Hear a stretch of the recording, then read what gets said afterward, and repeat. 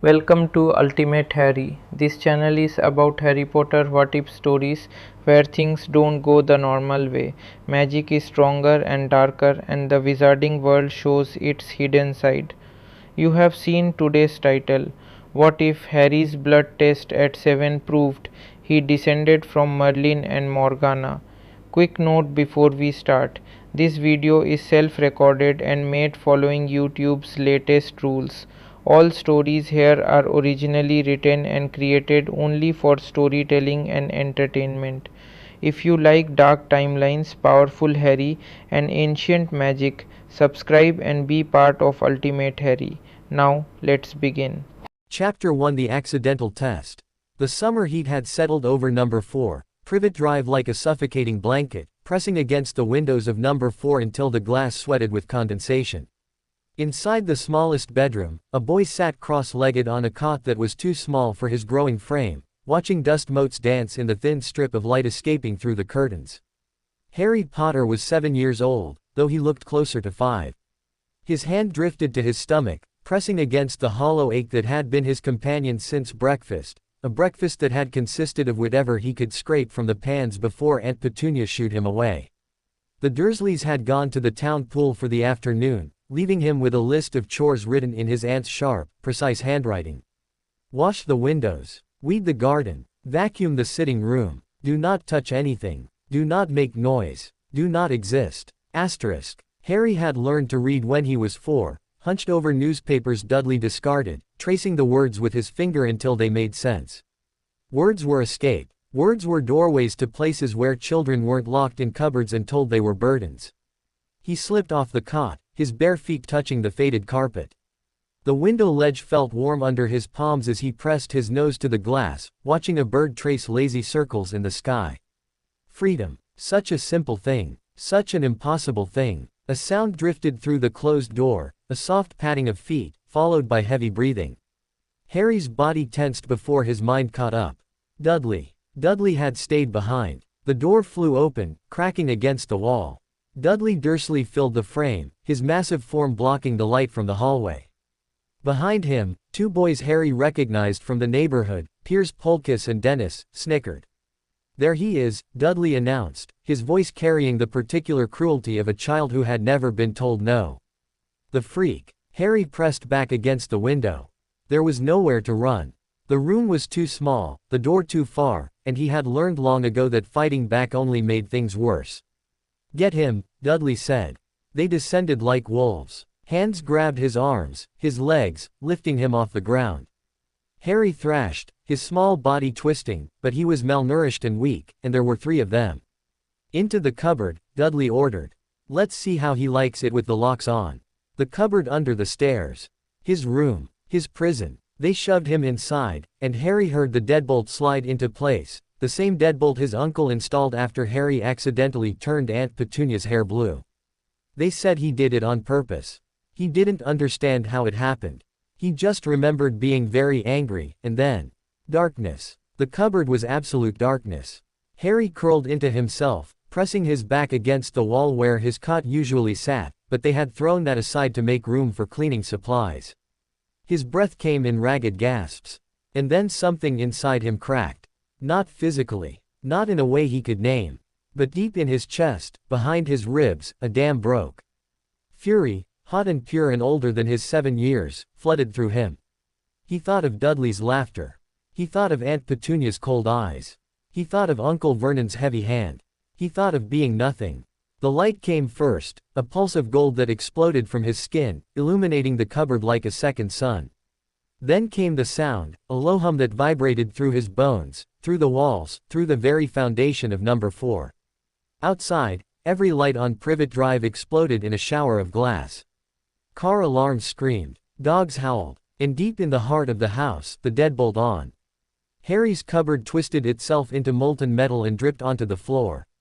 Harry stumbled out, shaking, his eyes wide. Dudley and his friends had frozen in the hallway, their faces slack with terror. The television in the living room sparked and died.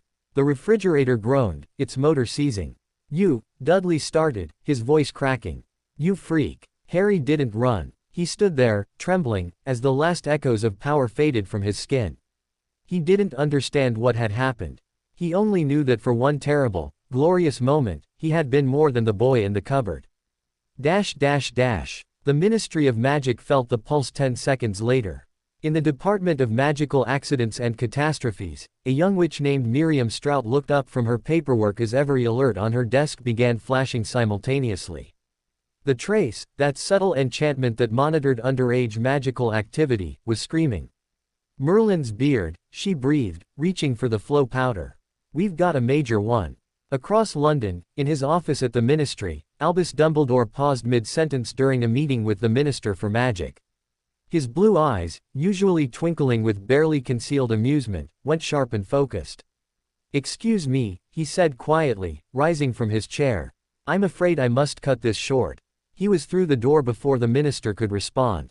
The extraction team arrived at number 4, Privet Drive within the hour. Harry sat on the curb, watching the flashing lights of Muggle emergency vehicles with dull confusion. The Dursleys had returned to chaos, their neighbors shouting about power surges, their son babbling about the boy who glowed. A woman in a bright purple coat approached him. She had a kind face and eyes that seemed to see straight through him. "Hello, Harry," she said softly. "My name is Mafalda Hopkirk. I'm here to help." Harry looked at her. Did I do something wrong? The question broke something in Mafalda's heart.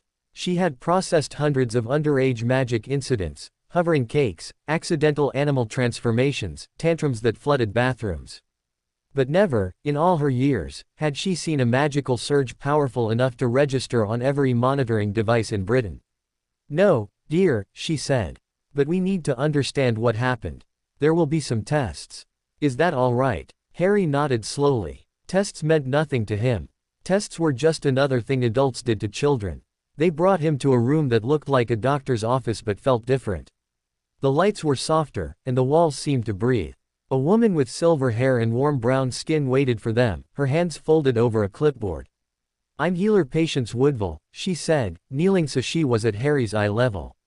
"I'm going to ask you some questions and perform a few simple checks.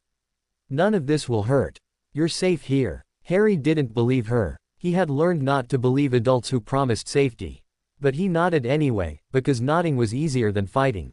The examination was gentle. Questions about his health, his dreams, the strange things that had happened around him. Harry answered in monosyllables, watching the healer's face for signs of anger or disgust. Then came the blood test. "This might pinch," Healer Woodville warned, tapping a spot on his arm. Just for a moment. The needle pricked. Harry flinched. And the world went very, very still. Healer Woodville had performed thousands of blood analyses. They were routine, checking for magical cores, latent abilities, inherited conditions. The results came back instantly, displayed on the enchanted parchment in neat, glowing script. This result did not come back instantly. The parchment remained blank for a full 30 seconds. Then the script began to form, but it wasn't neat. It was chaotic, overlapping, as if multiple hands were fighting to write at once. Magical core, unprecedented magnitude. Further analysis required. Ancestral lineage, initiate deep scan. Healer Woodville's hand hovered over the confirmation rune. Deep scans were rarely performed, they required ministry authorization, and they could sometimes trigger unexpected magical responses. But the initial reading was so far outside normal parameters that she couldn't justify stopping. She pressed the rune. The rune went cold. Harry gasped, his small body arching off the examination table. Light, gold and silver and deepest violet, poured from his skin, swirling around him like living fire. Mafalda screamed. Healer Woodville stumbled backward, her clipboard clattering to the floor. And on the parchment, the results began to write themselves. Ancestral lineage scan, complete. Primary magical inheritance. Merlinus Ambrosius Merlin, direct descent, unbroken line, 32 generations.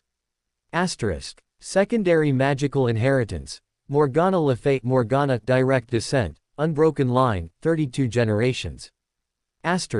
Magical core classification. Dual anchor, balanced light, shadow. Ancestral status, heir of the Pendragon bloodline. Warning. Ancient wards detected. Subject is protected by enchantments predating the Ministry of Magic. Recommend immediate consultation with Department of Mysteries. Asterisk. Final note. This lineage has not been recorded since the fall of Camelot. Asterisk. The parchment went still. Harry collapsed back onto the table, unconscious, his breathing shallow. The lights faded from his skin, leaving behind a boy who looked impossibly small against the white sheets. Healer Woodville stared at the results. Then she stared at the boy. Then she looked at Mafalda, who had pressed herself against the far wall, her face the color of fresh snow. "Get me the Department of Mysteries," Healer Woodville said, her voice barely above a whisper. "Get me the unspeakables. Get me." The door burst open. Albus Dumbledore stood in the doorway, his robes billowing despite the absence of wind. His eyes, usually soft with age and wisdom, burned with an intensity that made both women take a step back. "I felt it," he said quietly. "From my office. A pulse of magic older than anything I've encountered in centuries." His gaze fell on Harry's still form. "What have you found?" Healer Woodville handed him the parchment without a word. Dumbledore read. His expression didn't change, but the air around him grew heavy, pressing against the walls of the small room. When he finished, he closed his eyes and let out a breath that seemed to carry the weight of decades. 32 generations, he murmured. Unbroken. Both lines. He looked at Harry, and for the first time, something like wonder crossed his features. The boy who lived, is the heir of everything. Harry woke to find an old man with a long white beard sitting beside his bed. The room was different now, softer, warmer, with curtains that glowed faintly gold. "Hello, Harry," the man said. His voice was gentle, like warm milk and honey. "My name is Albus Dumbledore. Well, I suppose you could call me a headmaster. Of a very special school." Harry blinked, his mind foggy. "Am I in trouble?" "No, my boy, you're not in trouble." Dumbledore's eyes twinkled, but there was something careful in his expression, something Harry didn't trust. "You're extraordinary. More extraordinary than you could possibly imagine." "I'm a freak," Harry said flatly. "That's what my aunt and uncle say." Something flickered in Dumbledore's gaze, something cold and sharp. "Your aunt and uncle are wrong. They have been wrong about many things." He leaned forward, his voice dropping to a conspiratorial whisper. "Harry, have you ever wondered why strange things happen around you? Why lights flicker when you're angry? Why you sometimes know things you shouldn't?" Harry thought about the bird that had appeared in his cupboard when he was 4, a tiny sparrow made of light that vanished when he tried to touch it. He thought about the snake he'd talked to at the zoo, the one that had bowed to him. He thought about today, and the explosion of power that had melted steel. "Yes," he whispered. "You're a wizard, Harry." Dumbledore smiled. "A very powerful wizard, descended from the greatest magical bloodline in history." "Your ancestors," he paused, choosing his words carefully. "Your ancestors changed the world." Harry didn't understand. Wizards were fairy tales. Magic was make-believe. But the memory of gold light pouring from his skin was still fresh, still real. "What's going to happen to me?" he asked. Dumbledore studied him for a long moment. "That, my boy, is a very good question. For now, you'll stay somewhere safe. Somewhere you can learn. And when you're ready, when you're older, you'll come to my school. Hogwarts. Where you belong." Harry wanted to believe him. He wanted to believe in belonging somewhere, anywhere. But the scars on his back from Uncle Vernon's belt were still healing, and trust was a luxury he couldn't afford. "What about the Dursleys?" "You won't see them again," Dumbledore said, and there was iron beneath the gentleness now. "Not for a long time. You're under the protection of the Ministry now. And the Ministry takes care of its own." Harry closed his eyes. He should have felt relief. Freedom. Instead, he felt hollow, emptied out by a day that had turned his entire world inside out. "Rest," Dumbledore said softly. "When you wake, everything will be different." As sleep pulled Harry under, he didn't notice the old man's expression shift from gentleness to something far more troubled. He didn't see Dumbledore withdraw a small, ancient-looking device from his robes, a device that began spinning wildly the moment it touched the air near Harry's bed. And he didn't hear the whispered words that followed. "Merlin and Morgana, united after 1,000 years. The old magic stirs. The seals are weakening. And a boy who should have been hidden carries the weight of 2 legacies." Dumbledore looked at the sleeping child, and for the first time in over a century, Albus Dumbledore felt afraid. In the depths of the Department of Mysteries, in a room that had been sealed since the fall of Camelot, an ancient ward began to glow. It pulsed once, twice, a heartbeat of magic that hadn't stirred in millennia. And somewhere in the space between life and death, in the misty realm where legendary souls waited, two figures opened their eyes. One burned with gold light and wisdom. One shimmered with violet shadows and ambition. Together, they whispered a single word. Heir. Chapter 2 Heir of Two Legends. The room smelled of old parchment and something sweeter, like honey mixed with forgotten flowers. Harry woke slowly, his body heavy with a sleep so deep it felt like drowning. The ceiling above him was painted with stars that actually moved, drifting across the dark surface in lazy spirals. He sat up too fast. The world tilted. Easy, child. A woman's voice, warm but unfamiliar. Cool hands pressed against his shoulders, guiding him back against pillows that fluffed themselves to support him. You've been unconscious for 3 days. Your body needed time to adjust. Harry blinked up at her. She was tall, with dark skin and silver braids woven with tiny bells that chimed softly when she moved. Her robes were deep purple, and she wore a pendant that glowed with soft light. Where am I? The Ministry of Magic's medical wing, she said. I'm healer Patience Woodville. Do you remember me? Vaguely. Fragments. Needles and light and a man with a white beard. There was an old man. Dumbledore. Yes. Headmaster Dumbledore has been here every day, waiting for you to wake. She smiled, but it was the careful smile adults used when they were hiding something. You're quite famous now, Harry. More famous than you know. Harry didn't want to be famous. Famous meant people looking at him. Famous meant expectations. He had learned that being invisible was safer. The door opened, and Dumbledore swept in like a cascade of silver and midnight blue robes. His eyes found Harry's immediately, and the relief in them seemed genuine. Harry, my boy, you're awake. He settled into a chair beside the bed, his presence filling the room without effort.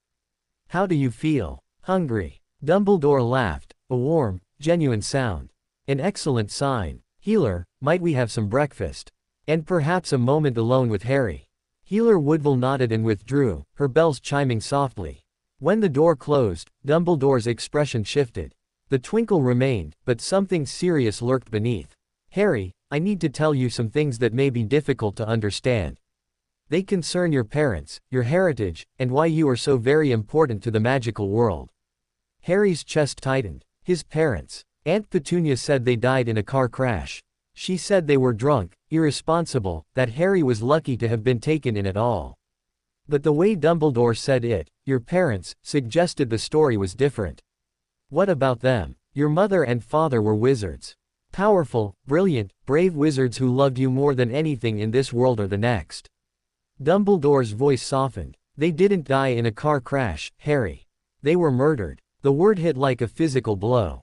Murdered. Not accident. Not drunk driving. Murdered. By who? A dark wizard. The darkest our world has seen in centuries. His name is Lord Voldemort. Dumbledore watched Harry carefully. He came to your home when you were 15 months old.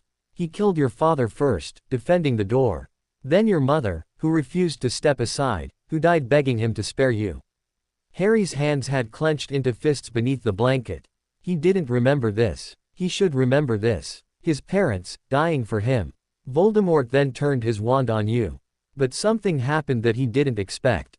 Something that has never happened before or since. Dumbledore leaned forward. The killing curse rebounded. It destroyed his body, stripped him of power, left him less than a ghost. And you, Harry, you survived with nothing but a scar. His hand flew to his forehead. The scar. The lightning bolt-shaped mark he'd always had, that Aunt Petunia said came from the car crash. It tingled under his fingers, warm and alive. That's why I'm famous. That's why you're famous. You're the boy who lived, the only known survivor of the killing curse. Dumbledore paused. But that's not the only reason you're extraordinary. The blood test we performed revealed something impossible. Something that hasn't existed in over 1,000 years. A soft knock interrupted. Healer Woodville returned with a tray heaped with food, eggs, toast, bacon, fruits Harry didn't recognize, and a goblet of something that steamed gently. She set it across Harry's lap and withdrew again. Eat, Dumbledore encouraged. This will take time to explain. Harry ate mechanically, his eyes never leaving Dumbledore's face. The food was incredible, better than anything he'd tasted at the Dursleys, but his stomach was too tight to appreciate it. Magic leaves traces. In blood, Dumbledore began. Generations of magical inheritance create patterns, signatures that can be read by those trained to see them. When we tested your blood, we expected to find the Potter line, an old, respected family, and perhaps the Evans line, your mother's family, who were Muggles until she was born. He paused, letting that settle. Muggles. Another new word. Instead, we found something far older. 2 lines, Harry. 2 of the most powerful magical bloodlines in history, stretching back over 1,000 years, unbroken, and united in you. Harry's toast hovered halfway to his mouth. I don't understand. The wizard Merlin, the greatest sorcerer who ever lived, had descendants. For centuries, it was believed his line died out, lost to time and war. But it didn't. It continued, hidden, passing through families who didn't know what they carried. Dumbledore's voice dropped. You are a direct descendant of Merlin, Harry. 32 generations removed, but the blood is pure, untainted, undiluted. Merlin. Even Harry knew that name. Stories of Camelot, of knights and kings and the wizard who advised them. That Merlin. And that's not all. Dumbledore's expression grew complicated. Merlin had a sister. A half-sister, by some accounts. Her name was Morgana Le Fay. She was equally powerful, equally legendary, and she walked a different path than her brother. A path some would call dark. The room seemed colder suddenly. Harry pulled the blanket higher. You also descend from Morgana. The same unbroken line, the same 32 generations.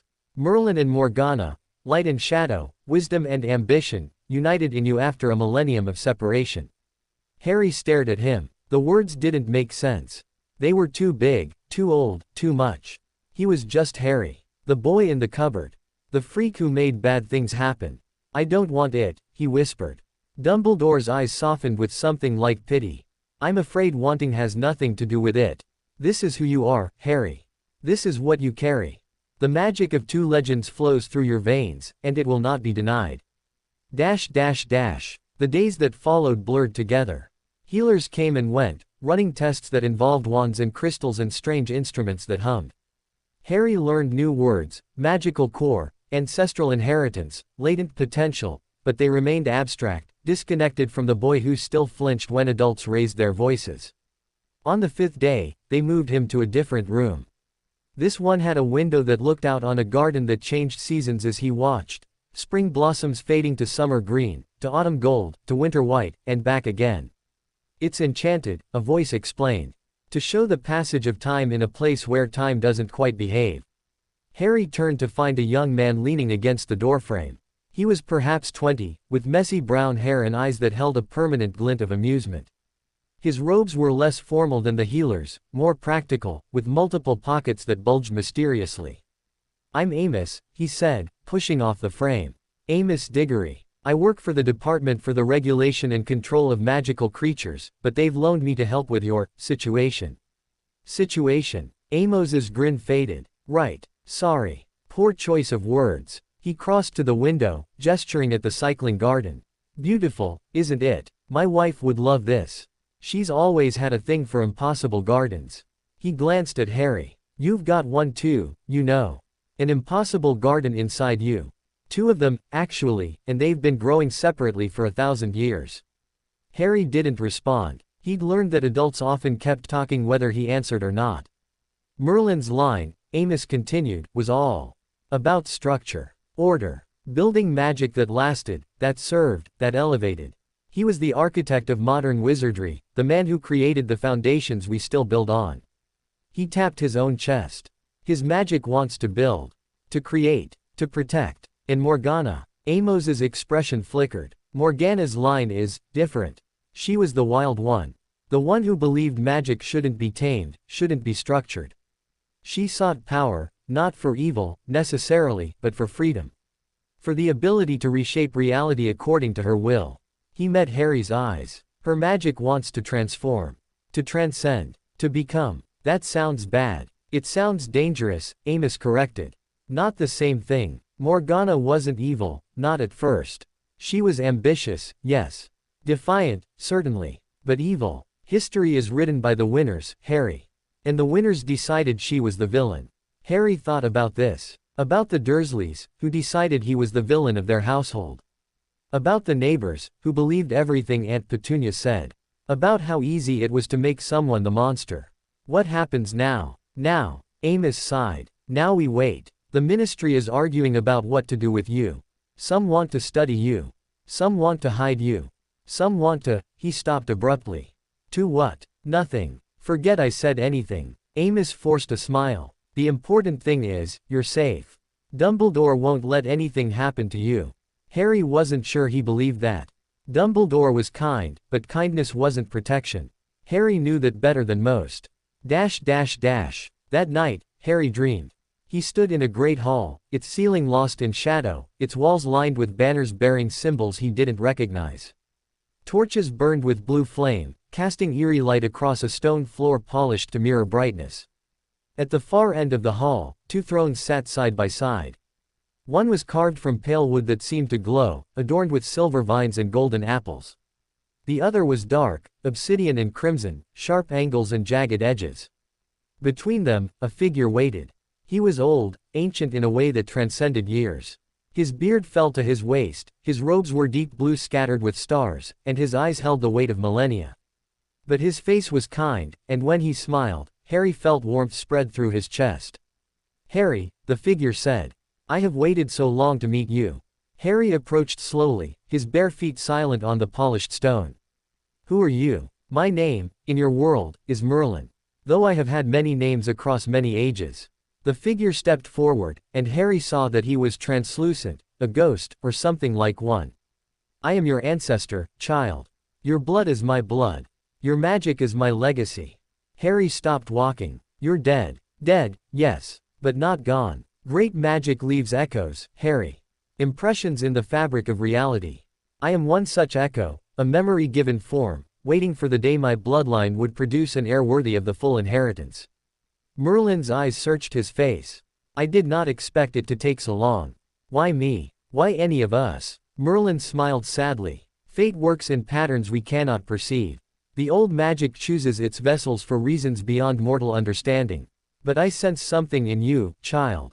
Something familiar. Something of her. Her. Harry didn't need to ask who.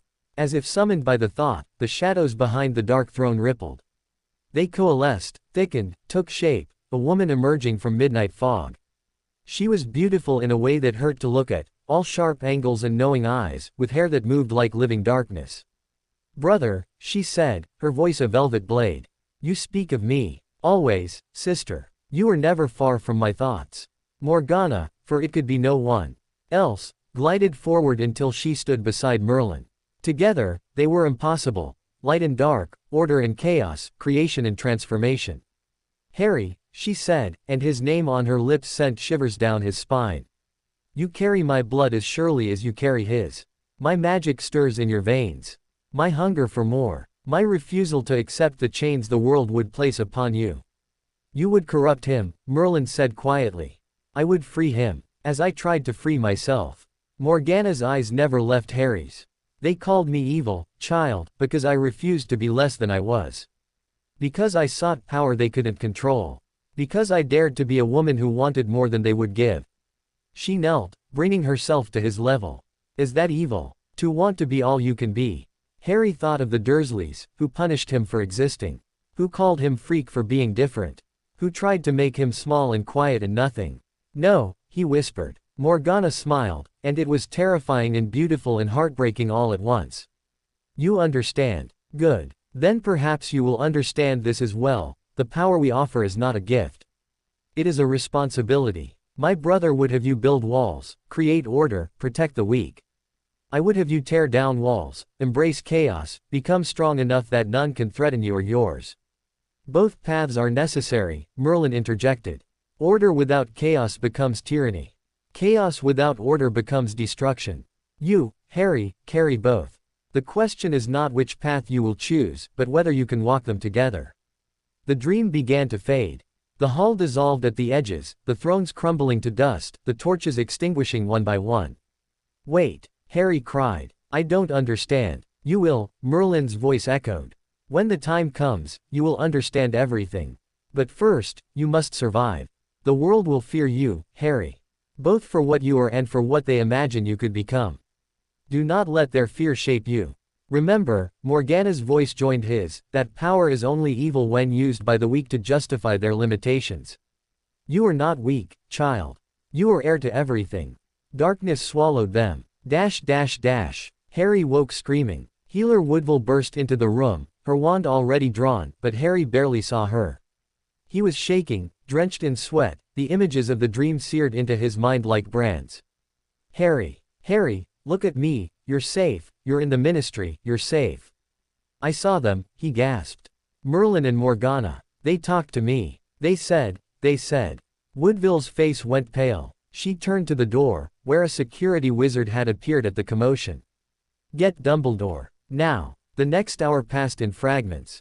Dumbledore arrived, his expression shifting from concern to shock to something Harry couldn't name as he listened to Harry's description of the dream. More officials came, stern people in dark robes who asked questions Harry couldn't answer. Finally, Dumbledore cleared the room and sat beside Harry's bed, his face drawn. You actually saw them, he said quietly. Not visions born of stress or suggestion, but actual echoes of their consciousness. That shouldn't be possible. Their souls passed beyond the veil centuries ago. They said they were waiting for an heir worthy of the full inheritance. Dumbledore was silent for a long moment. When he spoke, his voice was heavy. There are legends, Harry. Whispers in the oldest texts. That Merlin, before he died, wove a great spell, one that would preserve something of himself and his sister, waiting for the day their bloodlines would reunite. He looked at Harry with something like awe. If those legends are true, you are not merely their descendant. You are their chosen successor. The one meant to carry both legacies forward. Harry pulled his knees to his chest, making himself as small as possible. I don't want to carry anything. I just want, he stopped, unsure what he wanted. To be normal. To be safe. To have a family that didn't look at him like he was a weapon waiting to go off. Dumbledore seemed to understand. I know, my boy. I know. He stood, his robes settling around him. But the world rarely asks what we want. It asks what we are, and then demands we become it. At the door, he paused. Rest now. Tomorrow, we begin preparing you for what's to come. Hogwarts is still 5 years away, but your education cannot wait that long. Not anymore. After he left, Harry lay in the dark, staring at the ceiling where painted stars continued their eternal dance. He thought about Merlin's wisdom and Morgana's hunger. He thought about order and chaos, light and shadow, creation and transformation.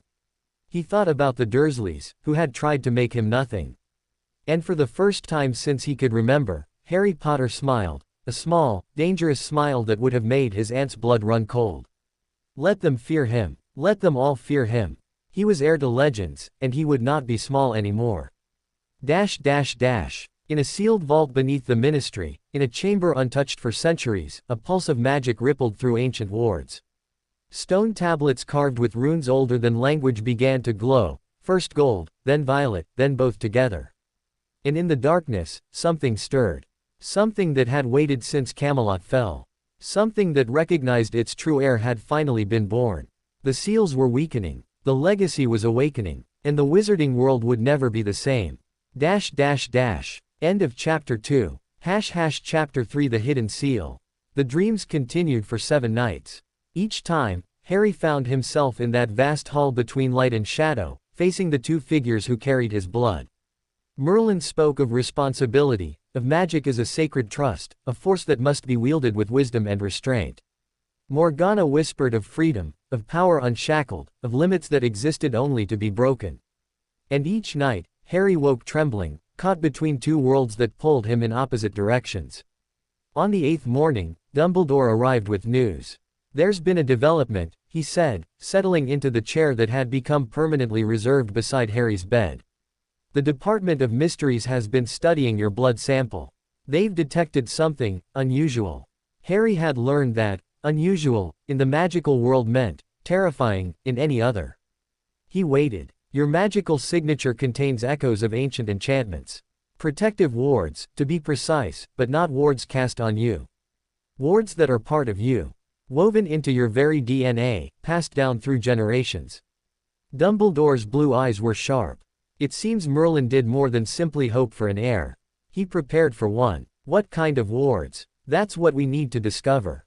The magic is old, incredibly so, and it's been dormant for centuries.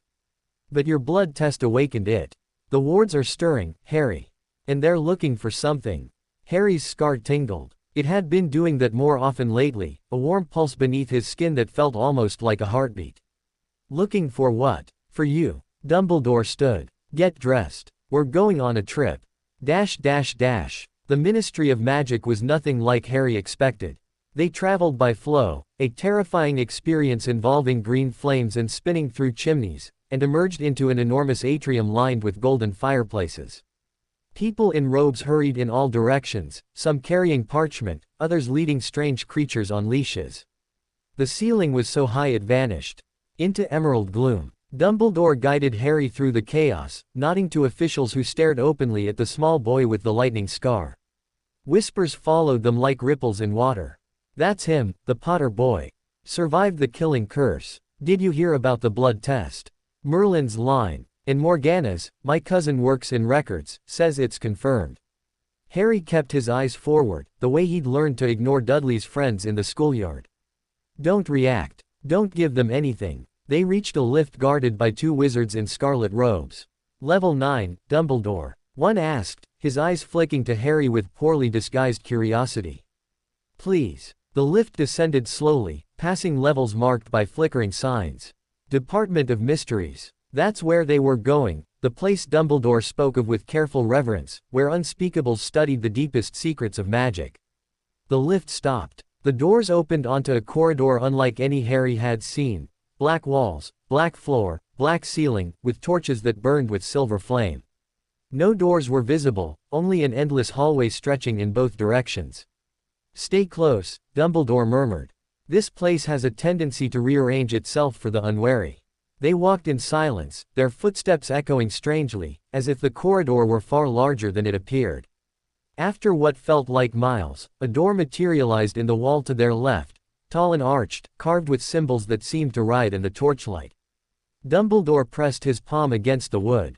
The symbols flared gold, and the door swung inward. Beyond lay a circular room filled with instruments Harry couldn't name. Crystals floated in globes of liquid. Metallic orbs hovered in midair, rotating slowly. And in the center, standing before a massive stone table, waited a figure in deep blue robes, their face hidden by a hood of woven silver. Headmaster, the figure said, their voice carefully neutral, neither male nor female. You brought the child. The child has a name, Dumbledore replied, a hint of steel beneath the gentleness. Harry, this is unspeakable Cassian. They've been studying your situation. Cassian inclined their head. The wards you carry are unlike anything in our records. They're not simply protective enchantments, they're a key. A lock. A message. They gestured to the stone table, where a crystalline device pulsed with soft light. Place your hand here, please. Harry looked at Dumbledore, who nodded. Reluctantly, he approached the table and pressed his palm to the crystal. The reaction was immediate. Light exploded from the device, gold and violet intertwined, spiraling upward like a living column. The floating instruments spun wildly.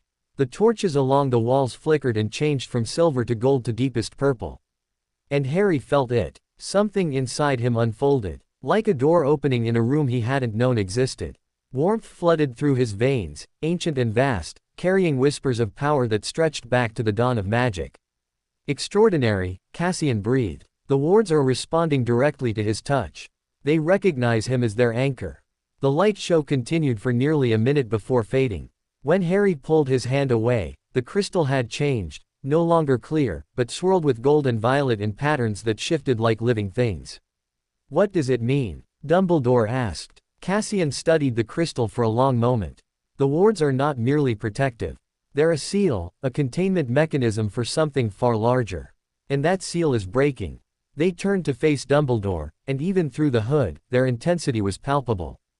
There's a location. A place where the seal is anchored physically. The wards are trying to guide him there. Where? Cassian hesitated. We can't be certain. The coordinates are ancient, they reference landmarks that no longer exist. But the general region is clear.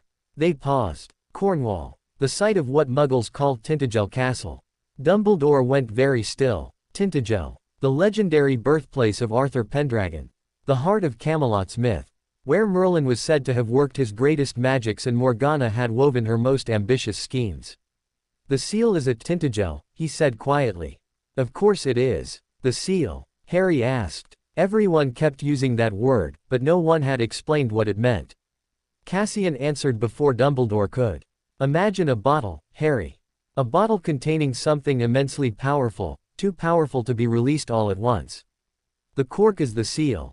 It keeps the contents contained until the right moment, the right person, the right conditions. They gestured at the swirling crystal.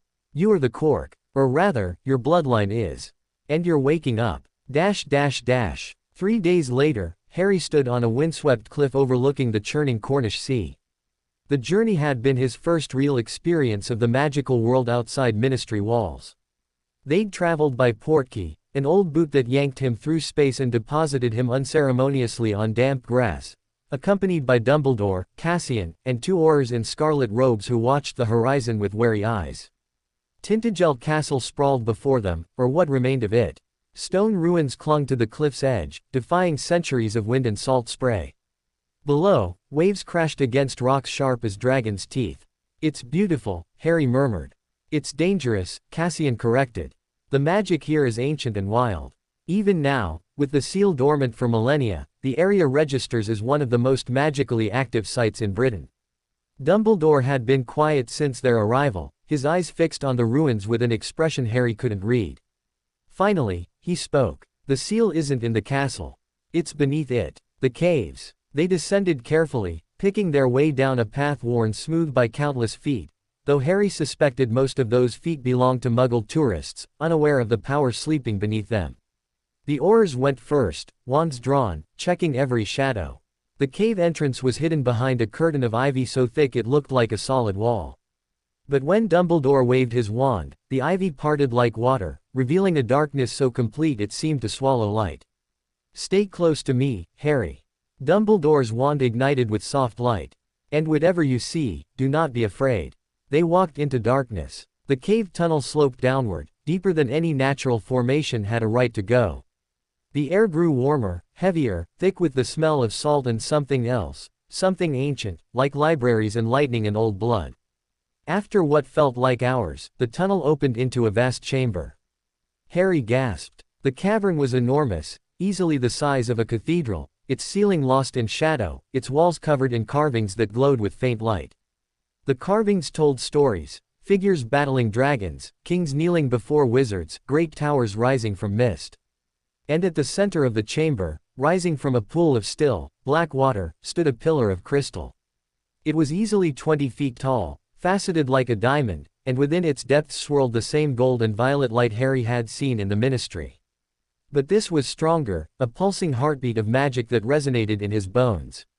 The seal, Cassian breathed. After all these centuries, it's real. Harry approached the pool without thinking, drawn by something he couldn't name. The water was perfectly still, reflecting nothing, as if it absorbed light rather than bouncing it back. When he reached the edge, he saw his own reflection for the first time. But it wasn't his face looking back. Merlin stared up at him from the water's surface, ancient and knowing. Then the image shifted, becoming Morgana, sharp and beautiful and hungry. Then it shifted again, and Harry saw himself, but different. Older, stronger, wreathed in light and shadow both. Harry. Dumbledore's voice seemed very far away. Step back from the water. He couldn't. His feet were rooted to the stone, his hand reaching out of its own accord toward the crystal pillar. The light within it pulsed faster, brighter, responding to his presence like a living thing. His fingers touched the crystal. The world exploded. Harry hung suspended in infinite darkness, surrounded by stars that weren't stars, memories, perhaps, or moments frozen in time. He saw Merlin standing before a great king, advising, guiding, shaping destiny. He saw Morgana weaving spells that made reality bend and cry. He saw battles and births and deaths, centuries compressed into heartbeats. And then he saw the seal being created. Merlin stood where Harry stood now, in this very cavern, but the cave was new then, freshly carved by magic, the crystal pillar growing from the floor like a living thing. Morgana stood beside him, her face unreadable. It must be done, Merlin said. The legacy cannot be trusted to chance. Locked away, Morgana replied, like a shameful secret. A protection. Our power, combined, would be too much for any single heir to bear. Better to seal it, let it sleep, until the right vessel appears. And if the right vessel never appears? Merlin was silent for a long moment. Then it sleeps forever, which is preferable to it falling into unworthy hands.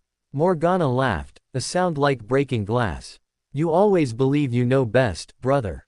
What is worthy? What is unworthy? Who are you to judge? The magic will judge. When the heir comes, the seal will test them. If they are worthy, they will unlock what we have hidden. If not, he gestured at the crystal. The seal will hold. And if they are worthy of one legacy but not the other. Merlin's expression grew troubled. Then they will be consumed. The balance must be maintained. Light without shadow becomes tyranny. Shadow without light becomes destruction. Only one who can hold both will survive the unlocking. Morgana studied him for a long moment. Then, unexpectedly, she smiled, a genuine smile, soft and sad. You really believe that, don't you? That balance is possible. That one person could contain us both. I have to believe it. Otherwise, everything we've built, everything we've fought for, he stopped. Otherwise, there's no hope. Morgana approached the crystal and pressed her palm to its surface.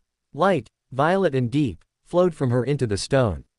Then let hope be sealed with power. Let the heir who comes find both, or find nothing. Merlin joined her, his gold light mingling with hers within the crystal. Together, they spoke words Harry couldn't understand, a language older than magic itself, older than humanity, older than the earth. The seal blazed with impossible light. And the vision ended. Harry crashed back into his body, gasping, his hand still pressed against the crystal. The cavern spun around him, Dumbledore shouting, Cassian casting diagnostic spells, the oars forming a protective circle. I saw them, Harry whispered. I saw them make it. Dumbledore reached him in 3 swift strides. Harry, are you all right? What happened? I saw them. Merlin and Morgana. They made the seal together. It's not just a ward, it's a test. For the heir. For me. He looked up at Dumbledore, and his eyes held something new, understanding, and the weight of what that understanding meant. They locked their combined power inside the crystal. All of it. Their legacy, their knowledge, their magic. And only someone who can balance both can unlock it. Silence fell over the cavern. Cassian was the first to speak. That's impossible. The amount of power required to contain 2 such legacies would be. They stopped, looking at the crystal with new eyes. Unprecedented. World-changing. Which is precisely why Merlin sealed it, Dumbledore said slowly. He knew what his legacy, combined with Morgana's, could become. He knew it would be too much for most to handle. So he created a test, one that would ensure only the right heir could claim it. And if Harry tries and fails? One of the Aurors asked. No one answered, but Harry remembered Merlin's words from the vision, then they will be consumed. Asterisk. The crystal pulsed gently, as if waiting. As if it knew its heir had finally arrived. Harry pressed his palm flat against its surface, feeling the warmth within, the ancient magic that recognized him as family. What happens now? Dumbledore considered the question for a long moment. Now, nothing. The seal is awakening, but it's not ready to open. There are conditions that must be met, knowledge you must gain, power you must develop. The test will come when you're ready, not before. And if I'm never ready? Dumbledore met his eyes. Then the seal remains closed, and the greatest magical legacy in history sleeps forever. But I don't think that's going to happen, Harry. I don't think you're capable of giving up. Harry looked at the crystal one last time. In its depths, the gold and violet lights swirled together, not fighting, not merging, but dancing. Balanced. Perfect. He would learn to balance them too. He had to. Because somewhere deep in his bones, in the blood that carried the magic of 2 legends, Harry knew that this was his destiny. Not to choose between light and shadow, but to hold both. To be both. To become something the world hadn't seen in 1,000 years. He pulled his hand away. The crystal dimmed slightly, returning to its dormant state, but Harry felt the connection remain, a thread of magic linking him to the seal, waiting for the day he would return. We should go, Cassian said quietly. The magical signature here is growing. If we stay much longer, every sensitive in Britain will know something's happened. Dumbledore nodded. Harry, can you walk? Harry tested his legs. They felt stronger than before, more solid, more real. Yes. As they made their way back through the tunnel, Harry glanced over his shoulder at the fading light of the crystal. He thought about Merlin's wisdom and Morgana's hunger. He thought about balance and tests and legacies locked away for 1,000 years. And he thought about the Dursleys, who had tried to make him nothing. They had failed. He was something. He was everything. And one day, when he was ready, he would claim what was his. That night, Harry dreamed of the seal again, but differently. This time, he stood before the crystal as himself, and within its depths, two figures watched him, Merlin and Morgana, their expressions unreadable. You have seen, Merlin said. You have witnessed the creation. You understand, Morgana added. The weight of what waits. Harry nodded slowly. The test. The balance. Yes. Merlin stepped forward, his form shimmering. But knowing is not enough. Understanding is not enough. You must become worthy, Harry. You must grow into the power we left behind. And you must do it quickly. Quickly. Why? Morgana's eyes glittered. Because you are not the only one who felt the seal awaken. Dark things stir in the world's corners, child. Things that remember Camelot. Things that would claim our legacy for themselves. The Dark Lord, Harry whispered. Among others. Merlin's expression grew grave. Voldemort is powerful, yes. But he is mortal. There are older powers, Harry. Deeper dangers. And they will sense you now, as surely as you sense the seal. Harry's scar burned, not painfully, but warningly. What do I do? Grow, Morgana said. Learn. Prepare. The seal will wait, but the world will not. Your enemies will come for you, and when they do, you must be ready to face them. With both hands, Merlin added. Light in one, shadow in the other. Balanced. Complete. The dream began to fade, but Harry caught one last image before waking. A vast hall, filled with figures in ancient robes, all turning to look at him. And behind them, a throne that held both gold and violet, waiting for its rightful occupant. He woke with the sunrise, staring at the ceiling where painted stars continued their eternal dance. His hand drifted to his chest, feeling his heartbeat, steady, strong, alive. The seal was real. The legacy was real. And somewhere in the depths of Cornwall, ancient magic waited for him to grow strong enough to claim it. Harry Potter smiled, not the dangerous smile from before, but something quieter. More determined. A boy who had spent 7 years being nothing, finally understanding that he was meant to be everything. Let the dark things come. Let Voldemort and his Death Eaters and all the ancient powers of the world try to stop him. He was heir to Merlin and Morgana. He was the living seal of Camelot's greatest magic. And he would not be afraid. End of chapter 3. Chapter 4 Dumbledore's revelation. The weeks following Tintagel passed in a haze of lessons and tests. Harry learned that his days of hiding in cupboards were over, replaced by a rigorous schedule designed by Dumbledore himself. History in the mornings, theory in the afternoons, and always the careful monitoring of his developing magical core. Healer Woodville visited daily, recording everything in thick ledgers that multiplied like rabbits. Her instruments hummed and glowed and occasionally smoked, but she always smiled and told Harry he was doing remarkably well, for someone carrying the weight of 2 legacies. Harry didn't feel remarkable. He felt tired. On the first day of October, Dumbledore arrived with an expression that made Harry's stomach clench. The old wizard's eyes lacked their usual twinkle, replaced by something heavier, anticipation mixed with dread. Get your coat, Harry. There's somewhere we need to go. The Department of Mysteries looked different this time. The black corridors still stretched endlessly, the silver torches still burned with eerie light, but there was a new energy in the air, a crackling tension that made Harry's scar prickle. Cassian met them at the entrance to a chamber Harry hadn't seen before.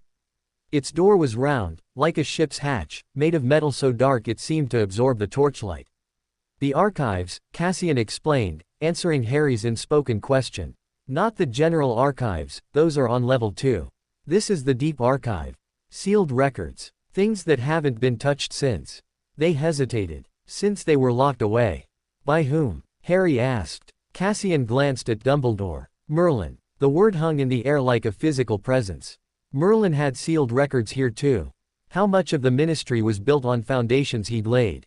Dumbledore placed his hand on the hatch. Unlike the previous door, this one didn't respond to touch alone. He withdrew his wand and traced a series of symbols in the air, complex patterns that burned gold before sinking into the metal. The hatch opened, with a sound like 1,000 sighs. Inside, the chamber was smaller than Harry expected. Circular walls lined with shelves carved directly into stone. Each shelf held a single object, a scroll, a box, a crystal, a book, and each object glowed with faint protective enchantments. At the center of the room stood a pedestal. On it rested a simple wooden chest, unremarkable except for the runes carved into every surface. "This is it," Dumbledore murmured. "The Merlin cache. Discovered after your blood test, when we realized the deep archive contained records keyed to your specific magical signature. Mine. Certain enchantments are blood-bound, Harry. They only open for specific lineages. This cache has waited over 1,000 years for someone of Merlin's direct descent to access it." Dumbledore approached the chest slowly. "I should have known about it decades ago. The fact that I didn't suggest someone, or something, has been hiding its existence." He touched the chest. The runes flared gold, then violet, then settled into a soft, steady glow.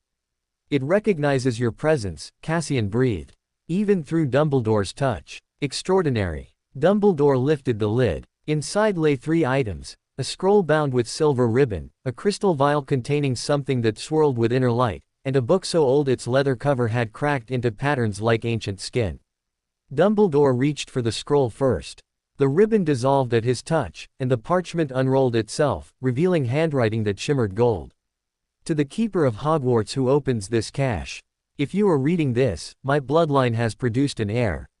The boy exists. The legacy stirs. And the time has come for truths I buried long ago. Asterisk. You will find attached a prophecy, one I spoke at the height of my power, seeing forward through the mists of time to a moment I could not prevent but might prepare for. The boy must know what waits for him. Not now, perhaps, but soon. The seal awakens quickly once the blood calls to it. Asterisk. Protect him, Keeper. The world will fear him. The world will try to use him. The world may try to destroy him. But if he can survive, if he can learn to balance what I have given him, he may become something greater than any of us imagined possible.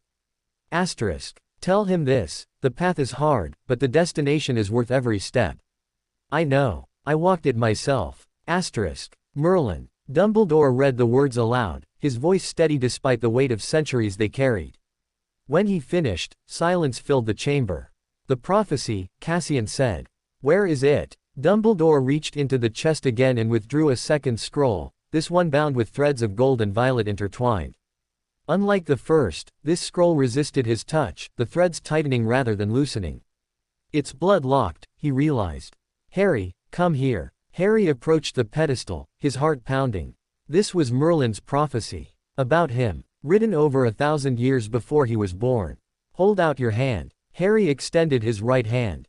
Dumbledore guided it to the scroll, pressing Harry's palm against the intertwined threads. The reaction was immediate and violent. Gold and violet light exploded from the scroll, filling the chamber with images that moved and breathed. Harry saw a boy standing on a cliff, himself, but older. He saw a crystal pillar cracking, light pouring forth. He saw a throne made of both gold and shadow, and figures kneeling before it. Then the images faded, and the threads loosened, and the scroll fell open in Harry's hands. Dumbledore read over his shoulder. "When darkness falls upon the marked child, when 2 bloodlines unite as one, the heir of light and shadow wild, shall walk the path his fathers run. Asterisk. Not 1, but 2 shall claim his soul. Not dark nor light but both between. He holds the power to make them whole, or tear apart the unseen seam. Asterisk. The seal shall break when he is ready. The ancient magic waits his call. But if his balance grows unsteady, the legacy shall be his fall. Asterisk. 3 trials wait within the stone. 3 tests to prove his worthy hand. And only when he stands alone, shall he command the timeless land. Asterisk. The Dark Lord rises, shadows grow. The world divides along old lines. But from the boy 2 rivers flow, to merge at last in ancient signs. Asterisk. Beware the sister's tempting voice. Beware the brother's rigid hand. The heir must make his own true choice, and walk a path not previously planned. Asterisk. For if he falls to light alone, He builds a cage of golden bars. And if to shadow he is prone, he'll drown in darkness, reach for stars. Asterisk. But balanced, whole, complete at last.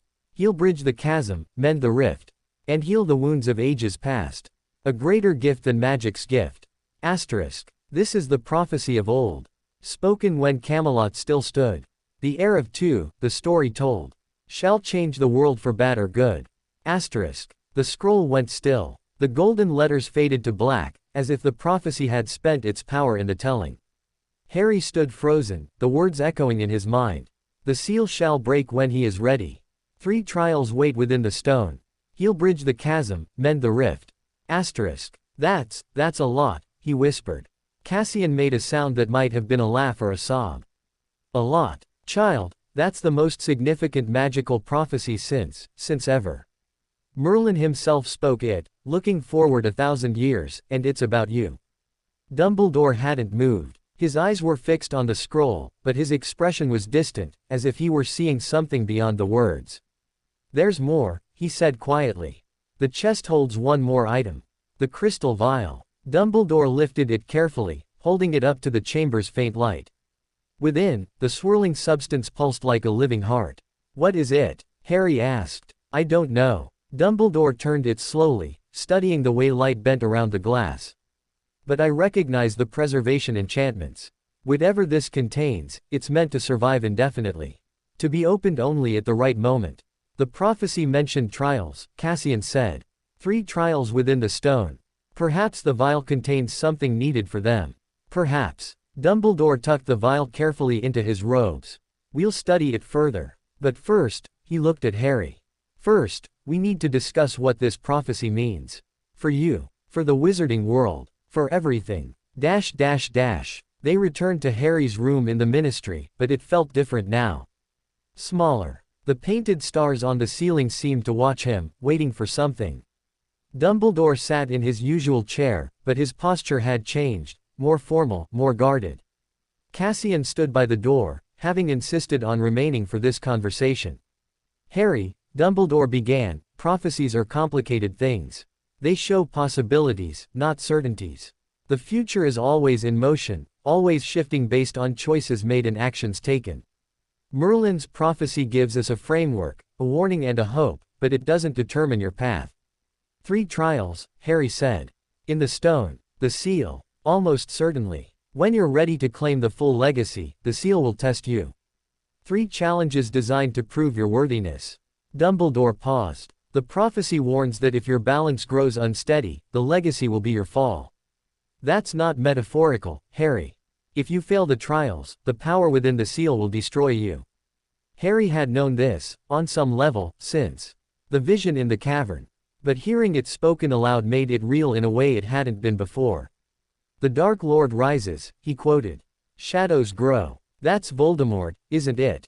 Yes. Though he's not fully risen yet, not in body. He exists as something less than a ghost, clinging to life in the forests of Albania. But he's growing stronger, seeking ways to return. Dumbledore's eyes were grave. And when he learns of your heritage, which he will, eventually, he'll see you as the greatest threat to his power. Or the greatest tool, Cassian added quietly. Some would seek to control you, Harry. To use your lineage for their own ends.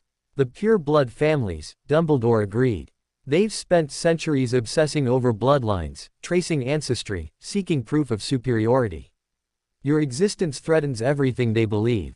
A boy who carries both Merlin and Morgana's blood, who unites the 2 most powerful magical lineages in history, challenges their entire worldview. Harry thought about this. About families like the Malfoys, who Amos had mentioned in passing.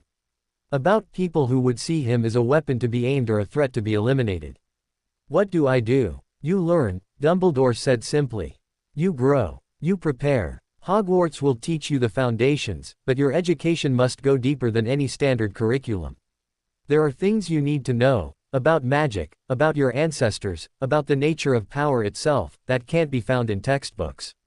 I'll teach you, Cassian offered. The Department of Mysteries has access to knowledge that doesn't exist anywhere else. Ancient texts, forgotten arts, the true history of magic. If you're willing to learn, I'm willing to teach. Harry looked at them, Dumbledore with his ancient eyes and hidden depths, Cassian with their mysterious robes and careful words. They were offering him a path. A way forward. He thought about the Dursleys, who had tried to make him small. He thought about Merlin and Morgana, waiting in the crystal, watching to see if their heir would prove worthy. He thought about the prophecy, written 1,000 years ago, speaking of him. "I'll learn," he said. "Everything. Whatever it takes." Dumbledore smiled, a genuine smile, warm and proud. "That's all we can ask, Harry. That's everything we can ask." That night, Harry dreamed differently. No great hall. No thrones. No ghostly ancestors watching from the shadows. Instead, he stood in a library, vast and endless, shelves stretching in every direction as far as he could see. Books of every size and color lined the walls, and in the distance, he heard the rustle of pages turning. A figure emerged from between two shelves.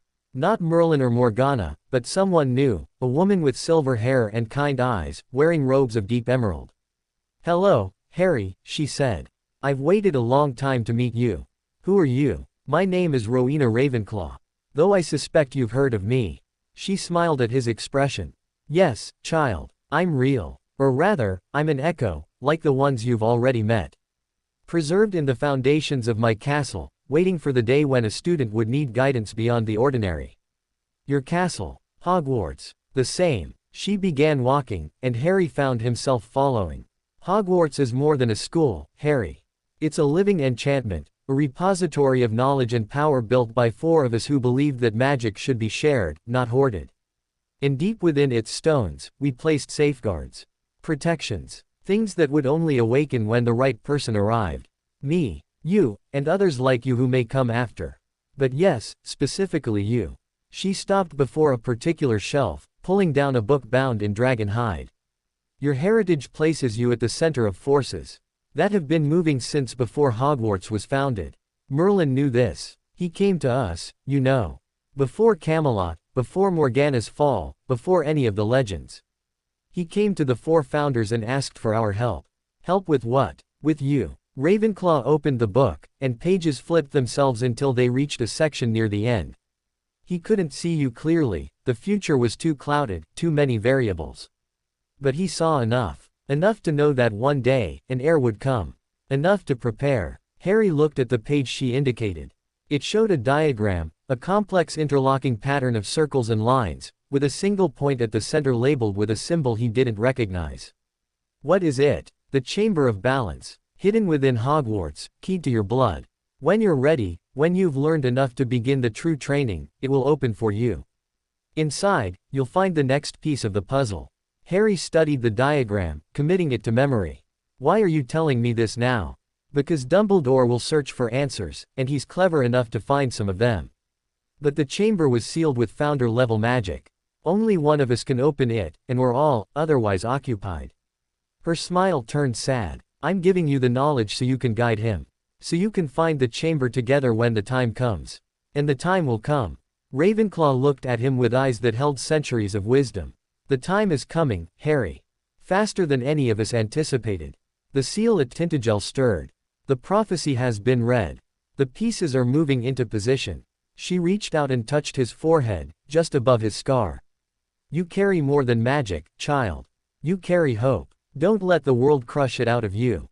The dream began to fade. Harry reached for her, but she was already dissolving into light. "Remember," her voice echoed. "The chamber awaits. When you're ready, it will open. And then the real work begins." Harry woke with the taste of ancient magic on his tongue and the diagram burned into his memory. He sat up in bed, reaching for the parchment and quill Healer Woodville had left on his nightstand, and began to draw. When Dumbledore arrived that morning, Harry handed him the diagram without explanation. The old wizard studied it in silence for a long moment.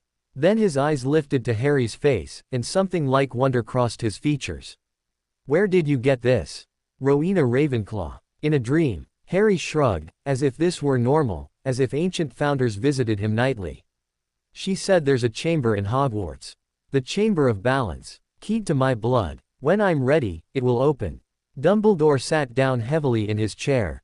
"The founders left secrets, of course. Every student knows about the legends, the lost chambers, the hidden passages, the unsolved mysteries. But this, he traced the diagram with one finger. This is real. This is founder-level magic, hidden for 1,000 years. Ravenclaw said Merlin asked them to prepare.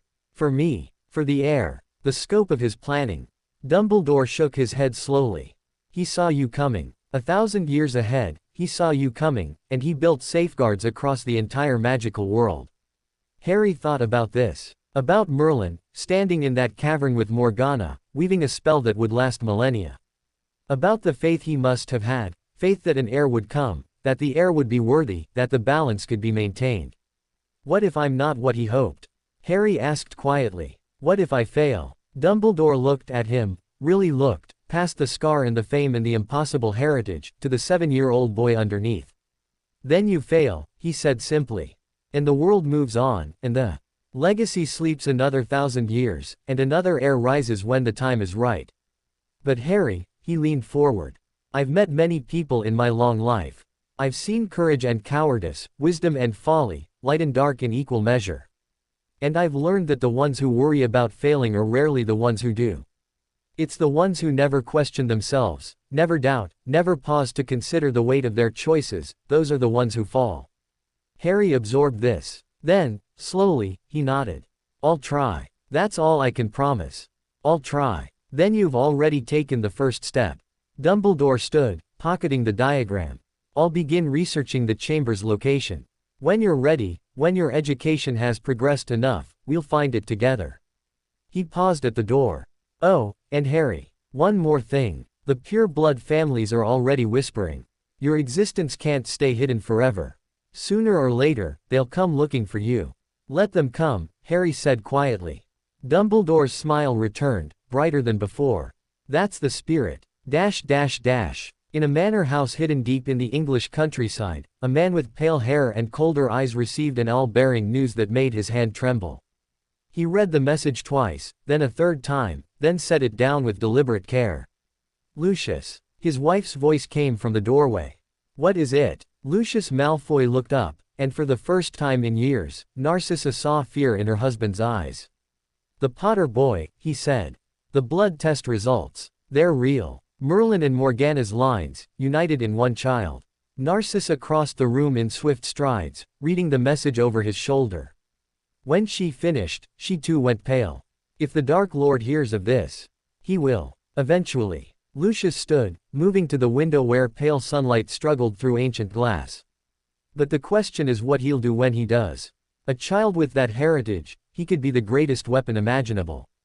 Or the greatest threat. Or both. Lucius nodded slowly. We need to learn more. Who's protecting him? Where is he being kept? What does Dumbledore know? He turned back to his wife. Send word to our contacts at the ministry. Quietly. I want eyes on every development. Narcissa hesitated. Lucius, if we're seen to be investigating. We're not investigating. We're gathering information. There's a difference. His smile was cold as winter. The Dark Lord will return, Narcissa. It's only a matter of time. And when he does, he'll want to know everything about the boy who might stand in his way. Or fight at his side. The boy would never. The boy is 7. 7-year-olds can be shaped.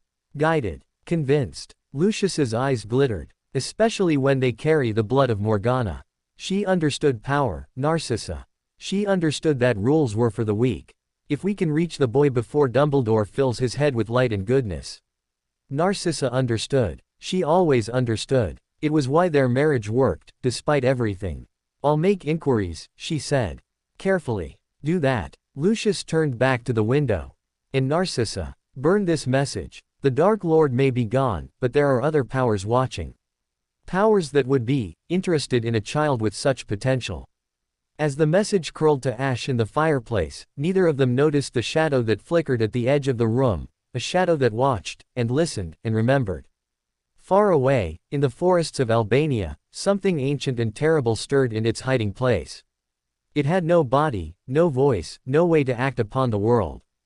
But it had patience. It had waited over a decade already. It could wait a little longer. End of chapter 4. #chapter 5 Awakening the Arcane. Core. The first snow of winter arrived on a Tuesday, blanketing London in white so pure it hurt to look at. Harry pressed his face against the window of his ministry apartment, no longer the medical wing, but actual living quarters decorated with things he'd chosen himself. A quilt in deep red, bookshelves filled with volumes on magical history, a small cauldron for practicing basic potions. He'd been here 3 months now. 3 months of lessons, of growing, of slowly understanding what it meant to carry the blood of legends. And something was changing inside him. It had started subtly, a warmth behind his ribs that came and went without warning.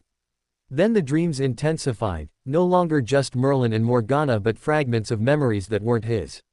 Castles he'd never seen, spells he'd never learned, faces of people dead 1,000 years.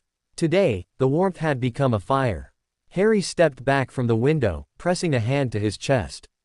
His heart raced, but not from fear. It raced like a caged bird sensing the door was about to open. The door to his apartment burst open. Healer Woodville stood there, her usually calm face tight with urgency. "Harry, come with me. Now." She didn't wait for an answer, simply grabbed his hand and pulled him into the corridor. They ran, or rather, Woodville ran, half carrying Harry through twists and turns he'd never seen before. "What's happening?" he gasped. "Your magical core. It's spiking. The monitors in the medical wing have been screaming for 20 minutes. They rounded a corner and nearly collided with Cassian, who had clearly been waiting. "Is the chamber ready? Prepared? Dumbledore's on his way." Cassian fell into step beside them, their hood thrown back to reveal a face lined with worry. "Harry, listen to me. Your magic is evolving faster than we anticipated. The core readings are off every known scale. We need to contain you in a warded space until we understand what's happening." Contain. The word triggered something primal in Harry, a memory of cupboards and locks and darkness. He stumbled, and the fire in his chest flared. The corridor lights exploded. Glass rained down as every enchanted sconce burst simultaneously. Woodville shouted, throwing up a shield that deflected the larger pieces. Cassian grabbed Harry, pulling him forward. "No time. We have to reach the chamber." They burst through a door into a circular room lined with obsidian. Runes covered every surface, glowing faintly in the sudden darkness. At the center stood a single chair, also obsidian, also carved with symbols. "Sit," Cassian ordered. "The wards will stabilize you." Harry sat. The moment his body touched the stone, the runes flared to life, gold light racing along their paths, forming a cage of energy around him. The fire in his chest roared in response, pushing back, refusing to be contained. "Hold on, Harry," Woodville urged. "The wards are keyed to your lineage. They should accept you. Should, not would." Harry gripped the armrests as the war inside him intensified, his magic versus the ancient wards, neither willing to yield. Then Dumbledore was there. He strode into the chamber like a force of nature, his robes billowing, his wand raised. He didn't speak, didn't hesitate. He simply pointed his wand at Harry and spoke a single word. "Requiesco." Asterisk. The fire didn't vanish, but it quieted. Settled. The wards stopped fighting and began to harmonize, their gold light mingling with the violet pulses escaping Harry's skin. Dumbledore approached slowly, his eyes never leaving Harry's face. "Breathe, my boy. Deeply. Let the magic flow through you rather than fighting it." Harry tried. In through his nose, out through his mouth. The fire still burned, but it was less wild now, more like a hearth fire than a forest blaze. "What's happening to me?" he whispered. "Your arcane core is awakening." Dumbledore knelt before him, bringing himself to Harry's level. Every wizard has a core, the seat of their magical power. For most, it develops slowly over childhood, reaching full strength around age 17. But you, Harry, are not most wizards. The legacies, Cassian said from somewhere behind. They're accelerating his development, forcing growth that should take years into weeks. "Is that bad?" Harry asked. Dumbledore considered the question carefully. "It's dangerous. Your body and mind must grow to contain the power flowing through you. If the magic outpaces your development." He didn't finish the sentence. He didn't need to. "The wards," Harry said. "They felt like they were fighting me. They were. And they weren't." Dumbledore gestured at the runes surrounding them. "This chamber was built centuries ago for exactly this purpose, to contain and stabilize cores undergoing rapid evolution. The runes are keyed to accept any magical signature, but they must first verify that the magic is not hostile. Your power, combined with your distress, read as a threat. I'm sorry. No. Do not apologize for being what you are. Dumbledore's voice was firm. You did nothing wrong. Your body is responding to forces set in motion 1,000 years before you were born. The only question now is how we move forward. Harry looked at his hands. They seemed normal, small, still bearing the faint scars of childhood scrapes, but he could feel the power thrumming beneath the skin, waiting. What do we do? We adapt. Dumbledore stood, offering Harry his hand.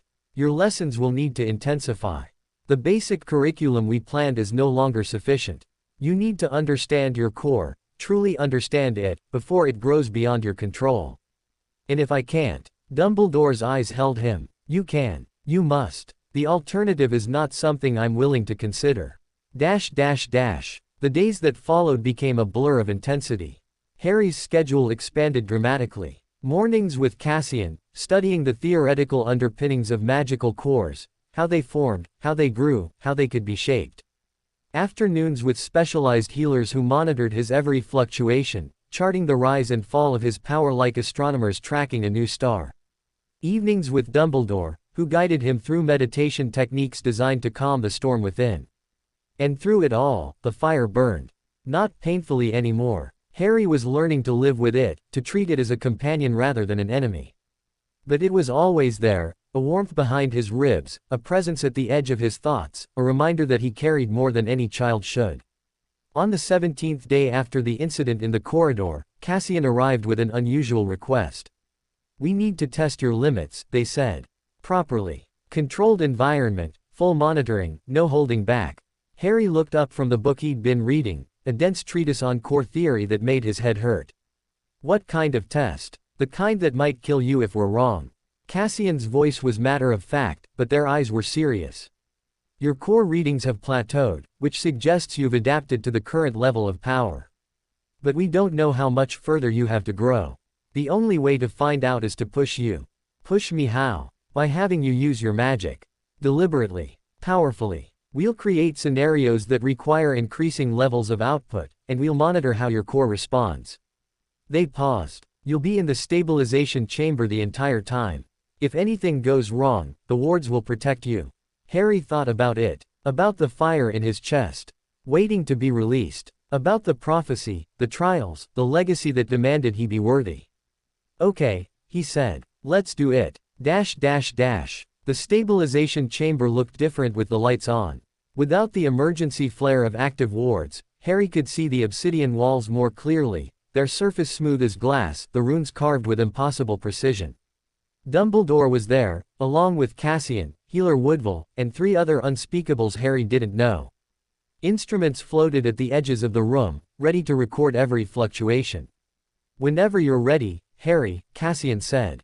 Harry sat in the obsidian chair. It felt different this time, welcoming rather than confining, as if the chamber recognized him now. He closed his eyes and reached for the fire. It answered immediately. Power flooded through him, warm and familiar, filling every corner of his being. He let it flow, let it build, let it grow until his skin began to glow, first gold, then violet, then both together. Core reading at 200%, one of the unspeakables reported. Stabilizing. He's containing it. Give him a target, Cassian ordered. A crystal appeared in the air before Harry, clear and faceted, about the size of his fist. Break it, Cassian instructed. Use only your will. No words, no wand. Harry focused on the crystal. He thought about breaking it, about shattering it into a million pieces. The fire in his chest responded, reaching out, touching. The crystal exploded. Not just broke, exploded, vaporizing into dust that sparkled briefly before vanishing. The room went silent. Core spike at 400%, the unspeakable breathed. He contained the release perfectly. No overflow, no leakage. Dumbledore's eyes were wide. Harry, how did that feel? Harry considered the question. Easy, he admitted. Like it was nothing. Cassian exchanged a look with Dumbledore. We need to increase the difficulty. Significantly. They tested him for 6 hours. Crystals became stone. Stone became enchanted metal. Enchanted metal became layered wards that shimmered with defensive magic. Harry broke them all, sometimes with effort, sometimes with the casual ease of someone swatting a fly. His core readings climbed steadily, 500%, 800, 1000. The unspeakables stopped reporting numbers after a while, their faces pale, their instruments smoking. Finally, Cassian called a halt. Enough. Any more and we risk damaging his container, his body can only channel so much. Harry opened his eyes. The room seemed different now, sharper, more real. He could see the magic in everything. The runes on the walls, the enchantments on the instruments, the cores of the people watching him. Dumbledore burned like a sun, steady and warm. Cassian was a complex knot of colors Harry didn't recognize. Even the unspeakables had distinct signatures, unique as fingerprints. I can see magic, he said wonderingly. All of it. Dumbledore nodded slowly. Sight beyond sight. A gift of truly powerful cores. Merlin was said to possess it. He approached the chair, studying Harry with new eyes. How do you feel? Tired. But full. Like I've been hungry my whole life and only just realized it. An apt description, Dumbledore thought. The boy's core had been starved at the Dursleys, suppressed by neglect and misery and the weight of a blood protection that dampened his magic for safety. Now that suppression was gone, and the core was making up for lost time. We'll need to adjust your training, Cassian said, joining them. Standard magical education assumes gradual development. You're going to outpace every curriculum we have. What do I do? You learn differently. Cassian gestured at the room around them. Theoretical foundations first, always. But practice will need to be more intensive, more dangerous. We'll need to create scenarios that challenge your growing power without overwhelming it. I can help with that. Everyone turned. The voice had come from nowhere, and everywhere. It echoed off the obsidian walls, ancient and powerful and unmistakably female. Morgana's spectral form materialized in the center of the room. The unspeakables reached for their wands. Dumbledore raised a hand, stopping them. Wait, she's not hostile. Morgana ignored them entirely, her eyes fixed on Harry. You've done well, child. Faster than we anticipated. The core awakens properly now, not just responding to blood but claiming its inheritance. You're real, Harry whispered. Not just dreams. Real as I can be, in this diminished state. She drifted closer, and Harry felt the fire in his chest respond, flaring toward her like a plant toward the sun. Your power calls to mine. As it calls to my brothers. We are part of you now, woven into your very essence. Why are you here? To warn you. Her face grew serious. The rapid awakening has drawn attention. Not just from the living, from the spaces between. There are things in the dark that remember Camelot, child. Things that would devour you for the power you carry. Voldemort. A mortal pretender. No, I speak of older powers. The ones who taught the first witches and wizards. The ones who existed before humanity learned to walk upright. Her eyes glittered. They sleep now, but they dream. And in their dreams, they sense you. Dumbledore stepped forward. The old ones. The primordial forces that magic came from. Morgana glanced at him, the first acknowledgement she'd given anyone but Harry. The headmaster knows his history. Yes, the old ones. We bound them, my brother and I, at the cost of our lives. Sealed them in places where they could sleep without disturbing the world. Her gaze returned to Harry. Your awakening stirs their sleep. They feel the power we used to bind them, rising again in new flesh.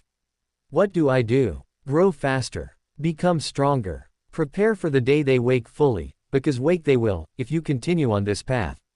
Morgana's form began to fade. I cannot help you further. My echo is limited, my strength nearly spent. But know this, heir of my blood, I believe in you. As my brother believes in you. We did not create this legacy to see it destroyed. She vanished. Silence filled the chamber. The unspeakables stared at the space she'd occupied.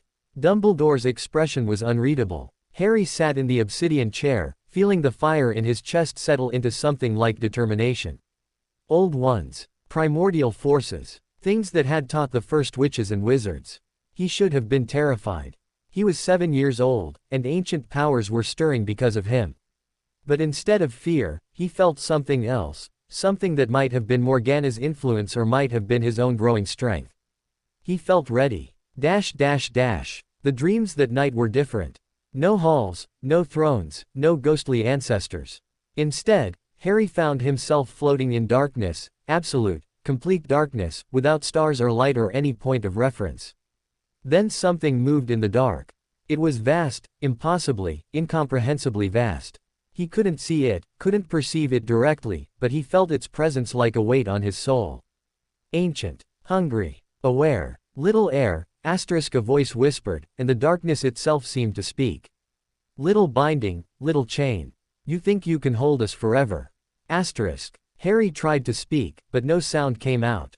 We remember your ancestors. We remember their betrayal. They took our power and used it against us, sealed us in prisons of their making. The darkness pressed closer. But blood calls to blood, little Heir. And your blood calls to us. *. Light exploded, gold and violet together, so bright it hurt. Merlin and Morgana appeared on either side of Harry, their forms blazing with power. You will not touch him, *, Merlin thundered. He is ours, * Morgana added. Bound to us, as we bound you. Touch him, and the seals tighten. *. The darkness recoiled, hissing. Temporary. All things are temporary. You are echoes, nothing more. When your echoes fade, the boy will be alone. *. He will never be alone, * Merlin said. The dream shattered. Harry woke screaming, but this time he wasn't alone. Dumbledore was there, his hand on Harry's shoulder, his eyes blazing with power.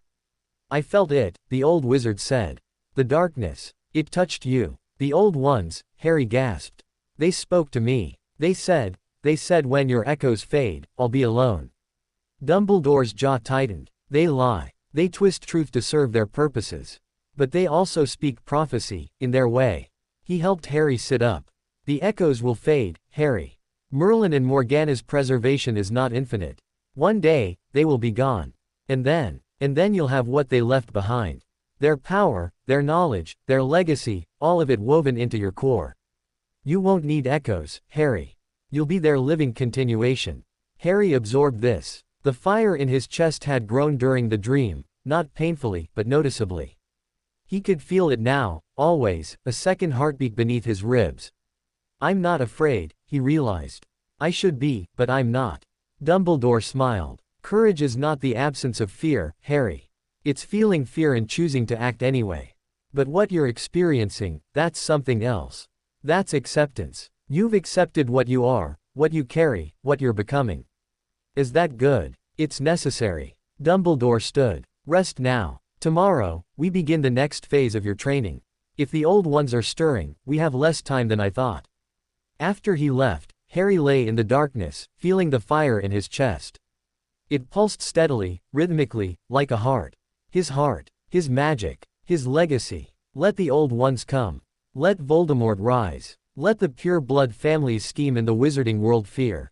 Harry Potter was 7 years old, heir to Merlin and Morgana, carrier of a core that broke every scale they had.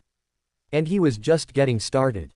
In the depths of the Department of Mysteries, in a chamber sealed since before the Ministry existed, the crystal vial from Merlin's cache began to glow.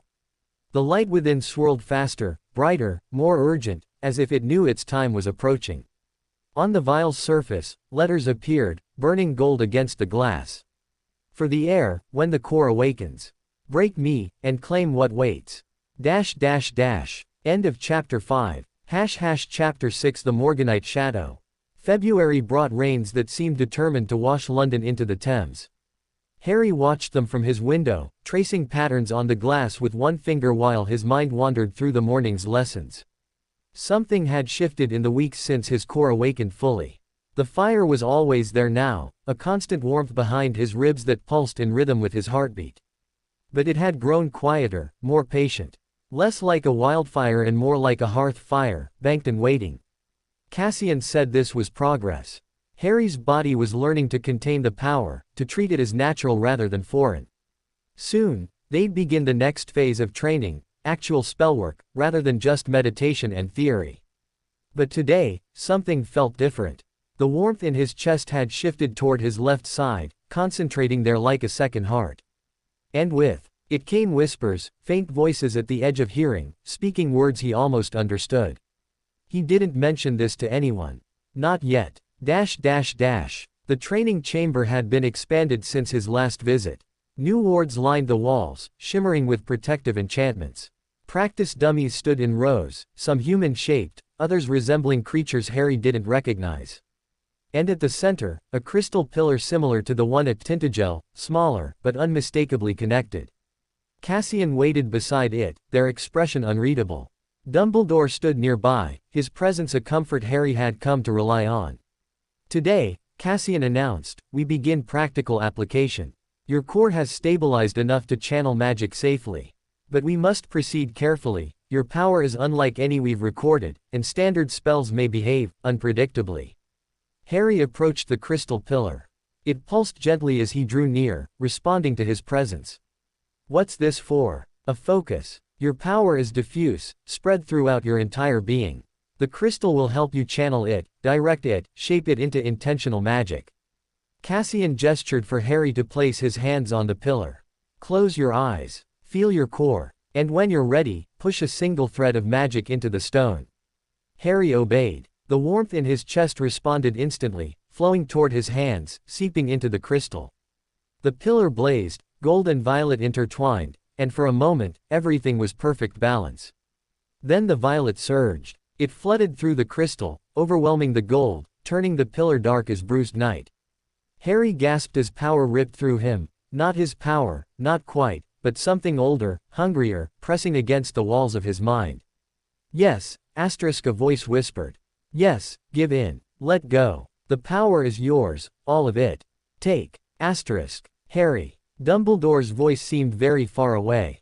Release the crystal. He tried. He couldn't. His hands were fused to the stone, his magic pouring into it, the violet light consuming everything.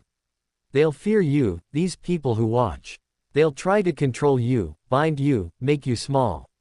But you don't have to be small. You were born to be vast. Morgana's voice. But wrong, twisted, darker, hungry in a way the Morgana of his dreams had never been.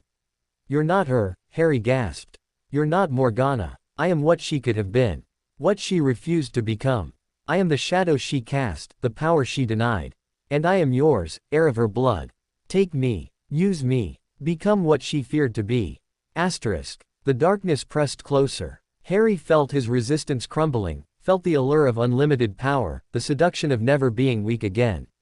No. The word came from somewhere deep inside him, deeper than the fire, deeper than the whispers, deeper than the legacy itself.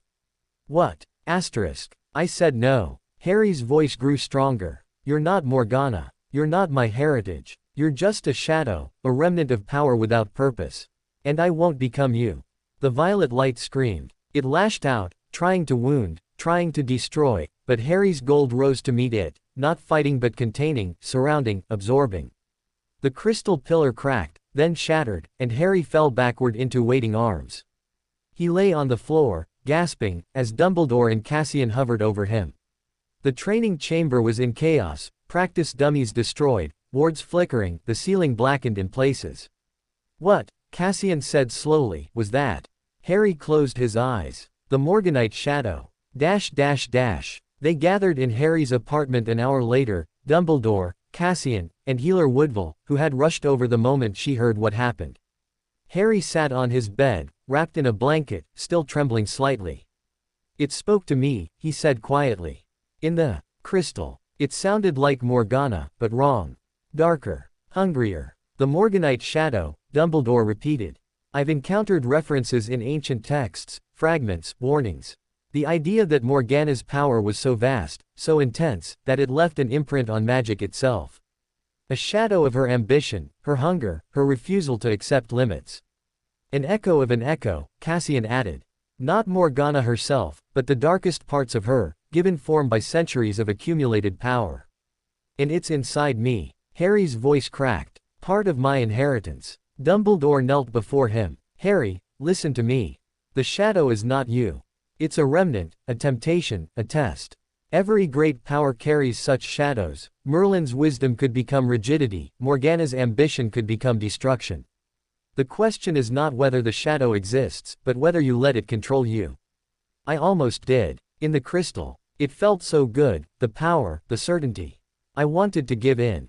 But you didn't. Dumbledore's eyes held him. You said no. You chose to resist. That choice, that moment of refusal, is more important than any amount of power you could gain. Harry wanted to believe him. But the shadow was still there, he could feel it, a cold spot in the warmth of his core, waiting. Watching. Biding its time. What do I do now? We learn to live with it, Cassian said. All magic has costs, all power has shadows. Yours is simply more vocal than most. You'll need training, specific training, to maintain balance. To keep the shadow contained without suppressing it completely. Suppression makes it stronger, Harry guessed. Exactly. The shadow feeds on denial. Acknowledge it, understand it, but don't let it drive. Cassian paused. There are techniques. Ancient ones, from traditions that understood the dual nature of power. We'll begin them tomorrow. After the others left, Harry sat alone in the growing dark. The rain had stopped, leaving behind a world washed clean and glistening. He watched the city lights flicker on, one by one, and thought about the shadow inside him. It wanted him to be afraid. It wanted him to reject it, so it could grow stronger from his denial. He wouldn't give it that satisfaction. I see you, he whispered into the silence. I know you're there, and I'm not afraid of you. The cold spot in his chest shifted, not retreating, but acknowledging. As if the shadow itself was surprised by his acceptance. You're part of me now. Part of my heritage. I won't pretend you don't exist. Harry's voice grew stronger. But you won't control me. I'm the heir, not you. Silence. Then, faintly, a whisper.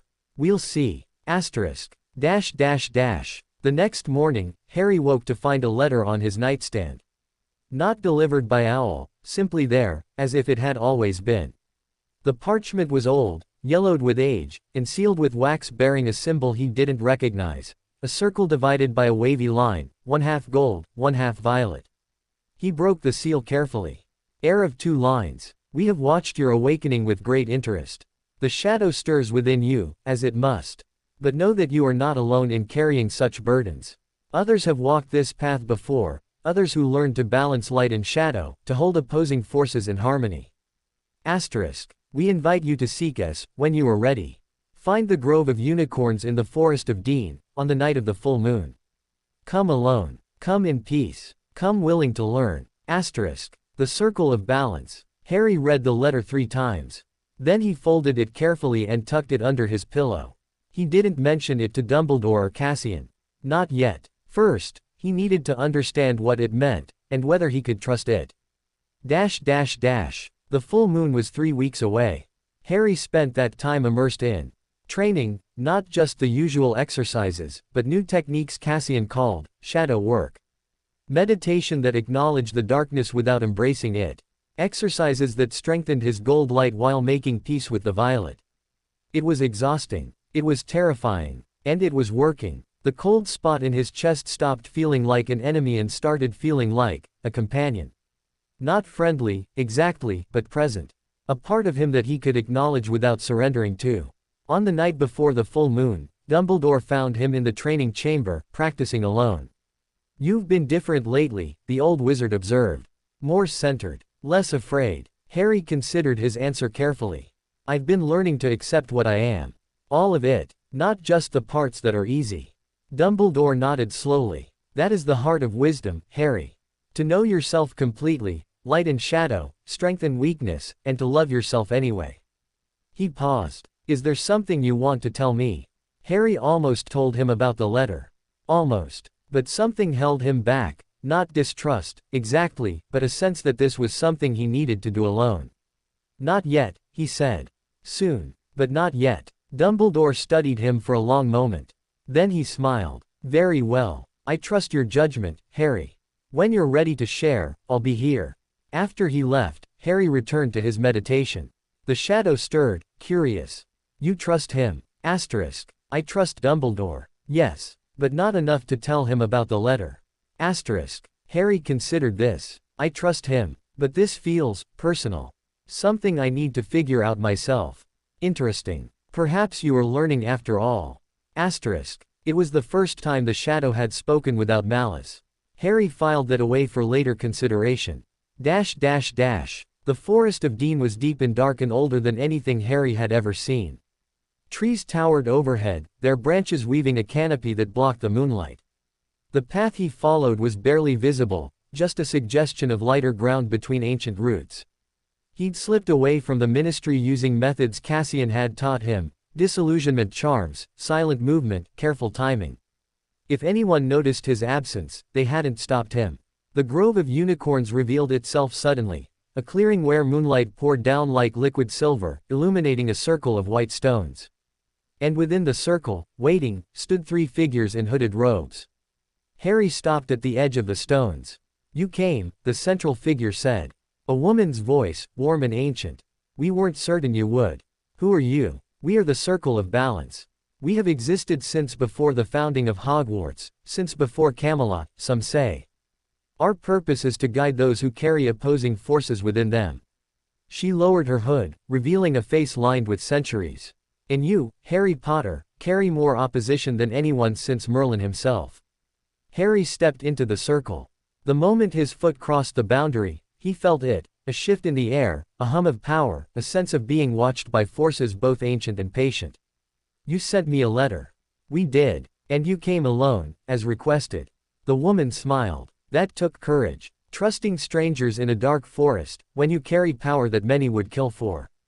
"I'm not sure it was courage," Harry admitted. "More like, I needed to know if there were others like me. Others who carry dual legacies. There are. Rare, but they exist. Others who balance light and shadow in their blood and their magic." She gestured to her companions, who lowered their hoods, a man with eyes that seemed to shift color, and a young woman barely older than Harry himself. "We are not all as dramatic as your inheritance, but we share the fundamental challenge, holding opposing forces in harmony." The young woman stepped forward. Her eyes were striking, one gold, one violet. "My name is Alara. I carry the blood of a light wizard and a dark witch. My parents were on opposite sides of the First War." She smiled, and it was sad. "They died before I was born. Couldn't reconcile what they were, couldn't find balance. But I'm still here." Harry looked at her, really looked. Saw the same struggle he felt, the same war within, the same determination to be more than the sum of opposing parts. "How do you do it?" he asked. "How do you keep them balanced?" Alara's smile widened. "That's what we're here to teach you." The circle's training was unlike anything Harry had experienced. They didn't use wands or spells or formal magic. Instead, they guided him through exercises that felt more like philosophy than sorcery: questions about choice and consequence, meditations on the nature of power, debates about whether magic had inherent morality or merely reflected the wielder's intent. "The shadow within you," the ancient woman, Mara, she'd asked to be called, explained, "is not evil. It is ambition. Hunger. The drive to become more than you are. Without it, you would stagnate, accept limits, never grow. But uncontrolled, it consumes. And the light is wisdom, compassion, understanding that power exists to serve, not dominate. Without it, you become a tyrant. With too much, you become a martyr, sacrificing yourself for others until nothing remains." Harry thought about this. About Merlin, who had built and protected and guided. About Morgana, who had sought and transformed and refused to be bound. About himself, caught between them. "How do I know if I'm balanced?" Mara smiled. "You'll know. When you're balanced, your magic flows easily, not fighting itself, not straining against your will. When you're unbalanced, everything becomes harder. Spells misfire. Emotions spike. The shadow grows louder, the light grows rigid." She paused. "The key is to check yourself constantly. To be aware of where you stand in every moment." They practiced this awareness for hours. Harry learned to sense the balance within himself, the exact point where gold met violet, where wisdom met ambition, where light met shadow. It shifted constantly, influenced by mood and circumstance, but he could feel it now. Could adjust it, like tuning an instrument. By dawn, he was exhausted but exhilarated. For the first time since his core awakened, he felt whole. Alara walked him to the edge of the clearing. "You did well. Better than most on their first night. Will I see you again?" "If you want to. The circle meets every full moon. You're welcome to join us whenever you can." She hesitated. "Harry, be careful. Your heritage is unprecedented. There are those who will want to use you, control you, destroy you. But there are also those who will want to help. Trust your instincts about which is which." Harry nodded. "Thank you for everything." He made his way back through the forest as the sun rose, painting the world in gold and violet. When he reached the edge of the trees, he paused, looking back at the darkness he'd emerged from. The shadow stirred within him, not threatening, but curious. Interesting people. Asterisk. Yes, Harry agreed. They are. You're going back. Asterisk. Next full moon. If I can. The shadow was silent for a moment. Then. Good. Asterisk. Dash dash dash. Dumbledore was waiting in Harry's apartment when he returned. He didn't ask where Harry had been, just looked at him with those piercing blue eyes and nodded slowly. You've changed, he observed. More settled. Less at war with yourself. I found help, Harry admitted. A group called the Circle of Balance. They meet in the Forest of Dean. They taught me, he stopped, searching for words. They taught me that I don't have to choose. Between light and shadow, I mean.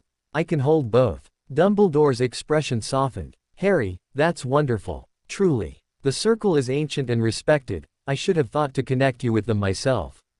He paused. Though I admit, I'm curious how you found them. A letter. It appeared on my nightstand. Appeared. Dumbledore's eyebrows rose. That's unusual. The circle typically doesn't recruit. They wait to be found. Then why did they contact me? Dumbledore considered this. Perhaps because your situation is unprecedented. Perhaps because they sensed your struggle and wanted to help before it was too late. He smiled. Whatever the reason, I'm grateful they did. You seem lighter, Harry. More at peace. Harry thought about it. Lighter wasn't quite the word. More like, integrated. The pieces of himself fitting together instead of fighting. I think I am, he said. More at peace. That's all I've ever wanted for you. Dumbledore stood. Rest now. Tomorrow, we continue your training, but I suspect it will go more smoothly now. After he left, Harry lay on his bed, feeling the fire in his chest. It still pulsed gold and violet, still carried both legacies. But now, instead of a war, it felt like a dance. Two forces moving together, complementing rather than opposing. The shadow stirred, quieter than before. Not bad, Heir. Not bad at all. Asterisk. Harry smiled. Thanks, I think. Outside, the sun continued its rise, painting London in shades of gold. Inside, a 7-year-old boy who carried the weight of legends finally felt ready to bear it. Dash dash dash. In the depths of the Forest of Dean, the Circle of Balance gathered around a fire that burned both gold and violet. Mara looked at her companions, her ancient face thoughtful. He has potential, she said. More than potential. He could be what the prophecies foretold. The Uniter, Alara whispered.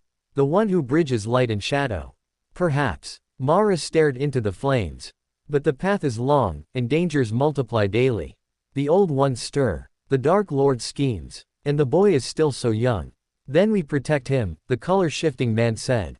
Guide him. Prepare him. Mara nodded slowly. We do. But we also watch. Because if he falls, if the shadow consumes him or the light blinds him, the destruction will be unlike anything this world has seen. The fire crackled, sending sparks toward a sky that held both moon and sun. Gold and violet, light and shadow, balanced for a single, perfect moment. Then the moment passed, and the circle returned to their vigil, waiting for the next full moon, when their newest student would return. Dash dash dash. End of Chapter 6. Chapter 7 Political Turmoil. The first sign that Harry's existence had become public knowledge came via Owl, hundreds of them, descending on the ministry like a feathered storm. They carried letters from every corner of the wizarding world, all demanding answers about the boy who carried Merlin and Morgana's blood.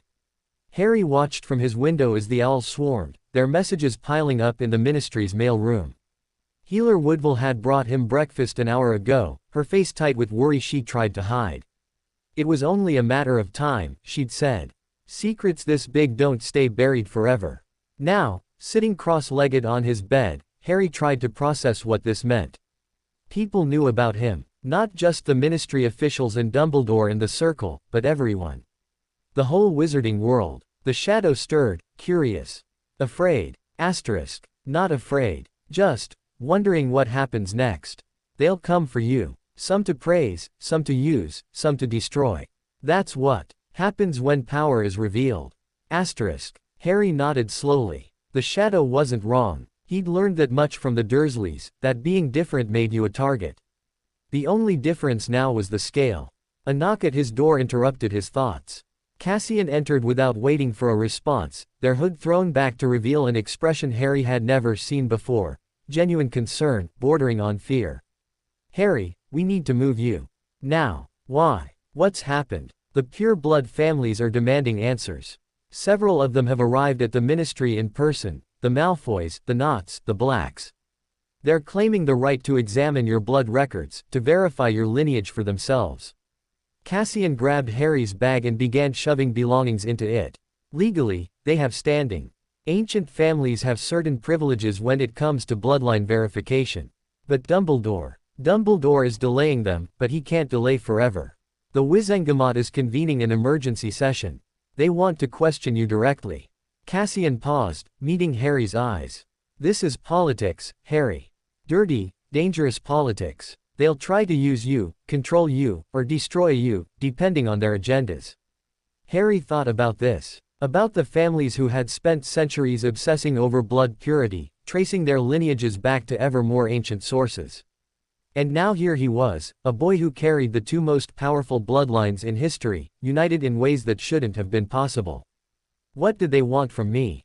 "Different things. The Malfoys likely want to align with you, to claim some connection, some influence over the heir of Merlin and Morgana. The Knots will be more cautious, waiting to see which way the wind blows. The Blacks." Cassian hesitated. "The Blacks are complicated. They have their own dark legacy, their own connection to Morgana's line through centuries of intermarriage. They may see you as a rival or an ally, depending on who's speaking." Harry absorbed this. Then, slowly, he stood. "I want to see them." "Absolutely not. I want to see them," Harry repeated. "If they're going to decide my future, I want to know who they are. What they want. What they're afraid of." Cassian stared at him. "Harry, you're 7 years old. And I've spent those 7 years learning to read people. Learning to see what they hide. The Dursleys taught me that." He walked to the door. "Take me to the Wizengamot. Or I'll find my own way there." For a long moment, Cassian didn't move. Then, slowly, they smiled, a reluctant, impressed smile. "You really are Morgana's heir. That stubbornness is unmistakable. Merlin's too, I think. He was pretty stubborn about building Camelot." Cassian laughed, a genuine sound, surprising them both. "Fine. But we do this my way. You stay behind me, you don't speak unless spoken to, and if I say run, you run." "Understood." Harry nodded. "Understood. The Wizengamot chamber was everything Harry expected and nothing like he imagined. It rose in tiers, benches carved from ancient wood climbing toward a ceiling lost in shadow. Witches and wizards in formal robes filled every seat, their faces turned toward the center where a single chair sat empty, the witness chair, Harry realized. Where he was expected to sit. Dumbledore stood before the high seat, addressing the chief warlock, a severe-looking witch with iron-gray hair and eyes like chips of ice. As Harry entered, the chamber fell silent. Every head turned, every eye fixed on the small boy with the lightning scar. "They're afraid of you," the shadow whispered. "Can you feel it?" Harry could. It rolled off them in waves, fear, curiosity, greed, suspicion. 1,000 emotions pressing against him like physical weight. "Harry Potter." The chief warlock's voice carried through the chamber. "Approach." Harry walked forward. He kept his steps steady, his back straight, his face calm. He'd learned to hide his feelings in the cupboard, learned to give nothing away while Dudley and his friends tormented him. This was just another audience, another test. He stopped before the witness chair but didn't sit. "You may be seated," the chief warlock said. "I prefer to stand." A murmur ran through the chamber. Harry caught Dumbledore's eye and saw a flicker of approval there. "Very well." The chief warlock leaned forward. "Harry Potter, you have been brought before the Wizengamot to address certain claims regarding your ancestry. Blood tests performed by the Ministry indicate that you are a direct descendant of both Merlin and Morgana Le Fay.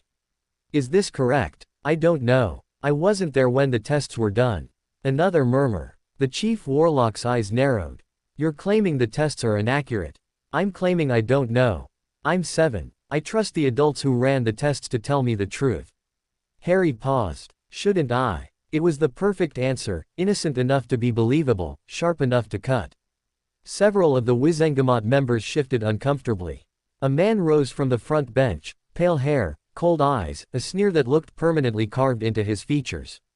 Lucius Malfoy. If the boy is truly innocent of deception, he said smoothly, then he won't object to independent verification.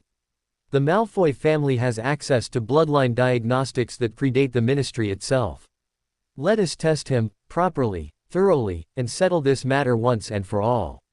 And if I refuse? Harry asked. Lucius's smile didn't waver. Then we must question why. What does the boy have to hide? What are those protecting him trying to conceal? Dumbledore stepped forward. The boy has been tested extensively by ministry healers. The results are a matter of public record. Any further testing would be conducted by impartial parties. Another voice interrupted. A woman rose from the shadows, tall, dark-haired, with a face that might have been beautiful if not for the hardness in her eyes. The Black family also possesses ancient diagnostics. We offer them freely, without agenda. Harry studied her. There was something different about this woman, something beneath the cold exterior that flickered when she looked at him.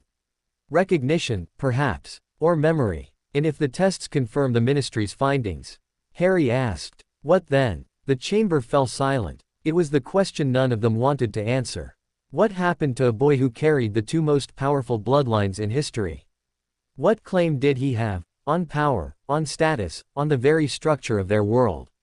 Lucius Malfoy recovered first. Then the wizarding world must decide how best to honor such an unprecedented heritage. There are seats on this very council that have remained empty for centuries, seats reserved for those of sufficient lineage. Seats that might, perhaps, find an occupant at last. He wants to control you, the shadow whispered. Put you in a seat, then guide your votes, your decisions. Make you his puppet. Harry understood. He'd seen the same tactic in primary school, bullies who pretended friendship while positioning themselves to pull strings. I'm 7, he said again. I can't sit on a council. I can't even do magic legally yet. Legally, the black woman repeated, and there was something like amusement in her voice. Yes, there are laws about such things. But laws can be changed, for the right circumstances. Dumbledore stepped fully into the center of the chamber. Enough. The boy is not a political tool to be bartered over. He is a child who has suffered enough at the hands of those who should have protected him. The Wizengamot will not use him as a pawn in their games. And yet, Lucius countered, the boy's existence has implications beyond his age. The Merlin line was believed extinct. The Morgana line was thought lost to history. Their reunion in one individual changes everything we know about bloodlines, about inheritance, about the very foundations of magical society. Then perhaps, Dumbledore said quietly, magical society needs to change. The chamber erupted. Harry watched the chaos from the witness chair, which he'd finally sat in when the arguing began.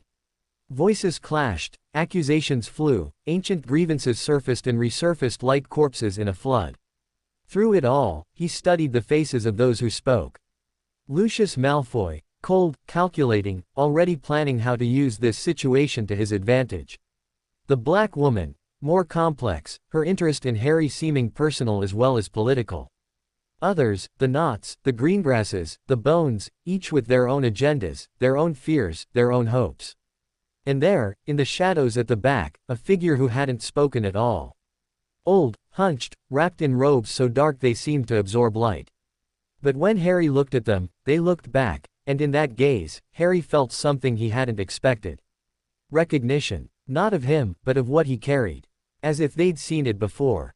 Who is that? He asked the shadow. I don't know. But they're old. Older than most here. Older than Dumbledore, perhaps. The figure nodded once, a tiny movement, barely perceptible, then vanished into the shadows. The argument continued for another hour. Finally, the chief warlock called for order and announced a compromise. Harry would submit to one additional blood test, conducted jointly by representatives of the Malfoy, Black, and Greengrass families, with Dumbledore and an independent healer present to ensure fairness. Harry agreed. He had no choice, really. But as he left the chamber, flanked by Cassian and 2 Aurors, he couldn't shake the feeling that something important had happened in that moment of recognition. Someone had seen him, truly seen him, and that someone was watching. The additional blood test took place 3 days later. Harry sat in the same examination room where his life had changed months ago, surrounded by representatives of the most powerful families in Wizarding Britain. Lucius Malfoy stood to his left, his expression carefully neutral.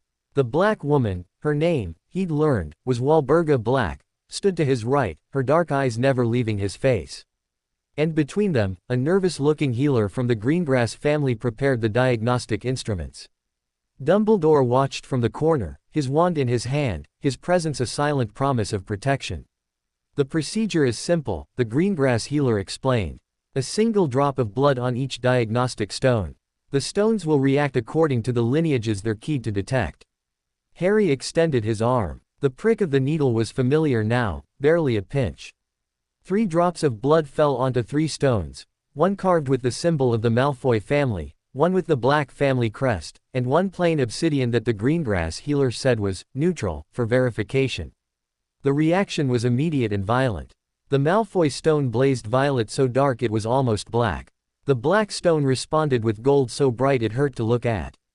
And the neutral stone, the obsidian, cracked down the middle, golden violet light pouring from the fissure like blood from a wound. Lucius Malfoy's composure cracked for just a moment, a flicker of something that might have been awe, might have been fear. Walburga Black went pale, her hand rising to her mouth. "It's true," she whispered. "All of it. Merlin and Morgana, united." The Greengrass healer was scribbling notes, his hands shaking. "The readings are off every scale. The Malfoy stone is responding to Morgana's line. There must be ancient intermarriage, connections we never knew existed. And the black stone," he looked at Walburga. "Your family carries Merlin's blood. Directly." Walburga didn't answer. She was staring at Harry with an expression that was impossible to read. Lucius recovered first. "This changes everything," he said smoothly. "The boy is not merely a curiosity, he's a living connection to half the pure blood families in Britain. Every family that intermarried with the Morgana line over the centuries shares blood with him.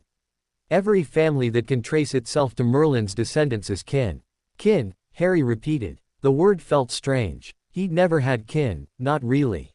The Dursleys didn't count. "Your mother's family, the Evans, were Muggles," Walburga said slowly. "But your father's line, the Potters, they intermarried with countless ancient families. The Peverells, most notably. And the Peverells," she trailed off, her eyes widening.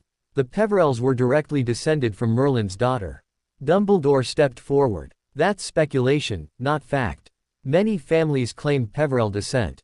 But if it's true," Lucius interrupted, "then the boy's connections extend far beyond what we imagined. The Peverells were brothers, 3 brothers, legends say. Their lines spread through half of magical Europe." Harry listened to them argue about bloodlines and connections and what it all meant. The shadow stirred, amused. "They're mapping you like unexplored territory. Dividing you into pieces they can claim. Asterisk. I know. Asterisk. What will you do about it?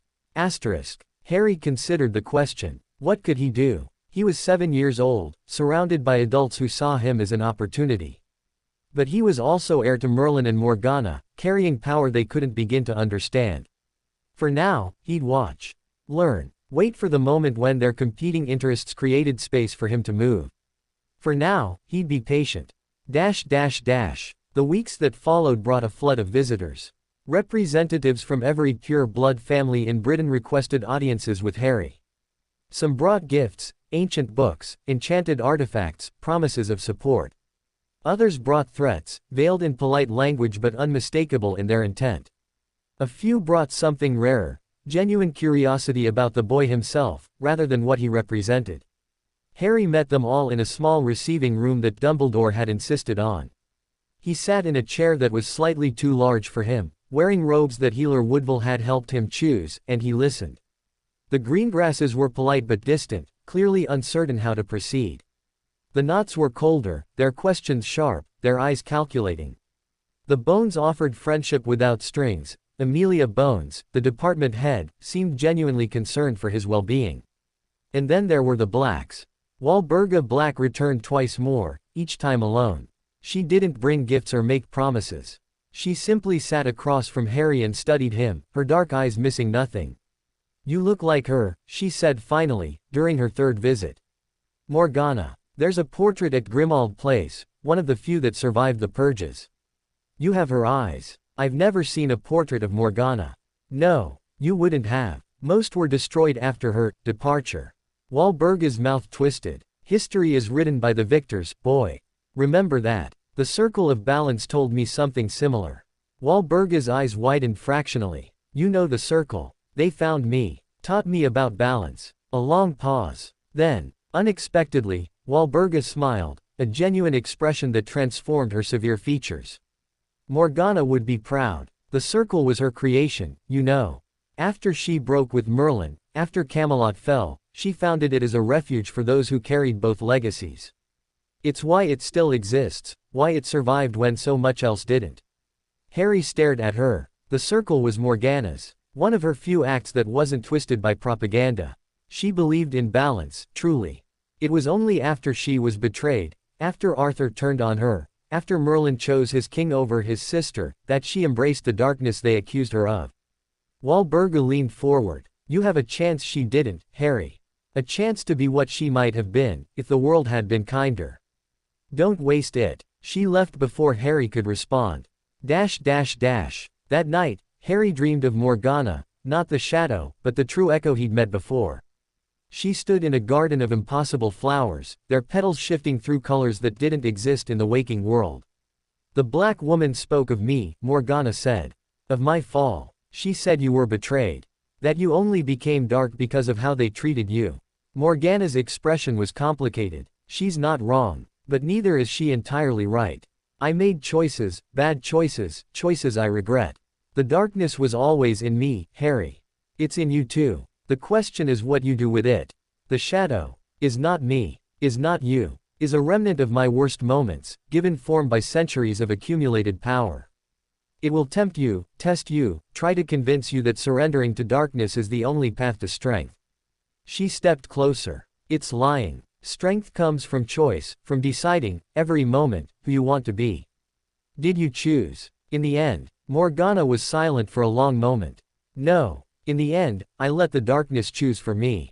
That's my greatest regret. That's why I'm here, Harry, to help you avoid my mistakes. She reached out and touched his forehead, just above his scar. Warmth flooded through him, not the fire of his core, but something gentler. A mother's touch, perhaps. A sister's comfort. You are not alone, she whispered. Remember that. Whatever happens, whatever they do, you are not alone. Harry woke with tears on his face and a determination he hadn't felt before. The pure-blood families could scheme. The Wizengamot could posture. Voldemort could lurk in the shadows, waiting to return. None of it mattered as much as this, the choice to be himself, fully and completely, without letting the darkness choose for him. He got dressed and went to find Dumbledore. In a manor house hidden deep in the English countryside, Lucius Malfoy sat in his study, surrounded by scrolls and books and ancient genealogical records. His wife Narcissa watched from the doorway, her expression troubled. The boy is more connected than we imagined, Lucius murmured. The Peverell line alone ties him to a dozen families. And if the Greengrass diagnostics are accurate, he looked up. He could unite half the pure-blood families under a single banner. Ours, if we play this correctly. Or he could destroy us all, Narcissa said quietly. Lucius, he's not a tool. He's a child with more power than anyone since Merlin himself. If we try to use him, and he resists. Lucius considered this. His wife was right, of course. She usually was. But the opportunity was too great to ignore. We proceed carefully, he decided. We offer friendship, not demands.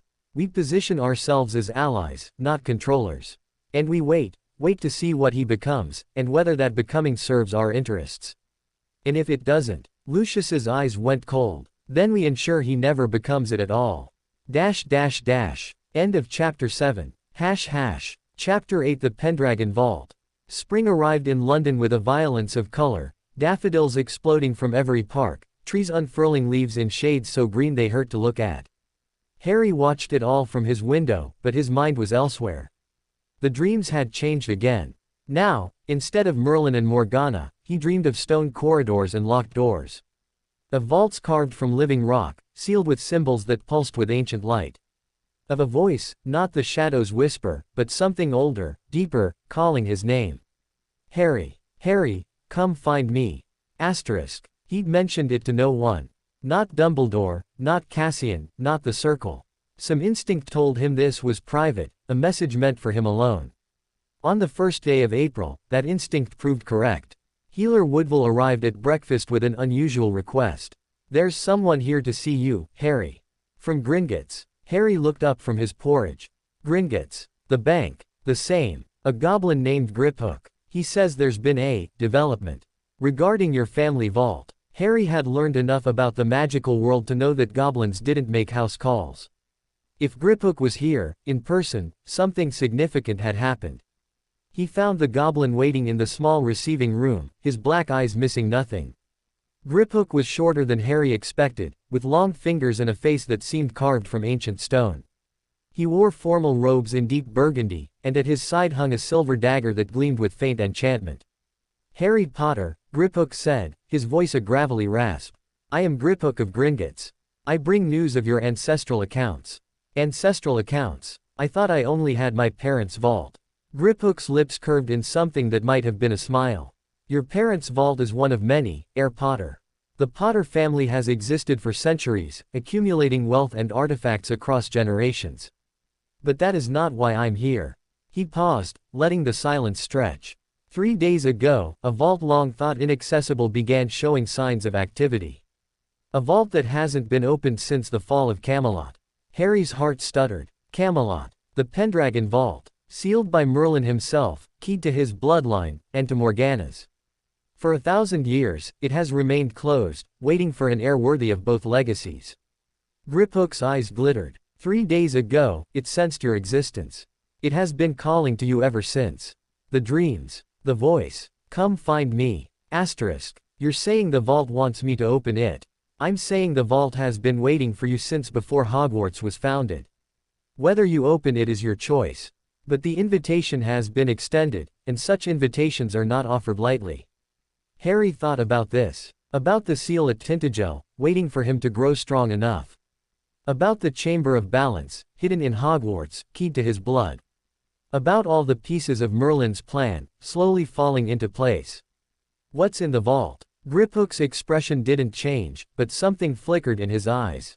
Records indicate the Pendragon vault contains the personal effects of Merlin and Morgana, their journals, their artifacts, their most powerful creations. It also contains. He paused. It contains something called the inheritance.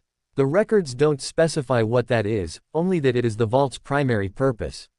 The inheritance. Harry repeated the word, feeling its weight. When can we go? The journey to Gringotts was unlike anything Harry had experienced. They traveled by flow to the Leaky Cauldron, his first time in a real wizarding pub, then through the brick wall into Diagon Alley.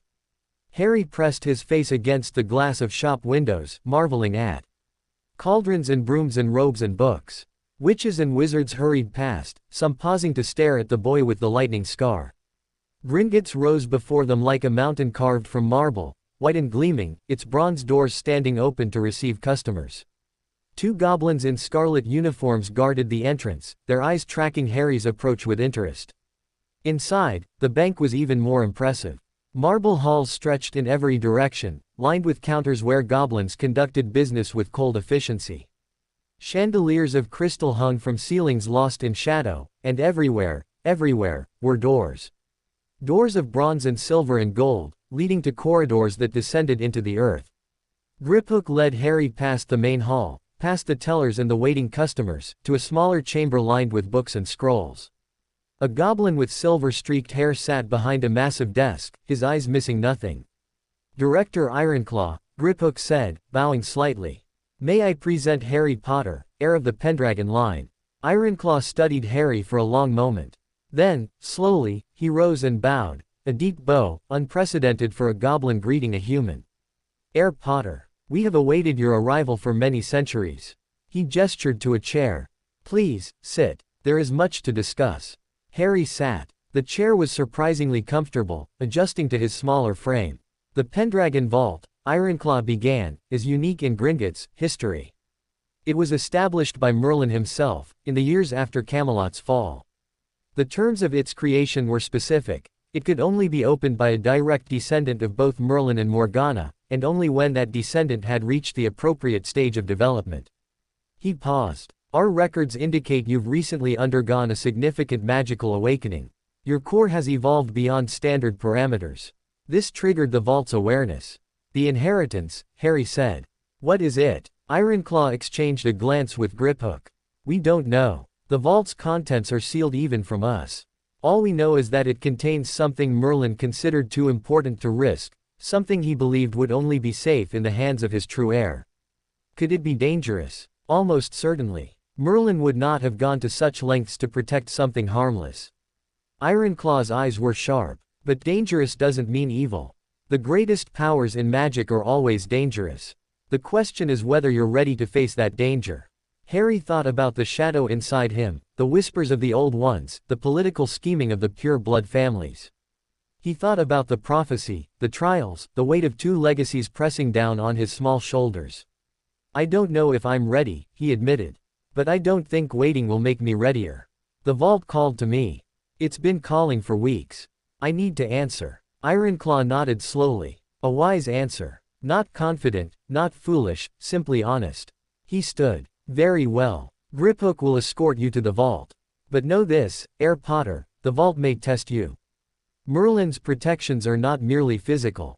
Be prepared for anything. The cart ride into the Gringotts depths was terrifying and exhilarating in equal measure.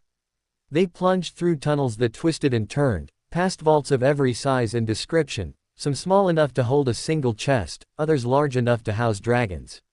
The air grew colder, darker, thicker with ancient magic. And always descending. Finally, the cart screeched to a halt before a vault that looked nothing like the others. It was carved from obsidian, smooth as glass, dark as nothingness.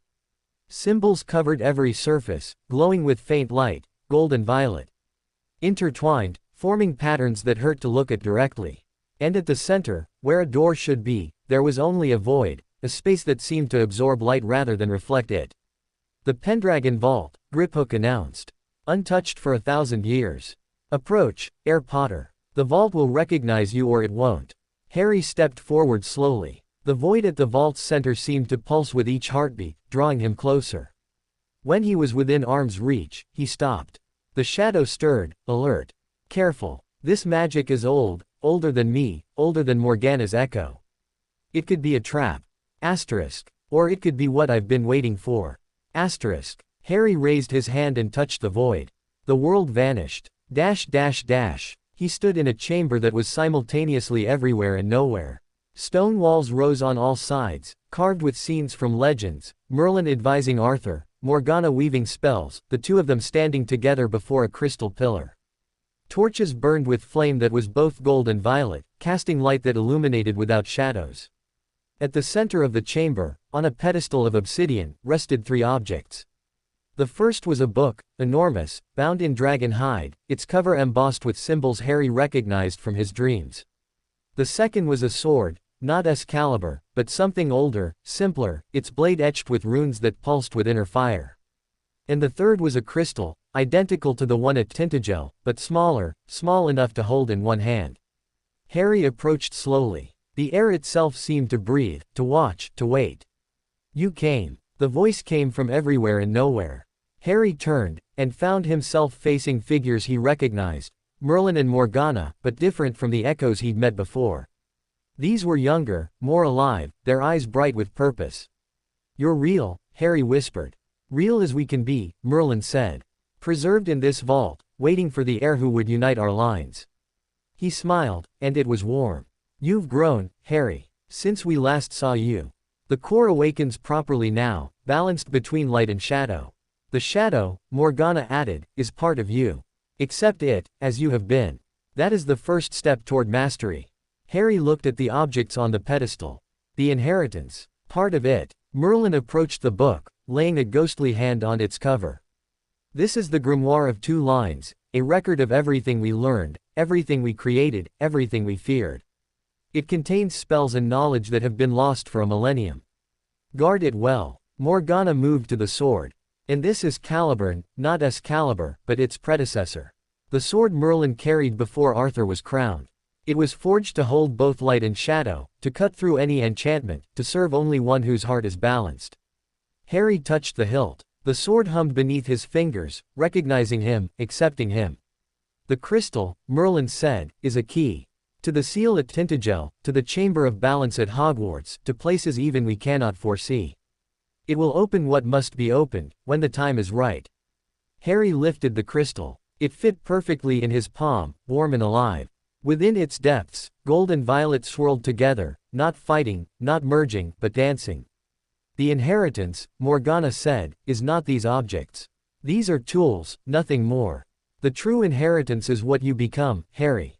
The choices you make, the balance you maintain. We gave you power, what you do with it is entirely your own.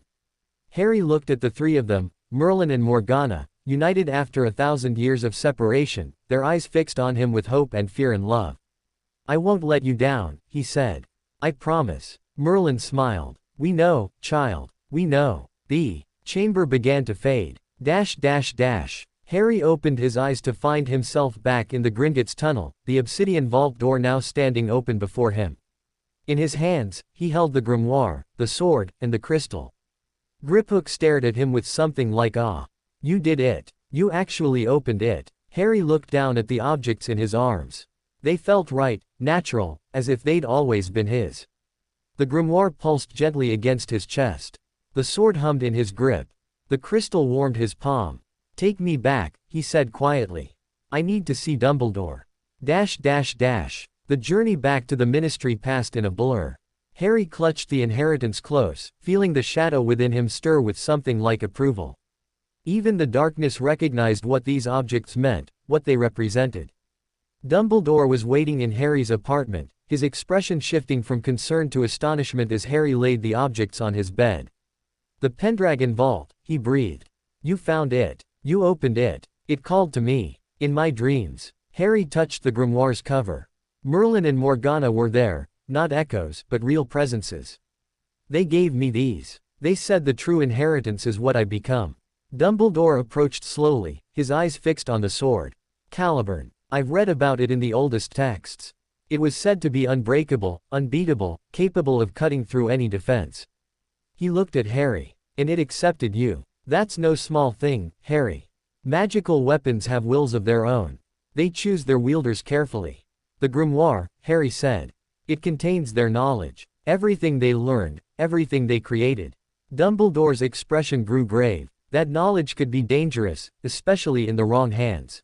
We'll need to study it carefully, catalog its contents, ensure that nothing within it could be used to cause harm. You mean lock it away.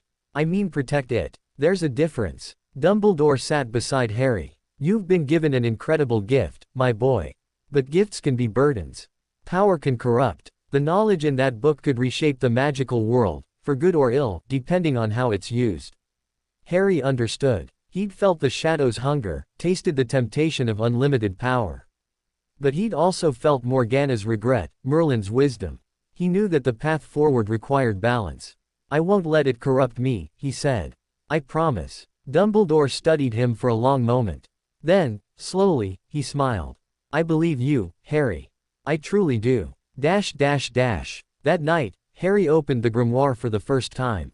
The pages were not paper but something else, thin as silk, tough as dragon hide, covered in handwriting that shifted between gold and violet as he watched.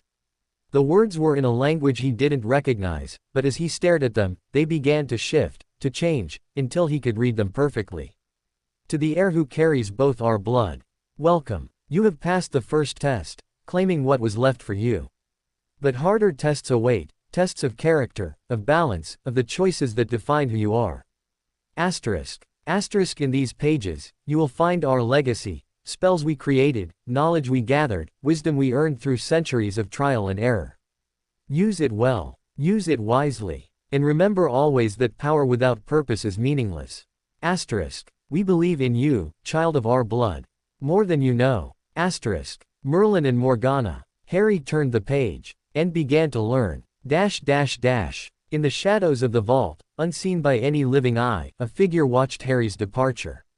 It had waited centuries for this moment, waited for the heir to claim the inheritance, for the legacy to begin its final unfolding. Soon, the figure thought. Soon, the pieces would be in place.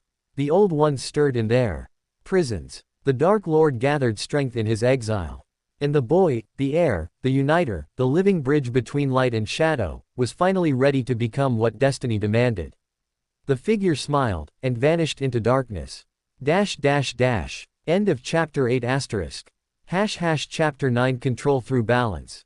The grimoire became Harry's constant companion. He read it at breakfast, the pages shifting under his fingers to reveal new knowledge each time he opened it. He studied it during lessons, ignoring Cassian's exasperated sighs. He even dreamed of it, the words burning behind his eyelids, seeping into his subconscious like water into parched earth. But reading wasn't enough. Understanding wasn't enough. The grimoire demanded practice. On a warm evening in late May, Harry found himself in the training chamber, the book opened before him to a page that glowed with violet light. The spell was simple in theory, a basic exercise in channeling shadow magic without letting it consume the caster. In practice, it was proving impossible. The shadows around him writhed and twisted, responding to his call but refusing to obey. They reached for him, wrapped around his limbs, whispered promises of power if he would only let go and let them in. No, Harry gritted out, forcing them back. You don't control me. I control you. The shadows laughed, a sound like breaking glass. Little heir, little fool. You cannot control what you refuse to embrace. Let us in. Let us show you what power truly means. I know what power means.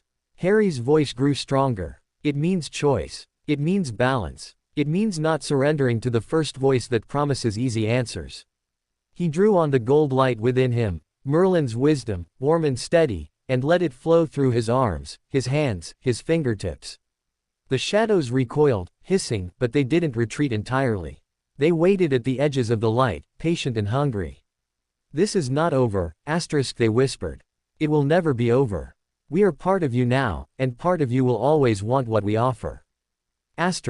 Maybe, Harry admitted, but wanting isn't the same as taking.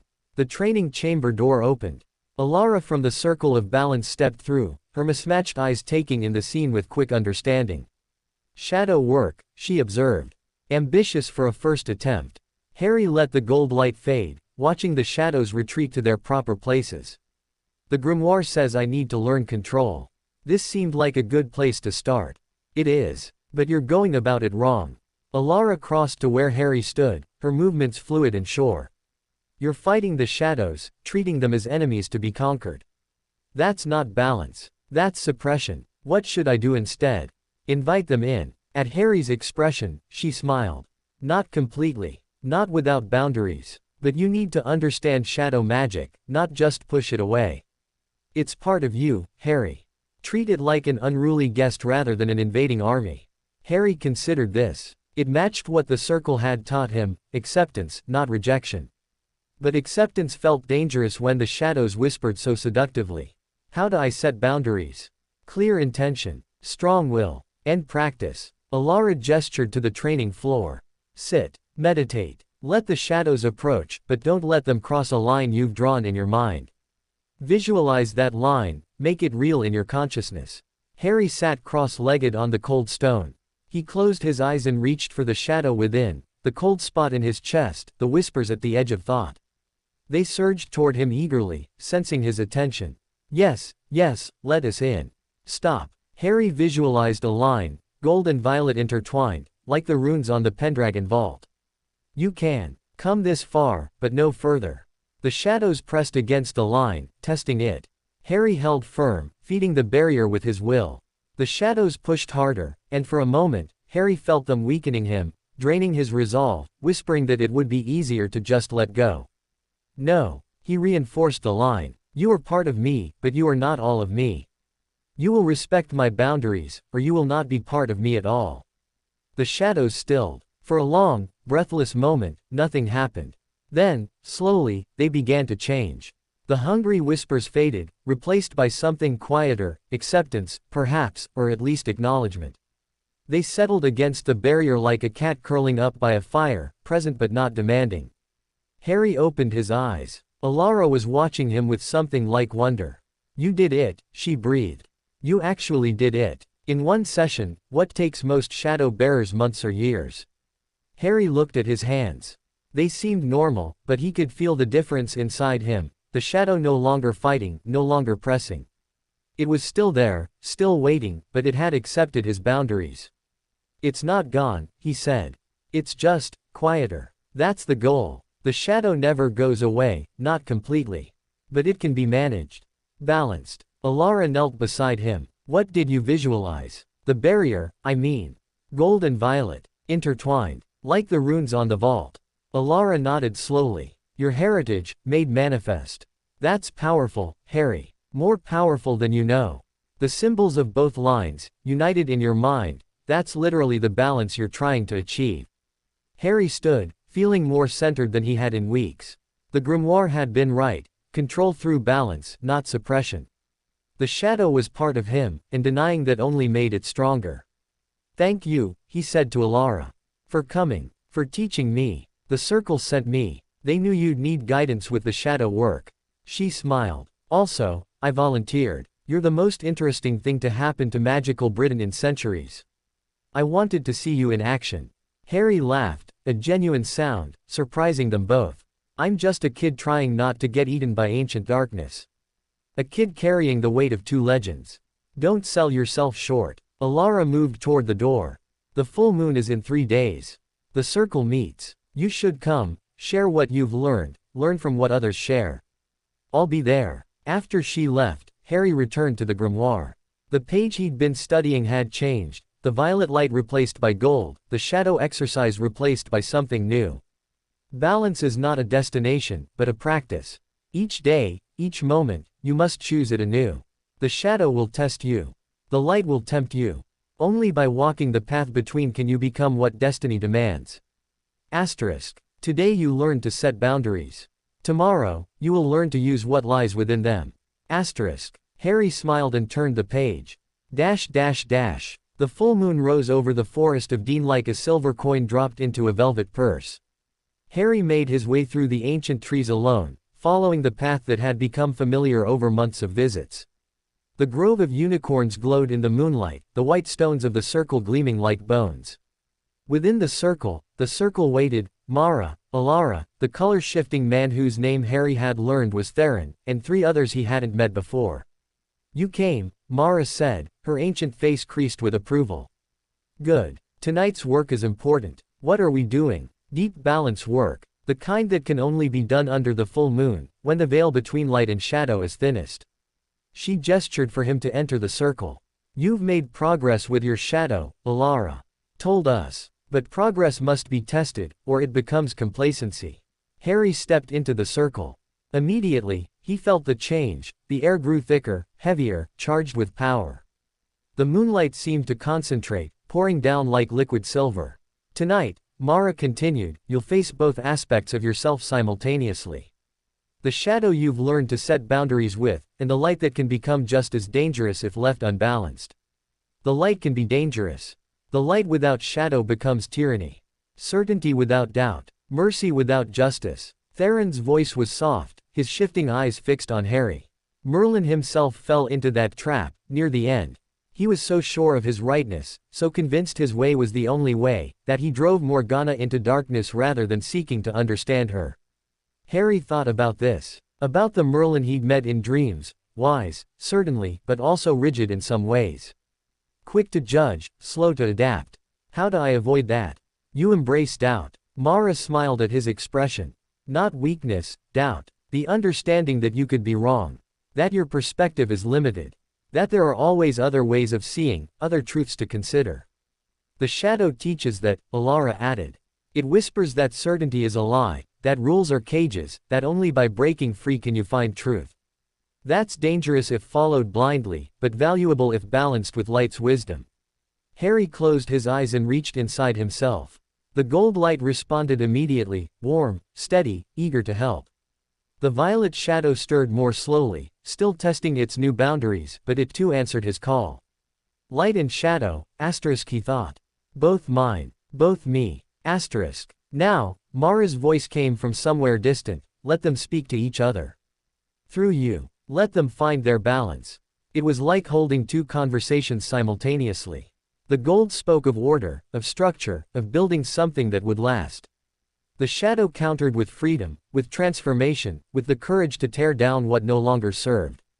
They argued, debated, clashed, and slowly, gradually, began to find common ground. Order without freedom becomes prison. Freedom without order becomes chaos. But together they could build something new. Something that honored both. Harry opened his eyes. The circle was watching him, their expressions ranging from awe to satisfaction. It worked, he said. I can feel them, both of them, working together. The first true balance, Mara confirmed. It will shift, moment to moment, day to day. But now you know what it feels like. Now you can find your way back when you lose it. Harry looked at his hands. Gold and violet light flickered at his fingertips, dancing together rather than fighting. It was beautiful, terrifying and beautiful and exactly right. What happens now? Now you practice. Every day, every moment, every choice. Balance isn't achieved once and forgotten, it's maintained constantly, like breathing. Mara stepped closer. But you're ready for the next stage, Harry. The grimoire will show you more advanced workings. The shadow will test you with greater temptations. The light will challenge you with harder questions. And through it all, you'll grow. Harry nodded slowly. The seal at Tintagel. The trials. I need to be ready. Soon. Not yet, but soon. Mara's ancient eyes held his. 1 year, perhaps 2. Then you'll face what Merlin prepared for you. Returning to the ministry, Harry felt different. More whole. More himself. The shadow no longer felt like an invader, and the light no longer felt like a shield. They were simply parts of him, like his hands or his heart. Dumbledore was waiting in his apartment, a letter in his hand. You've been to the circle, he observed. I can see it in you, the balance is stronger. It's getting easier. Not easy, but easier. Harry sat across from him. What's the letter? From Hogwarts. The Chamber of Balance. I've been researching its location. I believe I've found it. Dumbledore's eyes gleamed. It's hidden behind the mirror of Arised. The mirror that shows the deepest desires of the heart. Harry frowned. How does that relate to balance? The chamber requires not just blood, but intent. The mirror will show you what you most desire, and in that showing, reveal whether your desires are balanced. Only one whose heart seeks neither pure light nor pure shadow can enter. When can we go? Hogwarts isn't safe for you yet. Too many eyes, too many potential threats. But soon, perhaps by autumn, when the school year begins and the castle is full of distractions. Dumbledore paused. There's something else. The Dark Lord's followers are growing bolder. There have been attacks, muggles found dead, magical signatures that match known Death Eaters. He hasn't returned fully, but his influence spreads. Harry's scar tingled. He's preparing. For when he comes back. Yes. And when he does, he'll know about you. He'll come for you, to use you, destroy you, or both. Dumbledore's expression was grave. We need to prepare, Harry. More than we have been. Your training must intensify. Harry thought about the grimoire, the circle, the balance he was learning to maintain.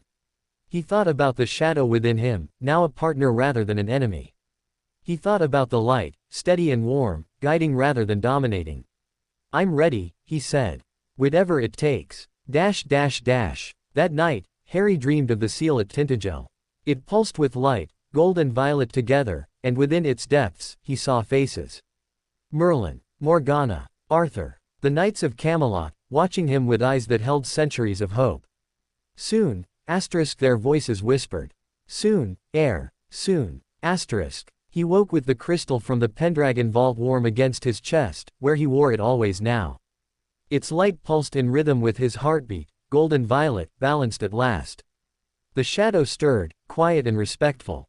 You did well tonight. In the circle. Thank you. Don't thank me. Thank yourself. You're the one who chose balance. I just went along. Harry smiled. Even the shadow was learning. In a cave hidden deep in the Albanian mountains, a creature that had once been Lord Voldemort stirred in its hiding place. It had felt something, a pulse of power, ancient and vast, emanating from Britain. A child, it hissed. A child carries power older than my own. A child who could threaten everything I plan to build. Possessed of a snake's body and a fragment of a soul, the creature could do little but wait and watch. But it had servants, faithful servants who would one day restore it to power. Find the child, it commanded, reaching out through the dark link that bound its followers. Find the child and watch him. When I return, I will decide his fate. In manor houses across Britain, Death Eaters felt their dark marks burn and heard their master's command. The hunt for Harry Potter had begun. End of Chapter 9 *. Chapter 10 The Dark Lord's Interest. The first sign that something had changed came on a Tuesday morning, when Harry woke to find his scar burning with an intensity he'd never experienced. It wasn't the usual tingle, the familiar pulse that accompanied strong magic or strong emotion. This was fire, searing and terrible, drilling into his skull like a hot poker. He screamed, clutching his forehead, as images flooded his mind unbidden. A cave, darkness, a creature, scaled and venomous, wrapped around something that gleamed with terrible light. And eyes, red eyes, slit-pupilled, burning with hatred and hunger. Harry. The voice was barely a whisper, but Harry heard it clearly, felt it in his bones, in his blood, in the shadow that recoiled with something like fear. I see you, little heir. I feel your power. You think you can challenge me. You think your ancient blood makes you my equal. The vision shattered. Harry found himself on the floor of his apartment, drenched in sweat, his scar still throbbing. Healer Woodville burst through the door moments later, her wand drawn, her face pale. Harry. What happened? Harry gasped. Voldemort. He spoke to me. Through my scar. Woodville's expression shifted to something Harry couldn't read, fear, certainly, but also something else.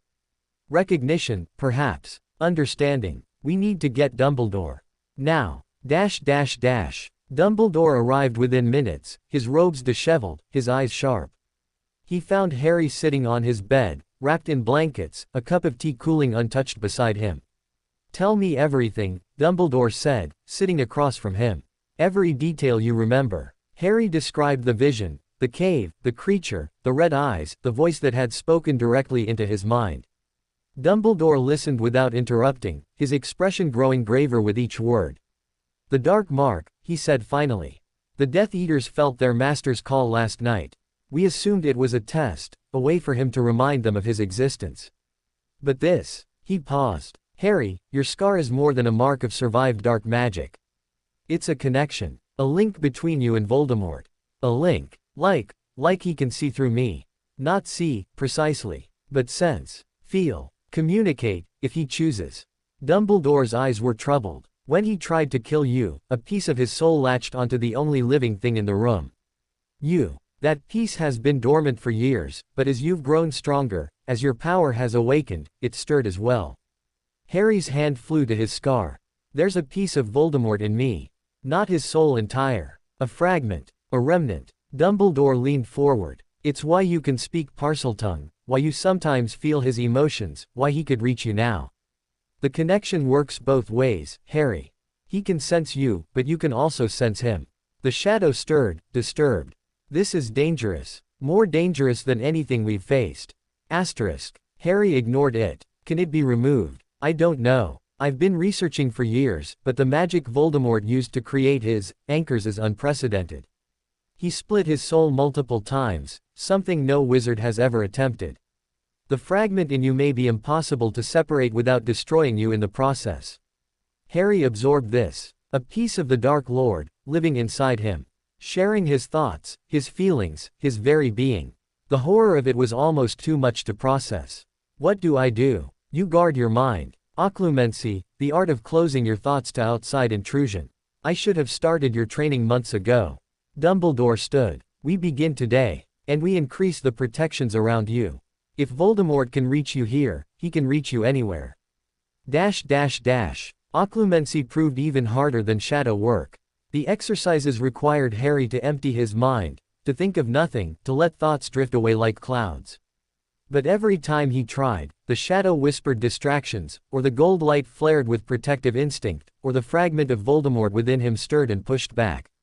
Dumbledore was patient but firm. Clear your mind, Harry.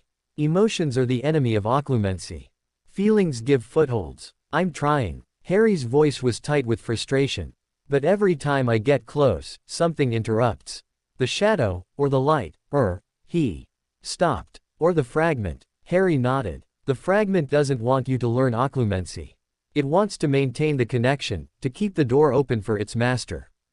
Dumbledore's eyes were grave. You must learn to push past it. To build walls it cannot breach.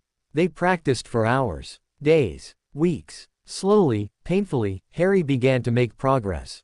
He learned to recognize the fragment's presence, a cold spot within the cold spot, deeper than the shadow, older and more alien. He learned to build mental barriers that kept it contained, limited its access to his thoughts. But he couldn't silence it completely. Nothing could. You cannot hide from me forever, little heir. The fragment's voice was fainter now, but still present. My master grows stronger. When he returns, he will claim what is his. Asterisk. Never, Harry whispered, alone in his room. You'll never have me. The Death Eaters moved in shadows. Lucius Malfoy received his master's command with mixed feelings. On one hand, the Dark Lord's return meant power, real power, the kind he'd been denied for over a decade. On the other, the Dark Lord's interest in Harry Potter complicated everything. The boy was valuable. More than valuable, he was unprecedented. His bloodline alone made him a prize worth courting. But if the Dark Lord saw him as a threat rather than a tool. Lucius penned a careful response, acknowledging the command without committing to anything specific. Then he summoned his most trusted servant. Watch the boy, he ordered. Learn his patterns, his protections, his weaknesses. But do not approach. Do not engage. We wait. In the Black family townhouse, Walburga Black received the same command through different channels. Her dark mark burned, and her heart raced with a mixture of fear and anticipation. The Dark Lord was returning. And he wanted information about the Potter boy. Walburga had her own reasons for watching Harry, reasons that had nothing to do with Voldemort. The boy carried Morgana's blood, which made him kin to the Blacks through centuries of intermarriage. He was family, in a way that mattered more than politics. But family could be protected or family could be sacrificed. Walburga hadn't decided yet which path to choose. She wrote no response. Instead, she sat in the darkness of her sitting room, staring at the portrait of Morgana that hung above the fireplace, the one she'd mentioned to Harry, the one that had survived the purges. What would you have me do? She whispered to the painted eyes. The portrait said nothing. It never did. But sometimes, in certain lights, Walburga could almost imagine it watching her back.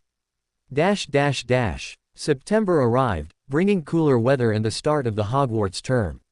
Harry watched from his ministry window as children his age disappeared through the brick wall into Diagon Alley, off to buy school supplies and board the train that would take them to the castle. He should have been with them. Should have been shopping for robes and cauldrons, making friends, preparing for his first year. Instead, he was here, protected, trained, isolated. The shadow stirred, sensing his melancholy. You could go. Nothing's stopping you. Asterisk. Dumbledore says it's not safe. The Death Eaters are watching. Asterisk. Dumbledore is cautious. That's not the same as right. Asterisk. Harry considered this. The shadow had a point, it often did, which was what made it dangerous. Going to Hogwarts now would be risky. But staying hidden forever would be its own kind of prison. He pushed the thought aside. Later. He'd deal with it later. The next vision came without warning. One moment Harry was eating dinner, the next he was somewhere else entirely, a vast chamber lined with shelves, each one holding a dusty orb. Figures moved in. The darkness, hooded, masked, their wands drawn. And at the center, a cauldron bubbled with something that smelled of blood and grave dirt. A ritual, asterisk the fragment whispered, almost helpful. My master prepares his return. Asterisk. Harry tried to pull back, to break the connection, but the vision held him fast. He watched as the hooded figures added ingredients to the cauldron, bone of the father, flesh of the servant, blood of the enemy. He watched as a shape began to form in the bubbling liquid, a body, thin and terrible, rising from the potion like a nightmare-given form. And then the eyes opened. Red and slit-pupilled, burning with triumph. Soon, asterisk the voice echoed. Soon I will walk the earth again. And when I do, little heir, I will find you. I will take what you have. I will make you mine. Asterisk. Harry screamed. He woke in the medical wing, surrounded by healers and unspeakables. Dumbledore stood at the foot of his bed, his face carved from stone. The ritual, Harry gasped. He's coming back. They're preparing, I saw it, a cauldron, and orbs on shelves. The Department of Mysteries, Cassian breathed. The Hall of Prophecy. That's where the vision took place. Dumbledore's expression grew even grimmer. There's a prophecy, Harry. One made before you were born, about you and the Dark Lord. I've always suspected he knows of it, that he's been seeking it even in his diminished state. A prophecy about me, about the one with the power to vanquish the Dark Lord. Dumbledore's eyes held his. It could refer to you. Or it could refer to someone else. Prophecies are tricky things. But Voldemort believed it was you, which is why he came for your family that night. Harry's scar throbbed. The fragment stirred, excited by the proximity of its master's return. The ritual, Harry said again. When will it happen? Soon. The ingredients are specific: bone of the father, which he has, flesh of the servant, which he can take, blood of the enemy. Dumbledore paused. Blood of the enemy, Harry. That's you. He needs your blood to complete the ritual. The room went cold. He's going to try to take my blood. He's going to try. And we're going to make sure he fails. Dumbledore moved to Harry's side. Your protection here is strong, but it may not be enough. We need to move you somewhere safer. Somewhere with layers of ancient magic that even Voldemort cannot breach. Where? Dumbledore was silent for a long moment. Then, Hogwarts. The decision was made within hours. Hogwarts, Dumbledore argued, was the safest place in the magical world. Its wards were ancient and powerful, layered over centuries by the greatest witches and wizards in history. Voldemort himself had never been able to breach them during his first rise to power. More importantly, the Chamber of Balance was there, and Harry needed to access it before facing the trials at Tintagel. The crystal from the Pendragon vault pulsed warmly against his chest, as if agreeing. Term has already started, Dumbledore explained, but that may work in our favor. The castle will be full of students, which means full of distractions for anyone watching. You'll be enrolled as a first year, like any other student. Your identity will be protected, only the staff will know who you really are. Harry thought about this. About finally attending Hogwarts, after months of dreaming about it. About being normal, or as normal as possible for someone carrying his heritage. The other students, they won't know about my bloodline. They'll know you as Harry Potter, the boy who lived. That's enough fame for any child. Your lineage will remain confidential, known only to myself, the heads of house, and the minister. Dumbledore paused. Are you agreeable to this plan? Harry nodded. Slowly. Yes. I want to go. Then we leave tomorrow. That night, Harry couldn't sleep. He lay in his bed, staring at the ceiling, feeling the weight of everything pressing down on him. The fragment stirred occasionally, restless, sensing its master's approach. The shadow was quiet, watchful, waiting to see what the new environment would bring. He thought about Hogwarts. About making friends, learning magic, being a normal student for the first time in his life. He thought about the Chamber of Balance, hidden behind the Mirror of Arise, waiting to test him. He thought about Voldemort, gathering strength, preparing to rise again. And he thought about his parents, about the sacrifice they'd made, the love that had protected him, the legacy they'd left behind. I won't let you down, he whispered into the darkness. I promise. The journey to Hogwarts was unlike anything Harry had experienced. They traveled by Portkey, an old boot that deposited them on a hill overlooking a vast, dark lake. Beyond the lake, illuminated by 1,000 windows, rose the most magnificent building Harry had ever seen. Towers and turrets and battlements, all glowing with warm light against the night sky. Hogwarts, Dumbledore said quietly.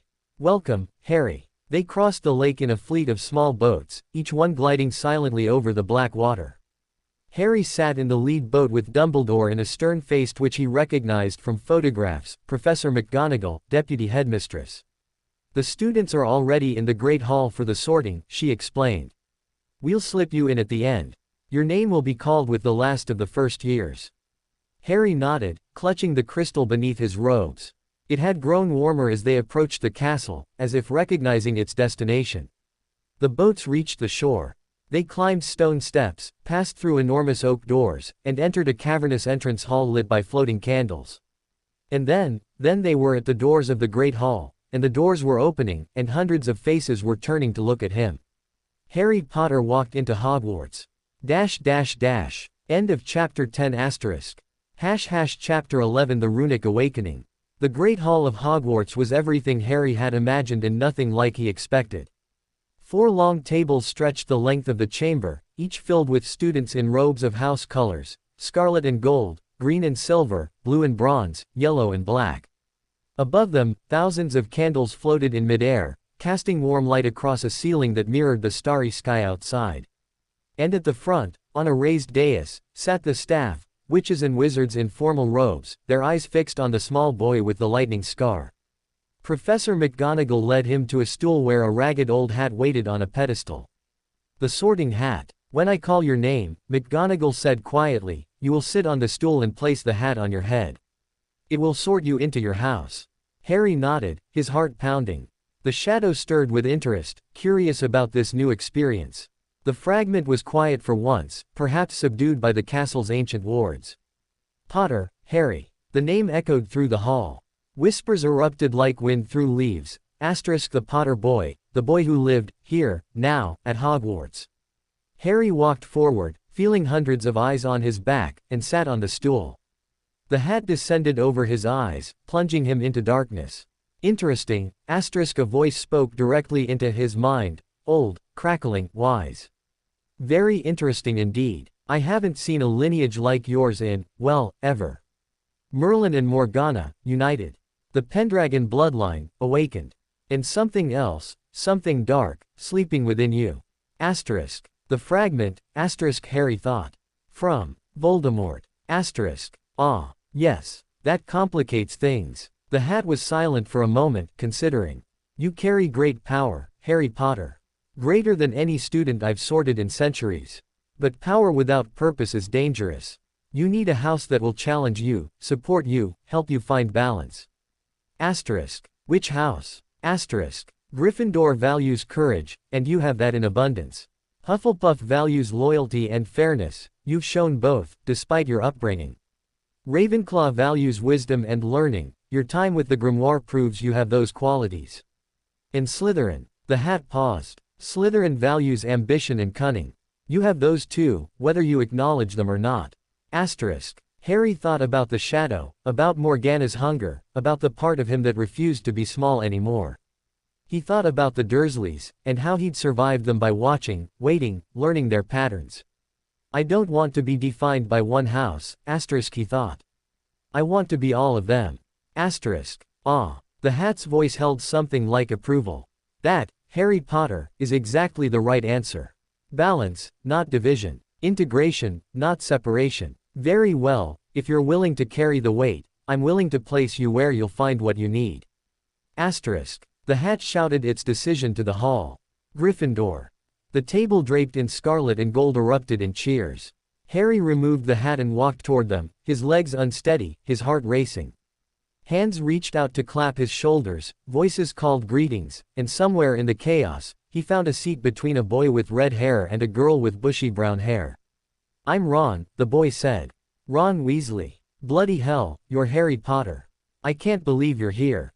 Hermione Granger. The girl leaned around Ron to offer a hand. It's an honor to meet you. I've read so much about your case, the magical surge in Surrey was absolutely fascinating. Harry shook her hand, overwhelmed but grateful. Thanks. Nice to meet you both. Across the hall, at the Slytherin table, pale eyes watched him with cold calculation. Draco Malfoy, son of Lucius, had been instructed to observe the Potter boy carefully. To report back everything, his friends, his habits, his weaknesses.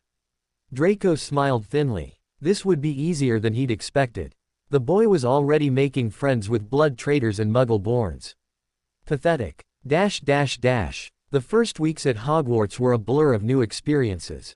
Harry attended classes with the other first years, learning the basics of magic that most wizarding children already knew. Charms with Flitwick, who squeaked with excitement whenever Harry successfully performed a spell. Transfiguration with McGonagall, whose stern exterior hid a genuine care for her students. Potions with Snape, who watched Harry with an expression that mixed loathing with something more complicated, curiosity, perhaps, or fear. But the real learning happened at night. When the castle slept, Harry explored. The crystal from the Pendragon vault guided him through hidden passages, past enchanted suits of armor, into rooms that hadn't been visited in centuries. And everywhere he went, he found runes. They were carved into walls, hidden behind tapestries, etched into the very foundations of the castle. Ancient runes, predating Hogwarts itself, pulsing with dormant power. And as Harry touched them, they began to wake. Runes, asterisk the grimoire explained when he consulted it. The oldest form of written magic. Each symbol contains a concept, a force, a piece of reality itself. When combined correctly, they can reshape the world. Asterisk. Harry became obsessed. He studied runes in the library, cross-referencing the grimoire's knowledge with texts Hermione found for him. He practiced drawing them in the air with his wand, feeling the magic gather and flow. He even dreamed of them, endless combinations of lines and circles, arranging and rearranging themselves in his sleeping mind. The Shadow approved. This is Morgana's magic. She was a master of runes, used them to create enchantments that lasted millennia. Asterisk. Merlin used them too, asterisk Harry countered. The seal at Tintagel is covered in runes. Asterisk. They both used them. That's the point. Runes are neither light nor dark, they're pure structure, pure meaning. Perfect for someone learning balance. Asterisk. On Halloween night, Harry's runic studies led him to a discovery. He'd been exploring the 7th floor, following a trail of runes that grew warmer as he approached a blank stretch of wall. The crystal around his neck pulsed urgently, and without thinking, Harry traced a combination in the air, 3 runes he'd learned that week: Thorn for protection, Kanaz for illumination, Dagaz for breakthrough. The wall shimmered and dissolved, revealing a door. Beyond lay a room unlike any he'd seen, circular, with walls covered in runes that shifted and flowed like living things. At the center, on a pedestal of carved stone, rested a book bound in white leather. Harry approached slowly. The runes on the walls responded to his presence, brightening as he passed. The book seemed to call to him, its cover unmarked but somehow familiar. He opened it. The pages were blank. No, asterisk he thought. Not blank. Waiting. Asterisk. He pressed his palm to the first page. Runes blazed to life beneath his skin, gold and violet together, and words began to form. To the heir who seeks the oldest magic. Welcome to the chamber of first writing. Here, the runes themselves will teach you, if you have the patience to learn. Each day, a new symbol will appear. Master it, and the next will come.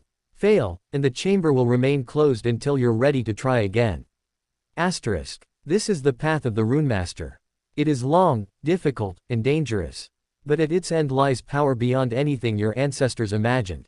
Asterisk. Begin. Asterisk. A single rune appeared on the page. Ansus, the symbol of communication and divine inspiration. Harry traced it with his finger, feeling its meaning flow into him, not just intellectually, but magically, as if the rune itself was becoming part of his being. He stayed in the chamber until dawn, learning. Word spread among the staff that something had changed. Professor Babbling, the ancient runes teacher, noticed first. Her best student, a Ravenclaw 6th year who'd been top of the class for years, suddenly couldn't keep up with a first year who'd never studied runes before. Harry's translations were flawless, his understanding intuitive, his drawings perfect. It's not natural, she told Dumbledore during a staff meeting. He's absorbing knowledge like he's remembering it rather than learning it. Dumbledore smiled. Perhaps he is. The Potter lineage has deep connections to ancient magic. It's possible Harry is accessing ancestral memories. Snape's lip curled. Or perhaps he's using methods we wouldn't approve of. The boy carries Morgana's blood, headmaster. Dark magic runs in his veins. All magic runs in his veins, Severus. That's precisely the point. The argument continued, but Harry knew nothing of it. He was in the chamber of first writing, mastering the 12th rune of what the book promised would be 24. Halfway there, asterisk the Shadow observed. You're progressing faster than the book expected. Asterisk. How do you know? Asterisk. I can feel it. The chamber's magic responds to you, it's accelerating the lessons because you're ready. The runes want to be learned. Asterisk. Harry traced asterisk Avaz, the rune of defense and transformation, and felt its power settle into his bones. December brought snow and the approach of Christmas break. Students chattered excitedly about going home, about presents, about the feast that would mark the end of term. Harry had nowhere to go. The ministry apartment was still available, but Dumbledore had arranged for him to stay at Hogwarts with a handful of other students whose families couldn't take them. He didn't mind. The empty castle meant more time in the rune chamber. On the last night before break, Harry made his way to the 7th floor, expecting another quiet evening of study. But as he approached the hidden door, he found someone waiting. A girl, about his age, with pale blonde hair and eyes that seemed to reflect the torchlight. She wore Slytherin robes and an expression of cool curiosity. "You're Harry Potter," she said. It wasn't a question. "And you're Astoria Greengrass. My family has interests in your lineage." She tilted her head, studying him.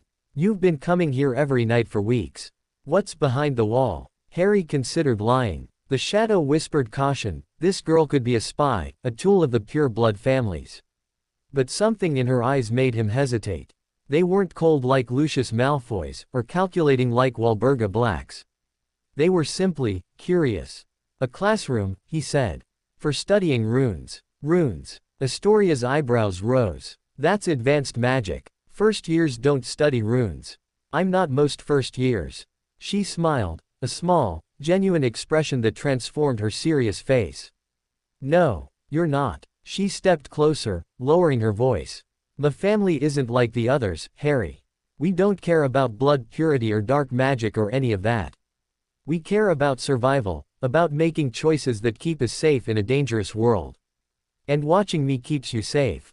Understanding you keeps me safe. There's a difference." She met his eyes. "The Death Eaters are mobilizing. My father hears things at Wizengamot meetings. They're watching you, waiting for the right moment to act. I thought you should know." Harry's scar tingled. "Why tell me?" "Because my sister is married to a Malfoy, and I've seen what that world does to people. Because I don't want to become them." She stepped back. "Be careful, Harry Potter. The runes won't protect you from everything." She vanished into the shadows before Harry could respond. That night, Harry dreamed of the runes. They swirled around him in endless combinations, Ansus and Burkano, Dagaz and Othala, forming patterns that spoke of ancient truths. And at their center, two figures waited, Merlin and Morgana, younger than he'd ever seen them, their faces alive with excitement. "You found the chamber," Merlin said. "The runes are teaching you. Faster than we expected," Morgana added. "The gift runs strong in you, child." Harry looked at the runes swirling around them. "What are they really?" "The grimoire says they're the oldest form of written magic, but I feel like there's more." "There is." Merlin gestured, and the runes arranged themselves into a single, massive symbol, the same one Harry had seen on the Pendragon vault. Runes are the language of reality itself. Each one represents a fundamental force, a piece of the structure that underlies existence. When you write a rune, you're not just drawing a symbol. You're reaching into the fabric of the universe and shaping it with your will. That's why they're so powerful, Morgana continued. And so dangerous. A single mistake in a runic array can unravel reality itself. Many ancient civilizations were destroyed by runic accidents. Harry stared at the massive symbol. "The seal at Tintagel, it's covered in runes. The most complex array ever created," Merlin confirmed. "It took both of us, working together, 3 months to complete. Every rune had to be perfect, every combination precise. One error and the whole thing would have collapsed. But it didn't collapse. It's still there, after 1,000 years. It's still there because we balanced it. Light and shadow, working together. That's the secret of advanced runecraft, balance. Too much light, and the runes become rigid, brittle. Too much shadow, and they become chaotic, unstable. Only by combining both can you create something that lasts." Harry looked at his hands. Gold and violet light flickered at his fingertips, dancing together in perfect harmony. "I'm learning," he said. "The chamber, it's teaching me balance through the runes." Morgana smiled, a rare, genuine expression. "Yes. And when you've mastered all 24, you'll be ready for the next step." "The trials at Tintagel." "The trials at Tintagel," Merlin confirmed. "But that's still far off. For now, learn, grow, become what the runes are shaping you to be." The dream began to fade. Harry reached for them, but they were already dissolving into light and shadow. "Remember," Morgana's voice echoed. "Balance in all things, even in the runes." Harry woke with the 24th rune burning in his mind. Othala, inheritance, ancestry, home. The final symbol of the Elder Futhark, the rune that represented everything Harry was fighting for. He dressed quickly and made his way to the 7th floor. The hidden door opened at his touch, and he descended into the chamber for what he knew would be the last time. The book on the pedestal had changed. Its white leather cover now glowed with faint light, and when Harry opened it, he found not blank pages but a single message. You have mastered the 24. The runes are yours to command, but command wisely, for they remember every use, every intention, every choice. Asterisk. Take this as your reward. Asterisk. A small object materialized on the pedestal beside the book, a pendant, carved from bone so white it seemed to glow. Runes covered its surface, too small to read individually but forming a pattern Harry recognized, the same combination Merlin and Morgana had used on the Tintagel seal. Harry lifted the pendant. The moment it touched his skin, knowledge flooded through him, not the runes themselves, which he already knew, but their deeper meanings, their combinations, their infinite possibilities. He understood now why Merlin had called runecraft the language of reality. He could feel it, feel the way the world was woven from symbols, feel how those symbols could be rewritten. The shadow stirred, awed. This is more than power. This is understanding. Asterisk. Yes, asterisk Harry agreed. This is what they wanted me to find. Asterisk. He placed the pendant around his neck, where it settled beside the crystal from the Pendragon vault. Together, they hummed with quiet power, two pieces of a puzzle he was only beginning to understand. As he left the chamber, the door sealed behind him. He knew, without needing to check, that it would never open again. The runes had taught him all they could. The rest was up to him. Christmas morning dawned bright and cold. Harry joined the handful of students remaining at Hogwarts for a feast in the Great Hall, where the staff had decorated a smaller table with enchanted crackers and a tree that sang carols. He sat between a Hufflepuff girl whose parents were dragonologists in Romania and a Ravenclaw boy whose family had forgotten to pick him up. They made awkward conversation, united by their shared isolation, and for a few hours, Harry almost felt normal. After the feast, he retreated to the library. The rune pendant warmed against his chest, and he pulled it out, studying its intricate carvings. What have you got there? Harry looked up to find Hermione Granger standing over him, a stack of books in her arms. I thought you went home for Christmas. Changed my mind at the last minute. My parents are in France for a conference, and I'd rather be here than with a babysitter. She set down her books and peered at the pendant. That's beautiful. Is it ancient? Something like that. Harry hesitated, then decided trust was a risk worth taking. It's a runic focus. Helps with spellwork. Hermione's eyes lit up. Runes. I've been reading about them, they're fascinating. Did you know the Elder Futhark originally had 24 symbols, but some traditions use expanded sets of up to 33? I did know that, actually. For the first time, Hermione looked at him with something like respect. You've been studying. A lot. At night, mostly. He stopped. The chamber was secret, but the knowledge wasn't. There are texts in the restricted section that helped. I've always wanted to see the restricted section. Hermione sighed. Maybe next year. Professor Flitwick says we need parental permission. They talked for hours, trading facts and theories about magic. Hermione was brilliant, sharper than anyone Harry had met, with a hunger for knowledge that matched his own. By the time the sun set, they'd covered everything from basic theory to advanced transfiguration to the ethical implications of memory modification. You're nothing like I expected, Hermione admitted as they walked to dinner. I thought you'd be, I don't know, arrogant. Famous people usually are. I've never had a reason to be arrogant. The Dursleys made sure of that. Hermione's expression softened. I read about them. In the reports. What they did to you. She stopped, clearly unsure how to finish. It's over now. I'm here. That's what matters. They entered the Great Hall together, and for the first time in his life, Harry felt like he had a real friend.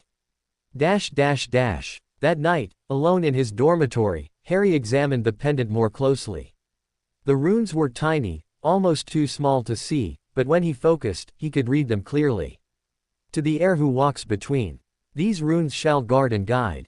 Asterisk. May light and shadow both attend. The choices that abide. Asterisk. When trials come and darkness falls.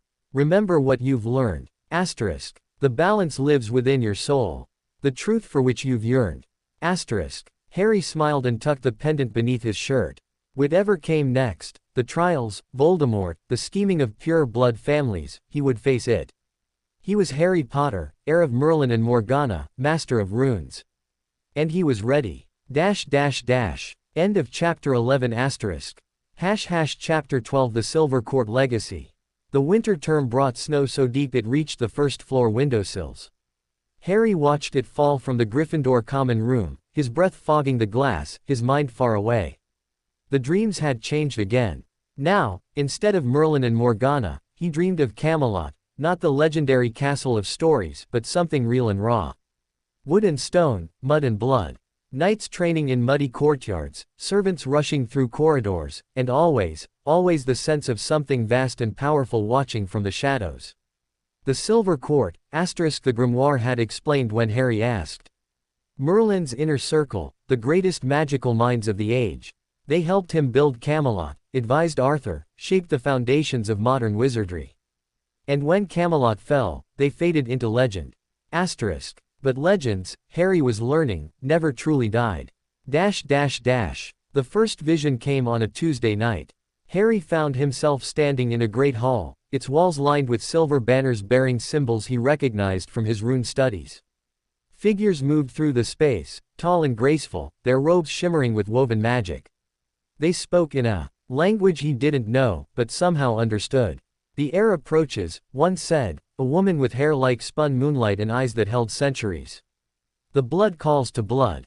The legacy stirs. Are we ready? Another figure, a man with a beard that moved like living smoke, stepped forward. The boy is young. Too young, perhaps. The age doesn't matter. The balance does. The woman turned, and for a moment, her gaze seemed to pierce through the vision itself, finding Harry in the shadows. He carries both. That's enough. Harry woke with the taste of silver on his tongue and the pendant warm against his chest.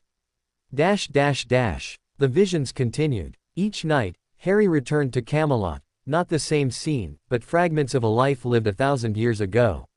He saw Merlin teaching young wizards in a tower library. He saw Morgana walking through moonlit gardens, her face troubled. He saw Arthur holding court, his presence filling the hall like a second sun. And always, the members of the Silver Court watched him from the edges. They spoke in riddles, offered cryptic advice, vanished when he tried to question them. Your ancestors are reaching out, Dumbledore explained when Harry finally confided in him. The Silver Court was bound to the Pendragon line by ancient oaths. Now that you've awakened, those oaths are pulling them back into the world. Back. They're alive. Not alive, precisely. More like, preserved. Their consciousnesses were woven into the fabric of Camelot itself, into the stones, the magic, the very land. When you dream of them, you're accessing memories that have become part of the island's magical foundation. Harry thought about this. About the figures in his dreams, so real and yet so distant. Can I talk to them?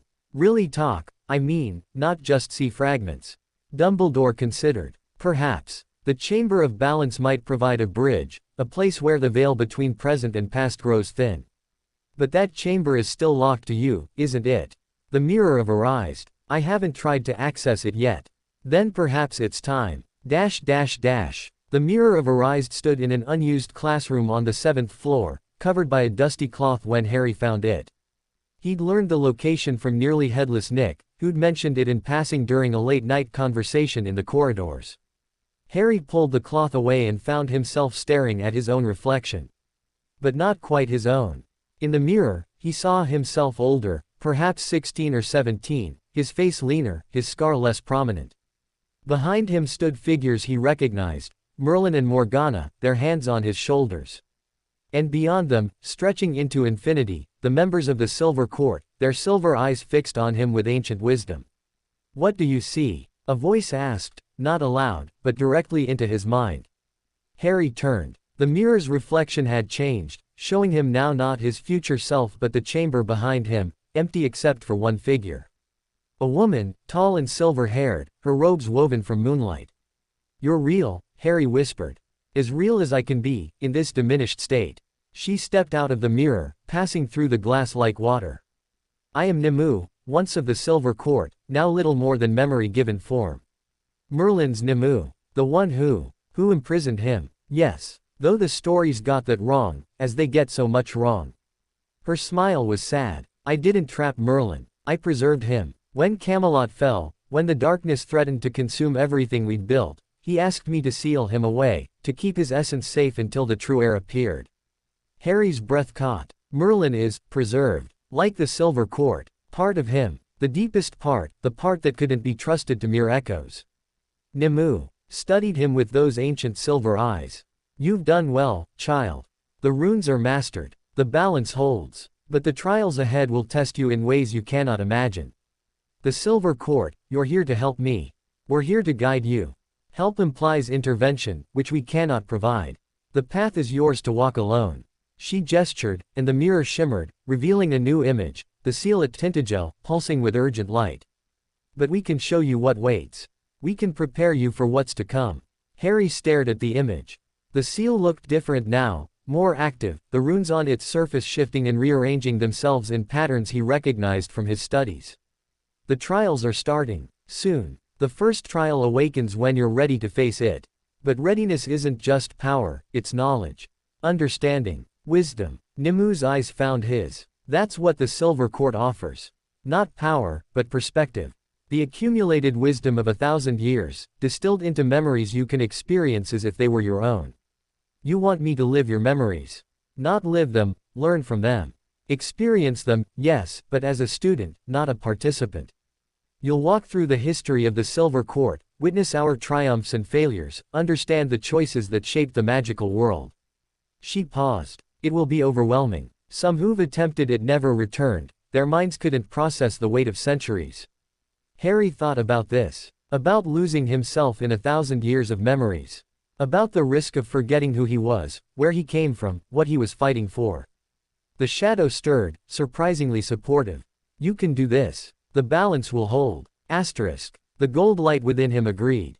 Trust yourself. Trust what you've learned. Asterisk. I'll do it, Harry said. When do we start? Nimue smiled, a genuine expression that transformed her ancient face. Now. The world dissolved. Harry found himself standing in a courtyard he recognized from his dreams, Camelot, but realer than any vision. The stones beneath his feet were worn smooth by countless footsteps. The air smelled of wood smoke and horses and something sweeter, like the roses that climbed the castle walls. Figures moved around him, knights in chainmail, servants with armloads of linens, children chasing a dog through the mud. None of them noticed him. He was a ghost here, an observer outside time. Walk. Asterisk. Nimue's voice guided him. See. Learn. Asterisk. He walked. The first memory showed him Camelot's founding, Merlin and Arthur standing on a hill, looking out at the land they would shape.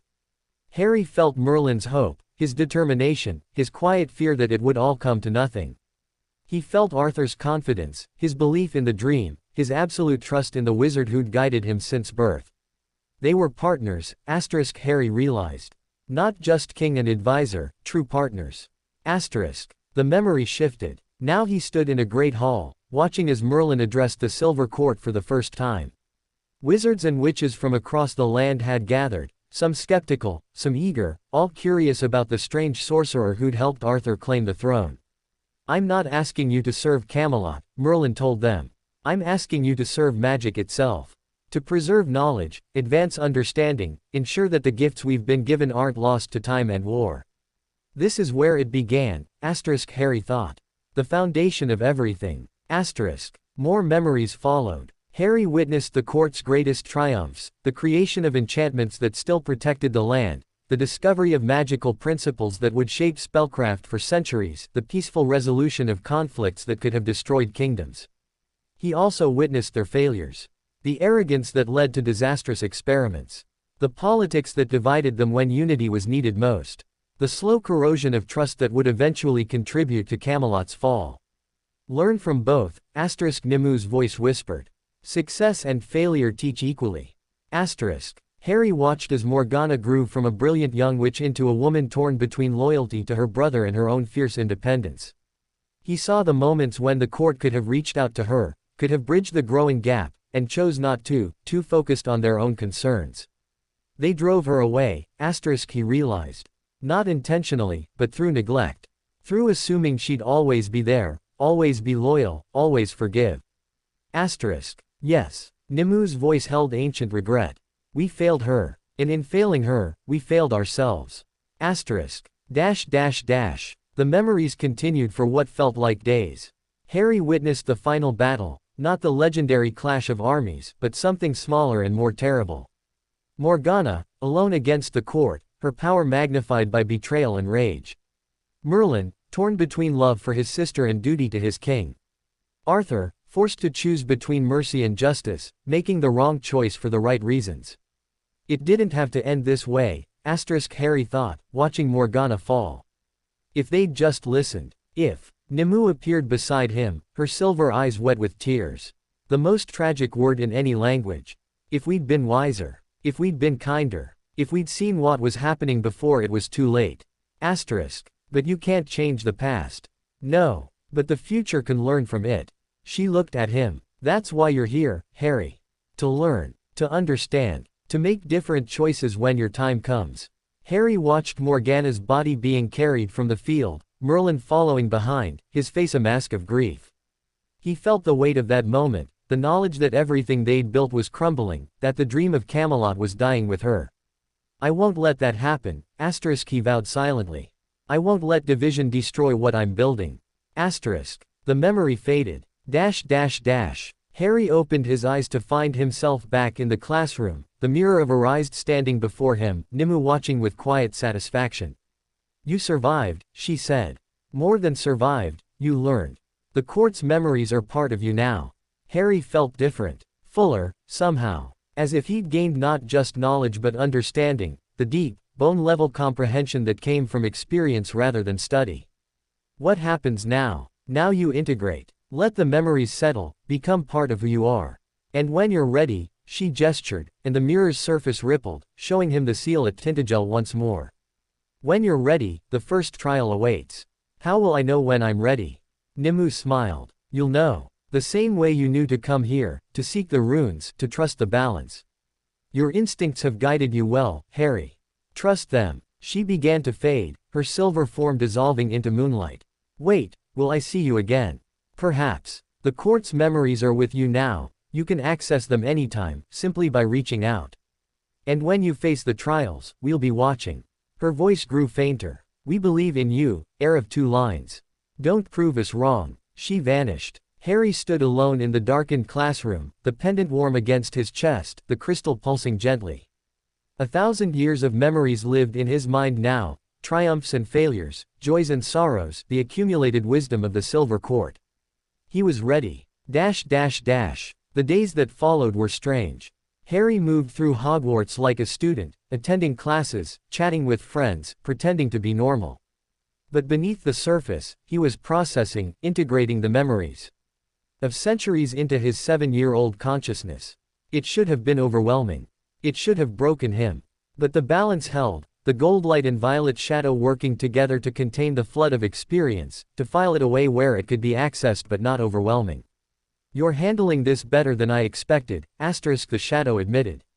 Most would have shattered. I had good teachers. Merlin, Morgana, the court, you, me, you taught me to accept the darkness. To stop fighting and start integrating. That's what's letting me hold all this, the balance we built together. The shadow was silent for a long moment. Then, softly, thank you. On the last night of winter term, Harry dreamed of the seal again. But this time, the vision was different. He stood before the crystal pillar, feeling its power pulse in rhythm with his heartbeat. Around him, the cave was filled with figures, Merlin and Morgana, the Silver Court, Nimue, even Arthur himself, watching from the shadows. The first trial awaits, Merlin's voice echoed. Are you ready, heir? Harry looked at the seal. It was beautiful, terrifying and utterly magnificent. Within its depths, he could see the trials taking shape, 3 challenges, each designed to test a different aspect of his being. I'm ready, he said. Whatever it takes. The seal blazed with light. End of chapter 12 Chapter 13 Bloodline Trial. The first day of spring brought news that changed everything. Harry sat in the Great Hall, eating breakfast with Ron and Hermione, when an owl descended from the rafters and dropped a letter directly into his porridge. The parchment was ancient, yellowed with age, sealed with wax that bore the symbol of the Pendragon vault. Around him, students whispered and pointed. Harry ignored them, breaking the seal with trembling fingers. Heir of 2 lines. The time has come. The first trial awakens at the next full moon. You must return to Tintagel, to the cave beneath the castle, and face what waits within the seal. Asterisk. Come alone. Come prepared. Come balanced. Asterisk. The Silver Court watches. We believe in you. Asterisk. There was no signature, but Harry didn't need one. He knew who'd sent it, the same forces that had guided him since his blood first awakened. What is it? Hermione asked, her eyes wide with concern. You've gone pale. Harry folded the letter carefully. Nothing. Just family stuff. Ron snorted. Family stuff. You're Harry Potter. Your family stuff is probably more interesting than most people's entire lives. He wasn't wrong. Harry told Dumbledore that evening. The headmaster listened in silence, his expression growing graver with each word. When Harry finished, Dumbledore sat back in his chair, steepling his fingers. The first trial. I'd hoped we'd have more time. How much time do we have? The full moon is in 3 days. Can you be ready? Harry thought about everything he'd learned, the runes, the balance, the memories of the Silver Court. He thought about the shadow within him, now a partner rather than an enemy, and the gold light that guided without dominating. I'm as ready as I'll ever be. Dumbledore nodded slowly. Then we go. But Harry, he leaned forward, his blue eyes intense. The trial will test you in ways you cannot anticipate. It may try to break you, to use your deepest fears against you, to tempt you with your greatest desires. You must hold fast to who you are, to the balance you've worked so hard to achieve. I know. Harry's voice was steady. The Silver Court showed me. I've seen what happens when balance fails. Then go. Prepare. And may fortune favor you. The journey to Tintagel felt different this time. Harry traveled alone, Dumbledore would follow, but the trial required solitude for the initial approach. He used magic Cassian had taught him, disillusionment charms and silent movement, slipping through the Muggle world like a ghost. The castle ruins rose before him as they had months ago, but now he saw them differently. The Silver Court's memories had taught him to perceive the magic woven into the very stones, ancient enchantments, layer upon layer, stretching back to the dawn of Britain. He descended to the cave. The crystal pillar awaited, pulsing with gold and violet light. But now, standing before it, Harry could see what he'd missed before, 3 distinct chambers within the crystal, each containing a different challenge. The first glowed with faint silver light, calling to him. He placed his palm on the crystal's surface. The world dissolved. Harry stood in a chamber that was simultaneously vast and intimate. Its walls were made of light, shifting, flowing light that formed images as he watched. He saw himself as a baby, in a crib, with a dark figure looming above. He saw his parents, laughing, before the laughter turned to screams. He saw the Dursleys, their faces twisted with hatred, shoving him into the cupboard. Fear, a voice whispered. This is the trial of fear. Face what terrifies you most, and prove that fear does not control you. The images changed. Now Harry stood in the Great Hall at Hogwarts, but something was wrong. The students were gone, replaced by corpses. Ron lay dead at his feet, Hermione's body crumpled nearby. And standing over them, laughing, was Voldemort. This is what waits if you fail. Everyone you love, dead because you weren't strong enough. Harry's heart pounded. The image was so real, he could smell the blood, see the emptiness in his friend's eyes, feel the weight of his failure pressing down. But beneath the fear, something else stirred. The balance. The understanding he'd gained from the Silver Court. These aren't real, he said aloud. They're illusions. Tests. Are they? Can you be sure? Harry looked at Ron's body. It was perfect, every detail exact, from the freckles on his nose to the tear in his robe from their last game of exploding snap. It could have been real. It should have been real. But Harry had learned to trust his instincts. You're trying to make me doubt, he said.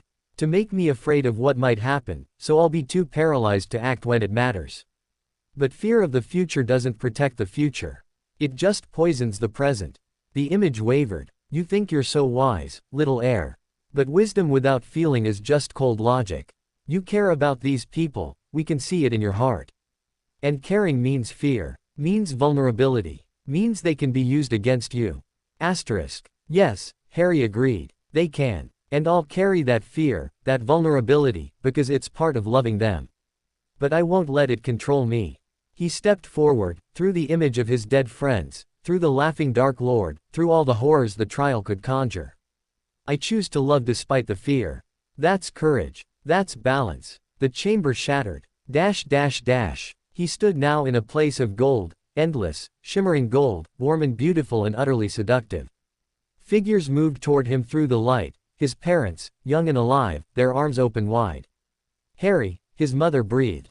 My baby. Finally. Son. His father's voice was rough with emotion. We've waited so long. Harry's heart ached. This was what he wanted most in the world, his parents, alive, holding him, loving him. The image was perfect, down to the smallest detail. His mother's scent, his father's calloused hands, the way they looked at each other with quiet joy. The second trial, asterisk the voice whispered. The trial of desire. Stay here, and you can have everything you ever wanted. Your parents, alive. A family that loves you. No more loneliness, no more fear, no more pain. Asterisk. Harry felt the pull. It was so strong, stronger than fear, stronger than anger, stronger than anything he'd ever experienced.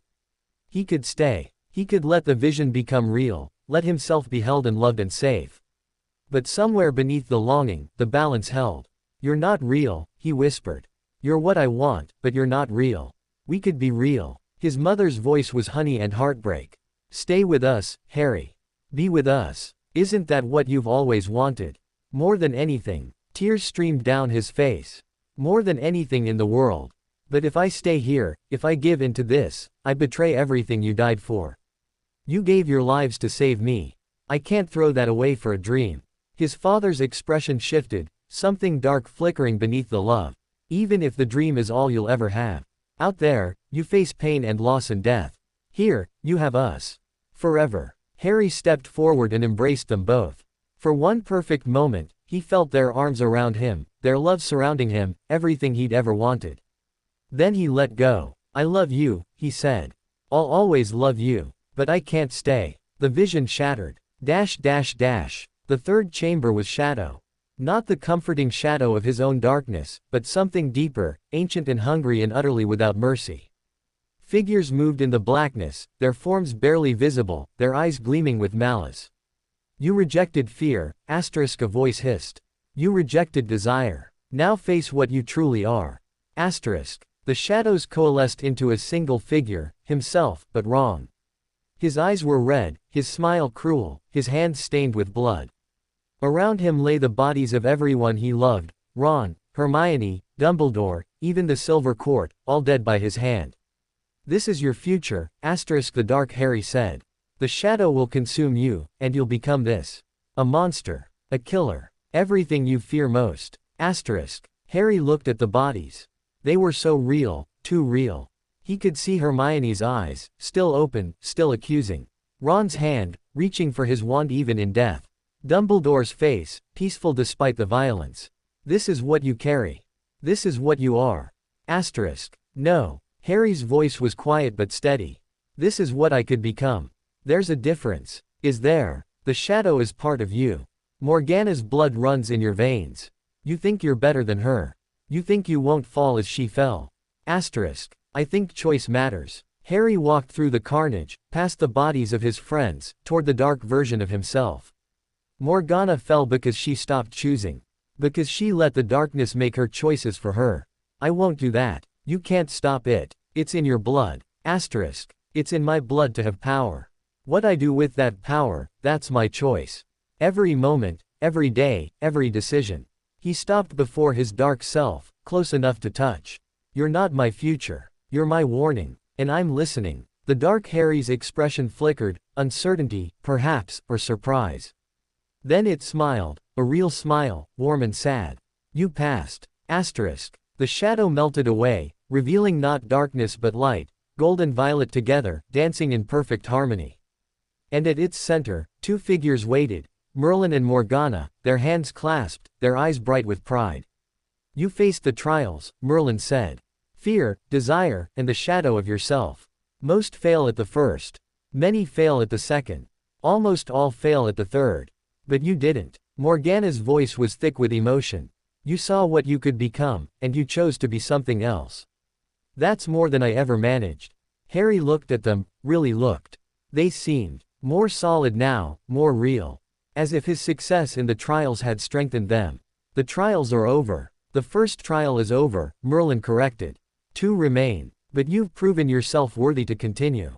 Worthy to receive what we left for you. He gestured, and the light coalesced into a single object, a pendant, similar to the rune pendant but different. This one was made of crystal, perfect and clear, with gold and violet threads running through its heart. The balance stone, Morgana explained. A focus for your power. With it, you can channel both legacies simultaneously, light and shadow working together, neither dominating the other. Harry took the pendant. The moment it touched his skin, he felt the change, a settling, a deepening, a sense of coming home to himself. The shadow and light within him stopped being separate and became simply him. It's beautiful, he whispered. As are you. Merlin smiled. Now go, Heir. The world waits. And the next trial will come when you're ready. Harry opened his eyes to find himself back in the cave, the crystal pillar dim and quiet before him. The balance stone hung around his neck, warm against his chest, and within him, everything was still. He walked out of the cave into the spring sunlight. Dumbledore waited at the cliff's edge, his expression shifting from concern to wonder as he saw Harry. You did it, the old wizard breathed. You actually did it. Harry nodded slowly. The first trial. 2 more to go. Dumbledore studied him for a long moment. You've changed. There's something different about you, more settled, more complete. The balance stone. Harry touched the pendant. It helps me channel both legacies together. I don't have to switch between light and shadow anymore, they're just me. Extraordinary. Dumbledore's eyes were bright with something like awe. Merlin's planning, reaching across a millennium to guide his heir. The magic involved. As ancient, Harry finished. And powerful. And mine now. They stood together at the cliff's edge, watching the sun paint the sea in gold and violet. Behind them, the cave held its secrets. Before them, the world waited. I need to go back to Hogwarts, Harry said finally. There's still so much to learn. And Voldemort. Harry's expression didn't change, but something flickered in his eyes, the shadow, perhaps, or the light, or both. He'll come. When he does, I'll be ready. Dumbledore nodded slowly. I believe you, Harry. I truly do. End of chapter 13. Chapter 14 The Morganite Temptation. Spring melted into summer at Hogwarts, the days growing longer and warmer, the grounds bursting with color. Harry moved through it all like a student, attending classes, laughing with friends, pretending to be normal. But beneath the surface, something was changing. The balance stone had integrated his legacies more completely than he'd anticipated. Now, instead of feeling the gold light and violet shadow as separate forces, they'd become simply him. His magic, his choices, his very being, all of it woven from both threads, inseparable and complete. It should have been peaceful. It should have been perfect. Instead, it was terrifying. Because with integration came access to depths of power Harry hadn't known existed. The grimoire's pages, once challenging, now seemed simple. The runes, once mysterious, now felt like old friends. And the shadow no longer whispered, it spoke in a clear, calm voice that never stopped. You could do it, you know. Take what's yours. The wizarding world fears you, schemes against you, treats you like a weapon to be aimed. You could show them what a real weapon looks like.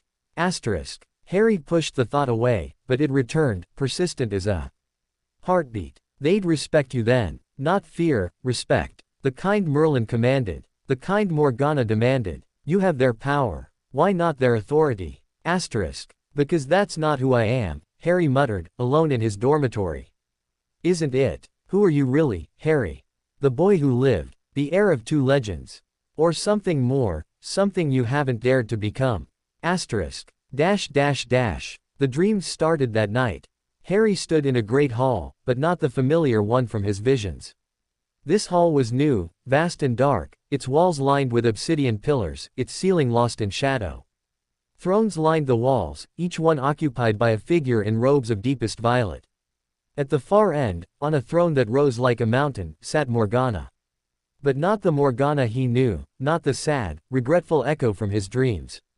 This Morgana was young and fierce and terrible, her eyes burning with ambition, her smile sharp as a blade. "Welcome, Heir," she said. "I've waited long to meet you, truly meet you, without my brother's interference." Harry approached slowly. The figures on the thrones watched him with hungry eyes. "Where are we?" "My court. The one I built after Camelot cast me out. The one Merlin and his silver court tried to destroy." She gestured, and the hall filled with images, battles, betrayals, blood. "They called me evil for wanting power. For refusing to be less than I could be. But you understand, don't you, Harry? You've felt it too, the hunger, the ambition, the refusal to be small." Harry had felt it. The shadow had shown him, whispered to him, tempted him with visions of what he could become. But he'd always pushed it away, always chosen balance. "Why are you showing me this?" "Because the second trial approaches. And it will test you in ways the first couldn't." Morgana rose from her throne, descending the steps to stand before him. The trial of temptation. Not fear, not desire, temptation. The seduction of power for its own sake. "I've faced temptation before. The shadow. The shadow is part of you. This is different." She gestured, and the hall dissolved, replaced by 1,000 images of Harry. Harry ruling the wizarding world. Harry defeating Voldemort with casual ease. Harry standing above all, unchallenged and supreme. This is what absolute power looks like. This is what you could have. Harry stared at the images. They were seductive, so seductive. To never be afraid again. To never be vulnerable. To never be the small boy in the cupboard, helpless and alone. But beneath the seduction, something whispered caution.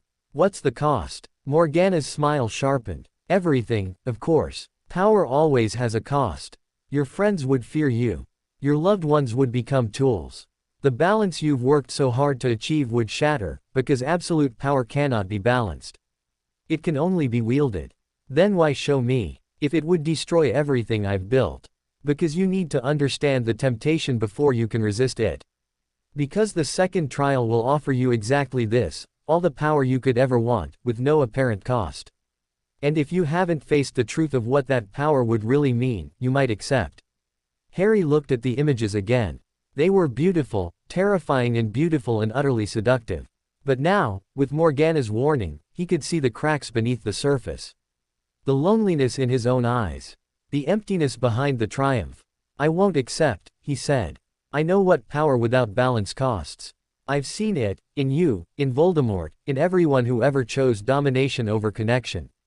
Morgana's expression softened. "Good. That's the right answer." She touched his face, her hand cool against his skin. "The trial will still come. It will still tempt you. But now you're prepared." The dream began to fade. "Wait, will I see you again? Perhaps. After the trials, when you've proven yourself worthy of both legacies." Her voice grew fainter. "Remember, Harry, power is a tool, not a purpose. Use it, don't serve it." She vanished. Harry woke with the words burning in his mind. The second trial. The temptation of absolute power. He knew it was coming, could feel it gathering like storm clouds on the horizon. But knowing didn't make the waiting easier. He threw himself into preparation. The grimoire, the runes, the balance stone, all of it became focus, a way to strengthen himself before the trial began. Hermione noticed his intensity, his distraction, but she didn't push. Ron made jokes about studying too hard. Only Dumbledore seemed to understand. "The second trial approaches," the headmaster said one evening, finding Harry alone in the library. "I can see it in you, the tension, the preparation." Harry nodded. "Morgana warned me. In a dream. She said it would tempt me with absolute power. And you're afraid you might accept." "I'm afraid I might want to." Harry's voice was barely a whisper. "Because part of me does want it. Part of me wants to be strong enough that no one can ever hurt me again. That no one I love can ever be hurt." Dumbledore was silent for a long moment. Then, quietly, "That part of you is human, Harry. Every person who has ever suffered carries that desire. The question isn't whether you feel it, it's what you do with it. I know. But knowing doesn't make it easier. No, it never does." Dumbledore placed a hand on his shoulder. "But you're not alone in this. The Silver Court watches. Merlin and Morgana guide you. And he smiled. I believe in you, Harry. More than you know. The trial came on the night of the summer solstice. Harry felt it approaching, a pressure in the air, a hum in his bones, a pull toward somewhere he couldn't name. He left the castle after midnight, following instincts he didn't understand, until he stood in the center of the forbidden forest, surrounded by ancient trees and older magic. The world dissolved. He stood now in a chamber of light, blinding, perfect light, so bright it hurt to look at. And at its center, on a throne of pure gold, sat a figure he recognized. Himself. Older, stronger, crowned with gold and violet, wreathed in power so vast it made the air itself bend. This version of Harry smiled, and the smile was kind, genuinely kind, warm and welcoming. Welcome, the vision said. I've been waiting for you. You're me. A version of me. The version you could become. The version that took the power when it was offered, and used it to build something beautiful. The vision gestured, and the chamber expanded, showing a world transformed. No war, no suffering, no fear. Wizards and muggles living together in peace. Magic used to heal, to build, to elevate. This is what absolute power can create, Harry. Not tyranny, utopia. Harry stared at the images. They were everything he'd ever wanted, a world where no one had to suffer, where children didn't die, where love could flourish without fear. It's beautiful, he whispered. It is. And it's yours. All you have to do is accept. The vision extended a hand. Take the power, Harry. Become what you were meant to be.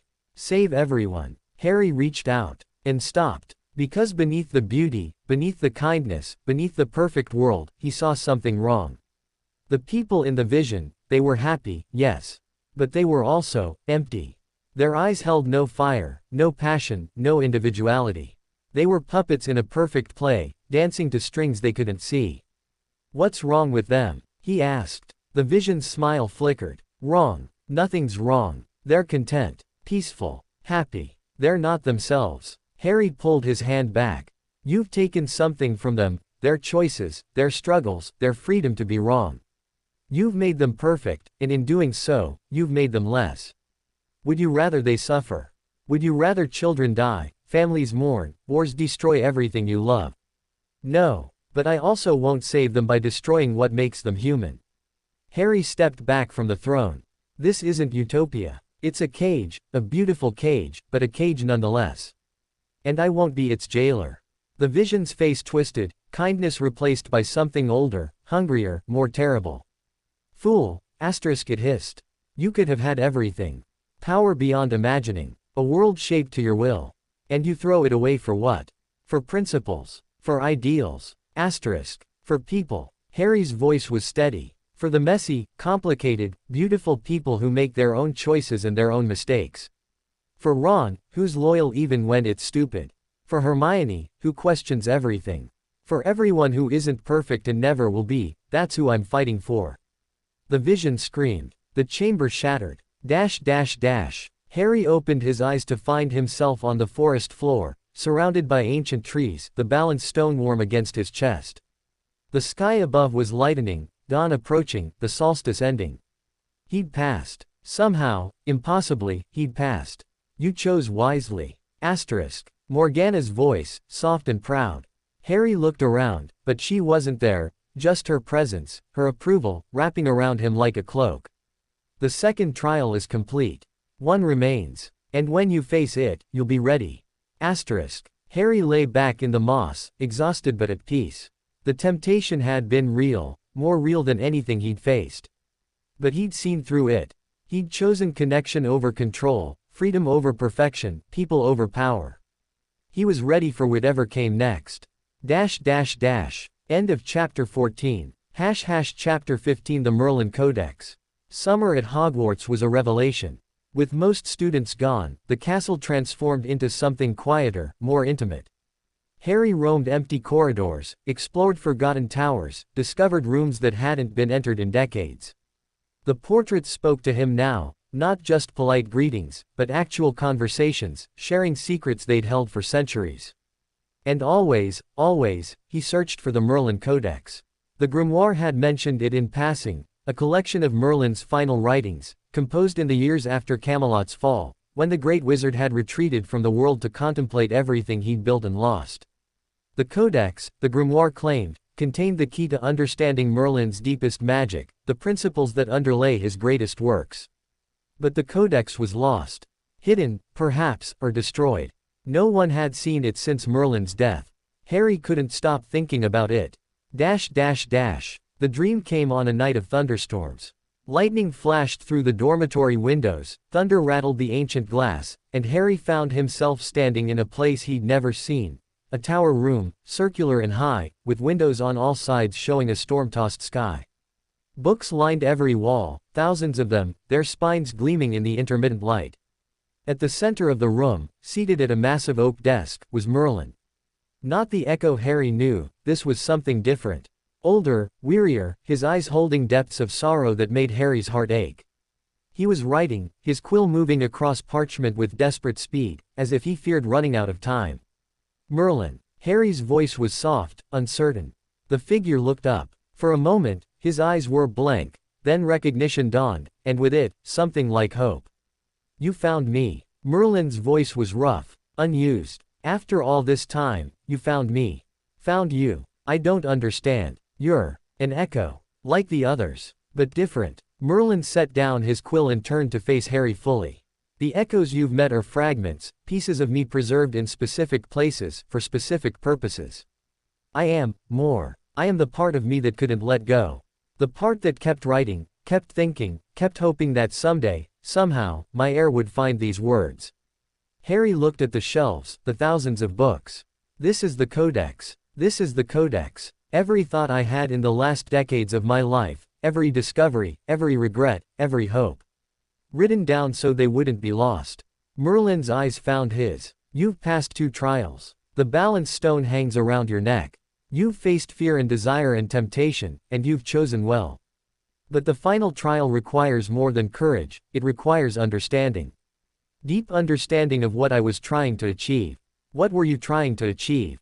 Unity. Merlin gestured, and the tower dissolved, replaced by images, Camelot rising, Camelot flourishing, Camelot falling. I spent my life trying to unite forces that seemed opposed. Light and shadow. Magic and muggle. Progress and tradition. I thought if I could just find the right formula, the right balance, I could build something that would last forever. But it didn't last. No. It fell, because of me. Because I couldn't see my own blindness. The images shifted, showing Merlin and Morgana arguing, their faces twisted with anger and hurt. I drove my sister away. I was so certain of my rightness, so convinced my way was the only way, that I couldn't see her perspective until it was too late. By the time I understood, the damage was done. Harry watched the images, Morgana leaving, Merlin's face crumbling, the slow decay of everything they'd built. The Codex, Merlin continued, is my attempt to understand what went wrong. To trace the chain of choices and assumptions that led to disaster. And to provide a guide for the heir who would come after, the one who would carry both legacies and, perhaps, succeed where I failed. What do I need to know? Everything. Merlin smiled sadly. But we don't have time for everything. So I'll give you the essentials, the principles that underlay my greatest works, and the mistakes that undermined them. The lessons began. Each night, Harry returned to the tower room. Each night, Merlin taught, not spells or techniques, but philosophy.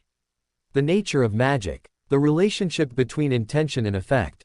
The way power shaped the wielder as much as the wielder shaped power. Most wizards think of magic as a tool, Merlin explained. Something to be used, controlled, directed toward specific ends. But magic is more than that, it's a living force, responsive to the user's deepest self. Your magic knows you, Harry. It knows your fears, your desires, your secret shames. And it responds accordingly. So if I'm afraid, your magic becomes afraid, erratic, defensive. If you're angry, it becomes destructive. If you're loving, it becomes protective. Merlin leaned forward. This is why balance is so crucial.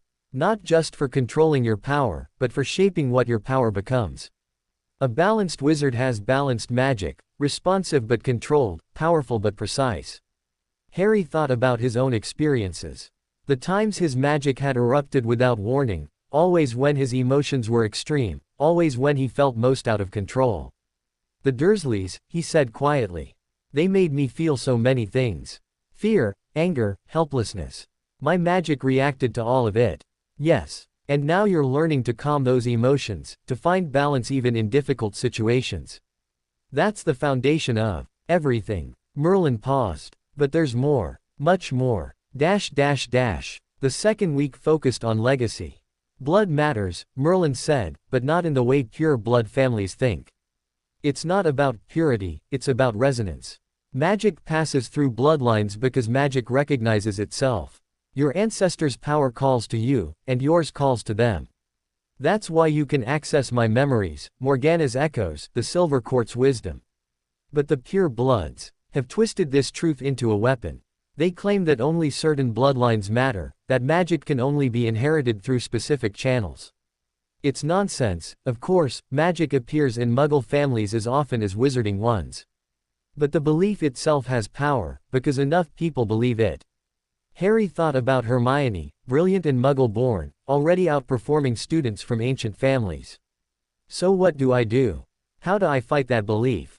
By living differently. By showing that blood doesn't determine worth. By building alliances across all the divides that pure blood ideology creates. Merlin's eyes were serious. This is part of your inheritance, Harry. Not just power, but responsibility. The wizarding world is fractured, has been fractured for centuries. You have the chance to heal it. To unite what was divided. Is that what the third trial is about? Partly. But the third trial will test you in ways even I can't predict. The seal at Tintagel holds the last of my power, and Morgana's. When you open it fully, you'll face whatever we left behind. It could be a gift. It could be a trap. It could be both. Harry touched the balance stone. Then I'll be ready. Whatever it takes. The third week brought practical lessons. Merlin taught him to perceive magic, not just see it, but feel it, understand its flow and structure. Harry learned to trace the enchantments woven into Hogwarts itself, layers upon layers of protective magic stretching back 1,000 years. He learned to identify the signatures of different wizards, to recognize the unique patterns of their power. This is how I built Camelot's wards, Merlin explained. By understanding the land's natural magic and weaving my own into it. The castle didn't just sit on the hill, it grew from the hill, became part of it. That's why it lasted as long as it did. Can I learn to do that? You already are. The runes taught you the language of magic.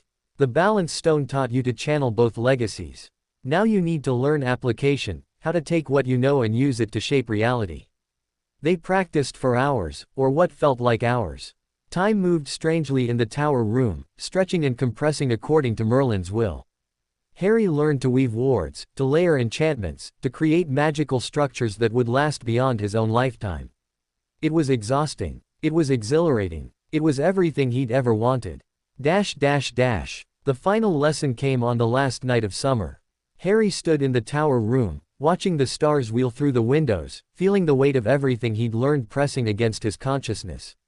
Merlin sat at his desk, writing, always writing, but his eyes were on Harry.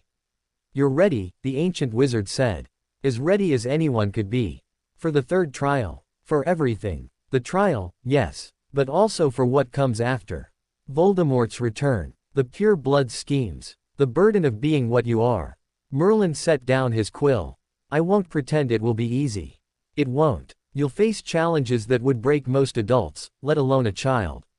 But you'll face them with more resources than anyone in history. My power, Morgana's, the silver quartz, your own. Harry nodded slowly. What happens to you? After I leave, this echo will fade. I've served. My purpose, prepared you as best I could.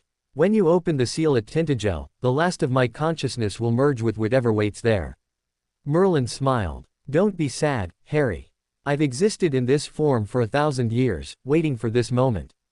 It's not an ending, it's a completion. Harry crossed the room and embraced him. Merlin stiffened with surprise, then relaxed, wrapping ghostly arms around the boy who carried his legacy. Thank you, Harry whispered. For everything. Thank you, Heir, for proving it was worth it. The tower began to fade. Harry woke in his dormitory, the first light of dawn painting the walls in gold. The balance stone pulsed gently against his chest, warm and reassuring. He sat up, feeling different. Fuller. The Codex's lessons had integrated with everything else, the runes, the memories, the trials, creating something new inside him. Something complete. The final trial awaited at Tintagel. He could feel it calling, urgent now, demanding his presence. But first, he had one more year at Hogwarts. One more year to learn, to grow, to prepare. One more year before everything changed. He smiled, swung his legs out of bed, and went to greet the day. End of chapter 15. Chapter 16 The Fractured Wizarding World. The autumn term began with whispers. Harry noticed them immediately, the way conversations stopped when he entered rooms, the furtive glances from older students, the sudden silence in the great hall when he sat down for breakfast. Something had changed over the summer, and he hadn't been part of it. Ron confirmed his suspicions during their first herbology class. "It's the prophet," he said, handing Harry a crumpled newspaper. "They've been running stories all summer. About your bloodline. About Merlin and Morgana." Harry scanned the front page. His own face stared back at him, a photograph from his first day at Hogwarts, now accompanied by headlines that made his stomach turn. "The boy WHO carries two legacies," heir of Merlin and Morgana confirmed. "Pure blood families demand answers. What does this mean for our children?" Asterisk. Dark magic in his veins. Experts debate Morgana's influence. "They're twisting everything," Hermione said, appearing at his other side. "Making it sound like you're dangerous. Like you might." She stopped. "Might what?" "Might turn dark. Like Morgana did." Her voice was barely a whisper. "It's rubbish, of course. But people are scared, Harry. Scared of what they don't understand." Harry looked around the greenhouse. Students who'd been friendly last year now avoided his gaze. Others, mostly Slytherins, stared openly, their expressions ranging from curiosity to contempt. The shadow stirred within him, angry and defensive. "See, this is what they think of you. This is how they treat those who are different." Asterisk. Harry pushed it down. "Let them be scared. I know who I am." But the words felt hollow, even to him. The political situation deteriorated rapidly. Letters arrived daily, from the ministry, from pure blood families, from concerned parents demanding Harry be removed from Hogwarts. Dumbledore fielded most of them, but some slipped through, finding their way to Harry's dormitory, his locker, even his pockets. "Stay away from my daughter." Asterisk. "You're a danger to everyone around you." Asterisk. "Morgana's blood should have been eradicated. You're an abomination." Asterisk. Harry read them all, then burned them in the common room fireplace. Ron and Hermione watched, their faces tight with helpless anger. "You shouldn't have to deal with this," Hermione said. "It's not fair." "Fair doesn't matter." Harry's voice was flat. "What matters is what I do next." "And what's that?" He didn't answer. He didn't know. The first open confrontation came in October. Harry was walking back from the library when a group of Slytherins blocked his path. Older students, 5th years at least, their expressions hard with purpose. At their head stood a boy Harry recognized, Marcus Flint, already massive for his age, his eyes cold as winter. "Potter," Flint said, "we need to talk." "About what?" "About your place here. About what you think you're doing, walking around like you belong, when everyone knows what's in your blood." Harry stopped. The shadow surged, demanding release, but he held it back. "My blood is the same as it's always been. What's changed is people's ignorance." Flint's eyes narrowed. "Ignorance. We know exactly what you are, a half-blood who got lucky, carrying power you don't deserve. Power that should belong to real wizards." "Pure wizards? You mean pure bloods? Like the ones who've been intermarrying with muggles for centuries to keep their lines from dying out?" Harry's voice was calm, but something in his tone made the older students shift uneasily. "The Greengrasses have muggle blood 3 generations back. The Knots married a half-blood in 1876. Even the Malfoys." "Shut your mouth." Flint stepped forward, his wand rising. "You don't get to talk about ancient families like that. You're nothing." He never finished the sentence. Harry didn't move, didn't speak, didn't raise his wand. But the air around him changed, grew heavy, pressed down, made breathing difficult. The Slytherins stumbled back, their faces suddenly pale. "You were saying?" Harry asked quietly. Flint opened his mouth, closed it, then turned and fled. His followers scrambled after him, disappearing around the corner in seconds. The shadow withdrew, satisfied. Harry stood alone in the corridor, trembling with the effort of control. Impressive. He turned. A girl leaned against the wall a few feet away, Astoria Greengrass, her pale eyes watching him with something like approval. You were watching the whole time. Since you left the library. I wanted to see how you'd handle it. She pushed off the wall and approached. You did well. Better than most would. Thanks, I think. Astoria smiled, that rare, genuine expression that transformed her serious face. My family's been getting letters too. Demands that we denounce you, distance ourselves, prove our pure blood credentials. My father's torn, half the family wants to support you, the other half wants to destroy you. And you, I want to see what you become before I decide. She studied him with those ancient eyes. You're different, Harry Potter.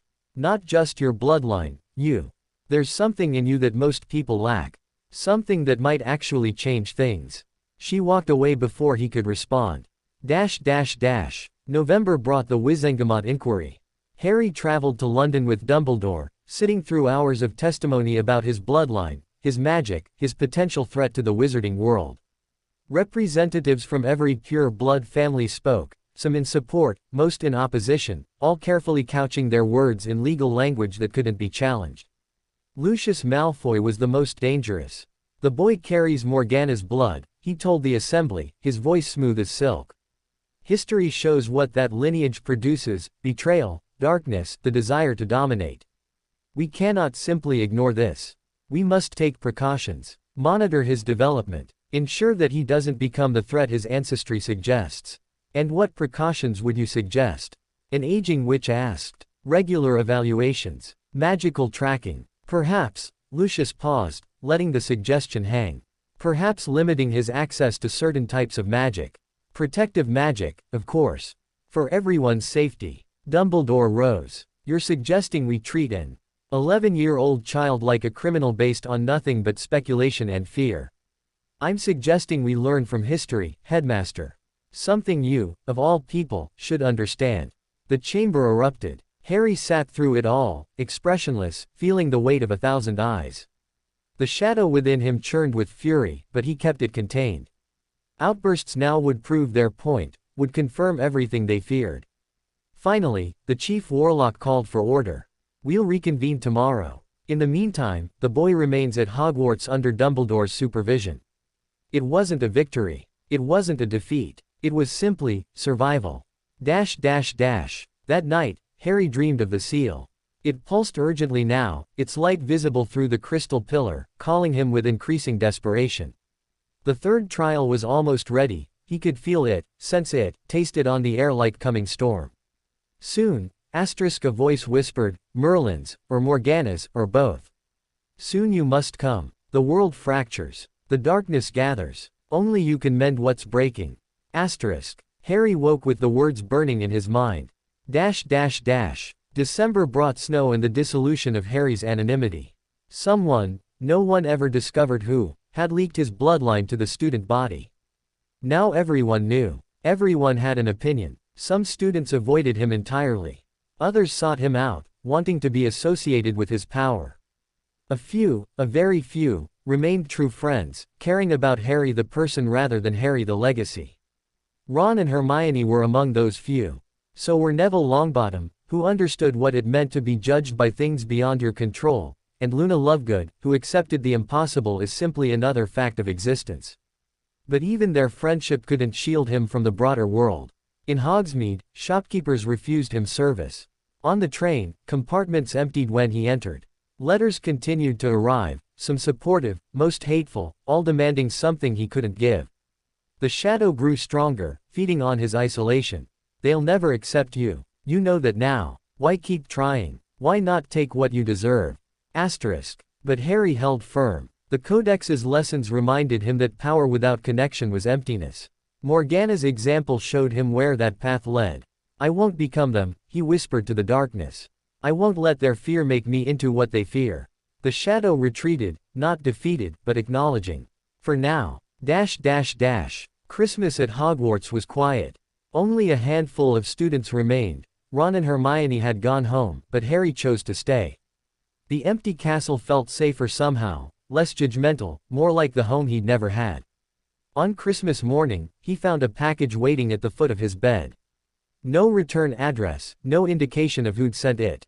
Inside, wrapped in silver tissue, lay a small book bound in white leather. He opened it. For the heir, on the eve of his final trial. We have watched you, Harry Potter. We have seen your struggles, your triumphs, your refusal to become what the world expects. You have proven yourself worthy of more than power, you have proven yourself worthy of trust. The silver court stands ready. When you face the third trial, we will be with you, not to fight, but to witness. To remind you that you are not alone. Go with our blessing. And may the balance hold. There was no signature, but Harry didn't need one. He tucked the book carefully into his bag, next to the grimoire and the rune pendant and the balance stone. He was ready. The new year brought fresh challenges. Factions emerged within the wizarding world, some supporting Harry, others opposing him, most simply confused about what to think.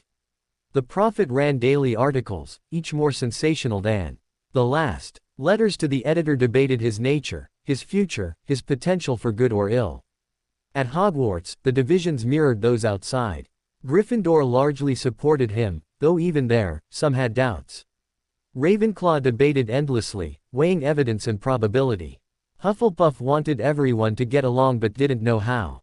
And Slytherin had become openly hostile, with only a few exceptions like Astoria and, surprisingly, a quiet boy named Theodore Nott who seemed to watch everything without judgment. Harry navigated it all with a calm that surprised even himself. The Codex had taught him perspective, the understanding that fear drove most opposition, that time would prove what words couldn't. But the waiting was hard. February brought the first sign that Voldemort's return was imminent. Harry woke one night with his scar blazing, a vision of red eyes and whispered threats burning behind his eyelids. He saw the Dark Lord in flesh, weak but growing stronger, surrounded by followers who bowed and scraped and promised him the world. Soon, the vision whispered. Soon I will walk the earth again. And when I do, little heir, I will find you. I will take what you have. I will make you mine. Harry screamed. Dumbledore was there within minutes, his expression grave as Harry described what he'd seen. He's almost ready, the headmaster said quietly. The ritual requires your blood, we knew that. But there's more. He needs something else. Something hidden in the Department of Mysteries. The prophecy. Yes. The prophecy about you and him. He believes that possessing it will give him power over you. Dumbledore paused. He's wrong, of course. Prophecies don't work that way. But he believes it, and that belief makes him dangerous. What do? We prepare, we protect, and we wait for the moment when you're ready to face him. Dumbledore's eyes found Harry's. Is the third trial close? Harry nodded slowly. I can feel it. The seal, it's calling me. Urgently now. Then we go. As soon as possible. Before Voldemort returns and everything becomes more complicated. They left for Tintagel the next night. Harry traveled alone, as before, following the pull of the seal through darkness and cold. The cave welcomed him like an old friend, its walls glowing faintly with residual magic. The crystal pillar blazed with light, gold and violet intertwined, so bright it hurt to look at. Within its depths, Harry could see the final trial taking shape, a chamber of pure potential, waiting for him to enter. He placed his palm on the crystal's surface. The world dissolved. End of chapter 16 *. Chapter 17 Duel of Ancient Wills. The crystal's interior was infinite.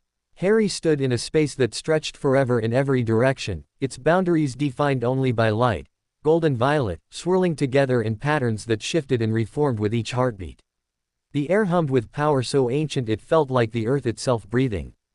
And at the center of it all, waiting, stood a figure. Not Merlin, not Morgana. Someone else, someone Harry had never met but recognized instantly. Tall and golden-haired, wearing armor that gleamed with inner light, a sword at his hip and a crown on his brow. Arthur Pendragon. Welcome, Heir. Arthur's voice was warm as summer, deep as the earth. I've waited a long time to meet you. You're real. Real as I need to be. Arthur smiled, and it was like watching the sun rise. I am the third trial, Harry. The test of worthiness. Merlin and Morgana tested your fear, your desire, your temptation. I test your will, your ability to stand firm when everything conspires to make you fall. Harry approached slowly. Arthur seemed solid, substantial, more real than any echo he'd encountered. What kind of test? A duel. Arthur drew his sword, Excalibur, its blade blazing with golden light. Not of strength, though strength matters. Not of skill, though skill helps. A duel of wills, of the choices that define who you are and who you'll become. Harry looked at the sword. Then at his own empty hands. I don't have a weapon. You have yourself. That's enough. Arthur's smile widened. Draw your magic, Harry. Let it become what you need. Harry closed his eyes and reached inside. The gold light answered immediately, warm, steady, protective. The violet shadow followed more slowly, wary but willing. Together, they flowed through him, into his hands, shaping themselves into a sword. Not Excalibur's equal, but something new. Gold and violet intertwined, the blade singing with both legacies, the hilt fitting his grip as if made for him alone. Harry opened his eyes. Arthur was watching with something like approval. Good. You didn't hesitate. You didn't question. You simply became what the moment required. Arthur raised his own blade. Now show me what that becoming means. They fought. The duel ranged across the infinite space, their swords meeting in explosions of light and shadow. Arthur was everything legend promised, skilled, powerful, relentless. Every strike carried centuries of experience, every parry the wisdom of a king who'd faced impossible odds. Harry matched him. Not through skill, he'd never held a sword before this moment. But through something deeper. The balance stone channeled both legacies perfectly, letting him anticipate Arthur's moves, respond with instincts that weren't quite his own. Merlin's wisdom guided his defense. Morgana's hunger drove his attack. You're learning, Arthur observed as they circled each other. The sword becomes an extension of you, not a separate tool. I can feel it. Harry's voice was steady despite his racing heart. The magic, it's not just in the blade. It's in me. We're connected. That's the secret. Arthur lunged, and Harry barely deflected the strike. A king doesn't rule alone. He rules with his people, his kingdom, his magic, all connected, all one. That's what Merlin never understood, near the end. That's what Morgana forgot when she chose isolation. Harry pushed forward, driving Arthur back with a flurry of strikes. But you understood. I learned. The hard way. Arthur's blade caught Harry's, held it, pushed it aside. Camelot fell because I forgot that connection. Because I started seeing myself as separate, above, beyond, apart. A king who stands alone falls alone. The words hit Harry like a physical blow. He stumbled, and Arthur pressed the advantage, forcing him back across the infinite space. But you're here, Harry gasped. Still here, after 1,000 years. I'm here because Merlin preserved me. Because even in his rigidity, he understood that some connections transcend death. Arthur's eyes held his. You carry that same understanding, Harry. You've kept your friends close, your heart open, your balance true. That's why you'll succeed where we failed. They fought on, hours or moments, Harry couldn't tell. The duel became everything, the infinite space fading until only the two of them remained, their wills clashing in patterns that transcended mere combat. And slowly, gradually, Harry began to understand. This wasn't about winning. It wasn't about defeating Arthur or proving himself superior. It was about connection, about remaining present, engaged, open, even in the heat of battle. About fighting without losing himself. About being whole. He lowered his sword. Arthur stopped mid-strike, his blade hovering inches from Harry's throat. What are you doing? Understanding. Harry met his eyes. The test isn't to beat you. It's to see you, really see you, and still stand my ground. To fight without hatred, without fear, without losing what makes me me. Arthur's expression shifted, surprise, then wonder, then something like pride. Slowly, he lowered his own sword. You passed. His voice was soft, not by winning, but by knowing when winning wasn't the point. He sheathed Excalibur and stepped forward, placing a hand on Harry's shoulder. The third trial is complete. The seal is open. Around them, the infinite space began to change. Light coalesced, shadow solidified, and suddenly they stood in a chamber, real, solid, carved from living rock. At its center, on a pedestal of crystal, rested three objects. A crown of gold and violet intertwined. A scepter topped with a crystal that pulsed with inner fire. And a book, the grimoire, but complete now, its pages filled with writing that shimmered with both legacies. The inheritance, Arthur said quietly. All of it. Merlin's wisdom, Morgana's power, united at last.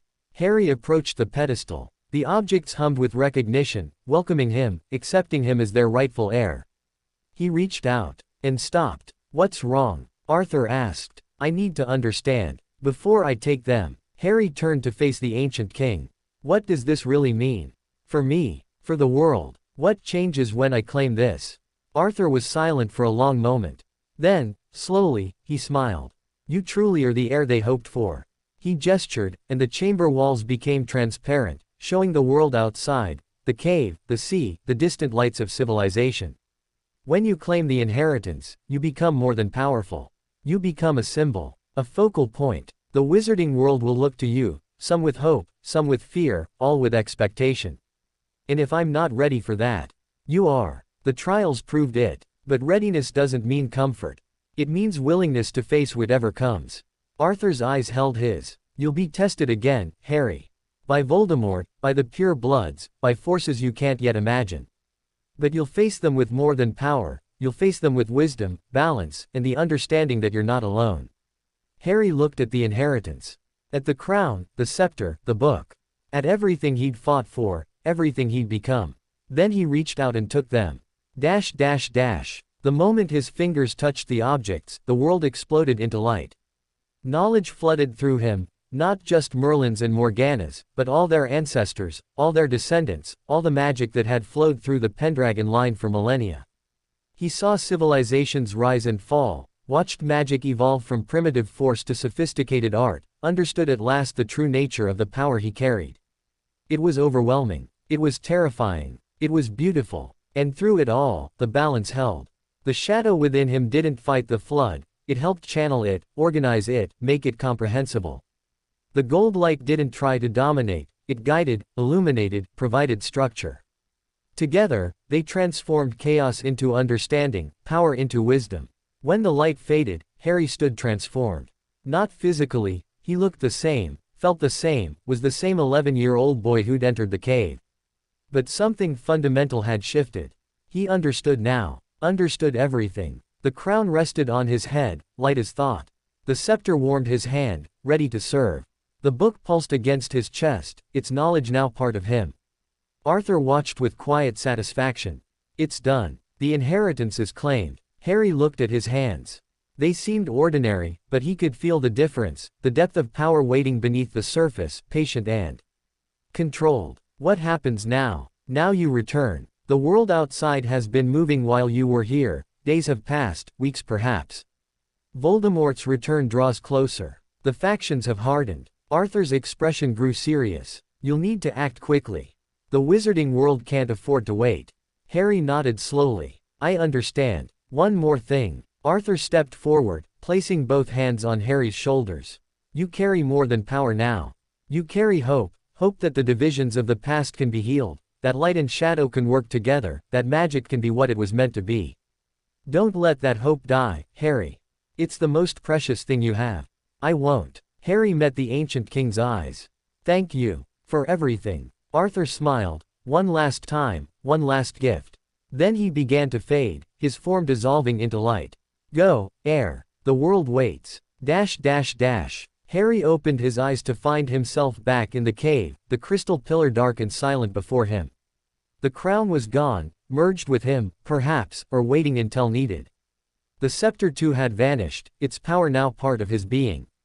But the book remained, the complete grimoire, its pages filled with knowledge he could access anytime. He walked out of the cave into cold winter air. Snow covered the cliffs, the ruins, the path back to civilization. How long had he been inside? Days, weeks. The world felt different, sharper, more real, more urgent. Dumbledore waited at the cliff's edge, his face drawn with worry that melted into relief as Harry approached. Harry, you're alive, He stopped, studying Harry with new eyes. You've changed. I claimed the inheritance. Harry's voice was steady. All of it. Dumbledore's breath caught. The crown, the scepter. Part of me now. Waiting. Harry touched his chest, where the book pulsed gently. I understand everything. Merlin's plans, Morgana's fears, why they did what they did. And Voldemort, I understand him too. Not his choices, I'll never accept those. But his motivations, his fears, what drives him. Harry looked out at the sea, gray and endless beneath winter skies. He's afraid, Dumbledore. Afraid of death, of being nothing, of the same nothing the Dursleys tried to make me feel. That fear shaped everything he became. Dumbledore was silent for a long moment. Understanding an enemy isn't the same as forgiving them. I know. But it helps me fight them. Helps me see where they're weak, where they're vulnerable. Harry turned to face the headmaster. He's coming back soon. The ritual, it's almost complete. Yes. We have weeks, perhaps days. Dumbledore's expression was grave. The ministry is in chaos. Factions are forming openly now, some supporting you, some opposing, most simply afraid. Voldemort's return will shatter whatever stability remains. Then we need to be ready. Harry's voice held something new, authority, perhaps, or the weight of kingship.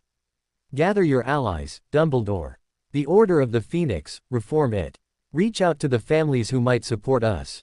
We'll need everyone when the time comes. Dumbledore stared at him. For a moment, Harry saw something flicker in the old wizard's eyes, recognition, perhaps, of the king standing before him in a child's body. It shall be done, Dumbledore said quietly. My lord. Harry shook his head. Not lord. Never lord. Just Harry. Just someone trying to do what's right. He smiled, a genuine smile, warm despite the cold. That's enough. That has to be enough. They returned to Hogwarts that night. The castle felt different now, smaller, somehow, less mysterious. Harry could sense its every ward, every enchantment, every secret. The founders, magic welcomed him, recognized him as kin to their own ancient power. Students stared as he passed through the corridors. Word had spread, of his disappearance, his return, his transformation. Whispers followed him like shadows, but Harry ignored them. He had more important things to focus on. Ron and Hermione were waiting in the common room. The moment they saw him, they rushed forward, embracing him with desperate relief. Where have you been? Hermione demanded. It's been 3 weeks. We thought. I'm okay. Harry hugged them both. I'm more than okay. I'm ready. Ron pulled back, studying him with new eyes. You look different. Older, somehow. I am different, but I'm still me. Harry smiled. Still your friend. Still Harry. They talked for hours, about the trials, the inheritance, what was coming. Ron and Hermione listened with wonder and fear, their expressions shifting as Harry described the crown, the scepter, the weight of 1,000 years of magic. So you're like, a king now? Ron asked finally. No, not a king. Something else. Harry considered. A symbol, maybe. A hope. Someone who can bridge the divisions that have been tearing us apart. And Voldemort. Hermione's voice was barely a whisper. Will come. Soon. And when he does, Harry's eyes hardened. When he does, I'll be ready.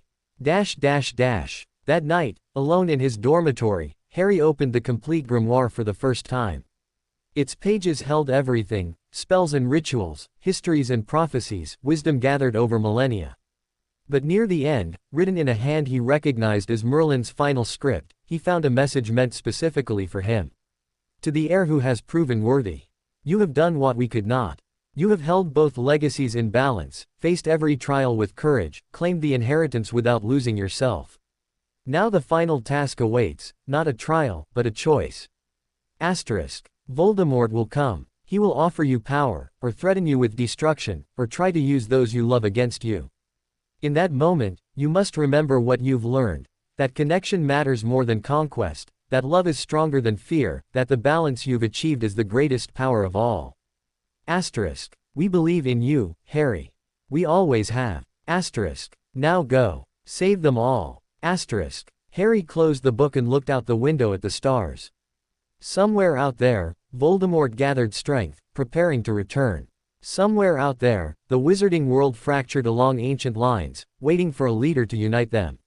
He touched the balance stone, felt the crown's presence waiting just beneath his skin, sensed the scepter's power ready to answer his call.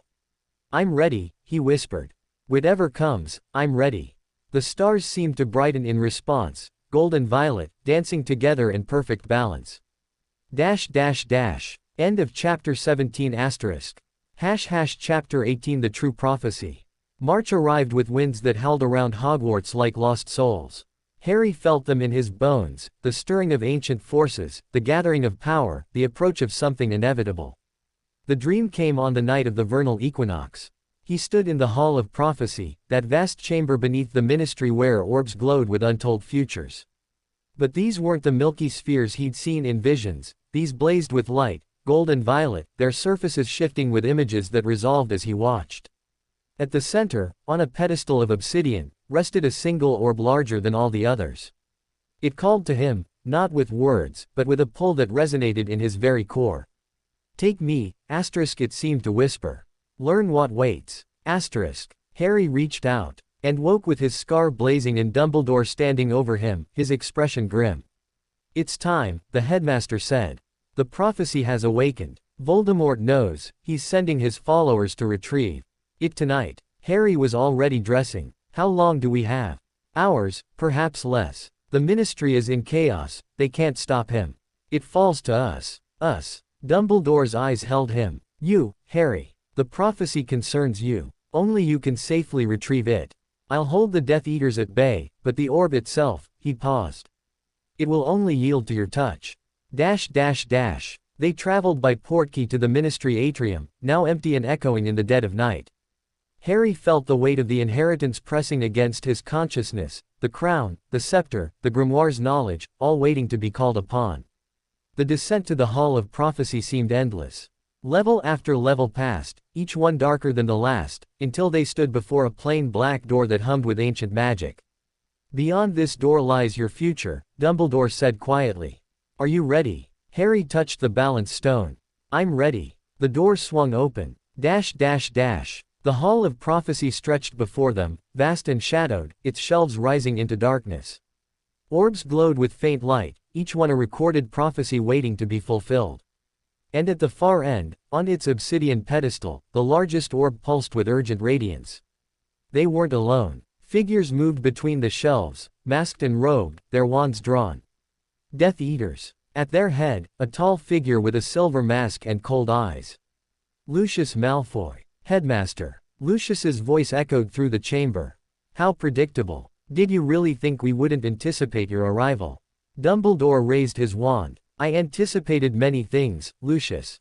Your presence here is merely expected. The battle erupted. Spells flew, green and red and gold, filling the chamber with deadly light.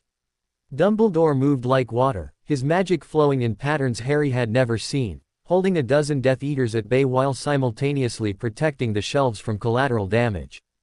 Go! Dumbledore shouted. Get the prophecy. Harry ran. The orb called to him with every step, its light growing brighter as he approached. Death Eaters lunged from between shelves, but Harry was ready, the crown's power surged through him, letting him anticipate their moves, evade their spells, flow past them like smoke. Lucius Malfoy stepped into his path.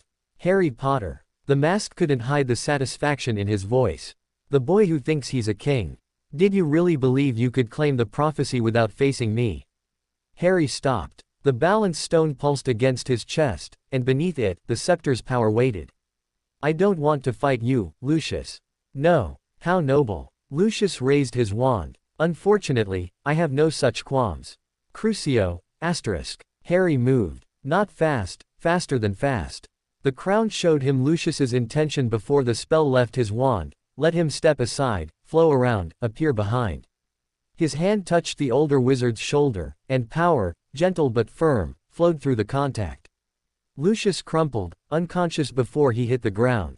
Harry didn't pause. The orb was close now, so close he could feel its heat, its urgency, its desperate need to be heard. He reached out, fingers brushing its surface. The world dissolved. He stood in a place that was simultaneously everywhere and nowhere.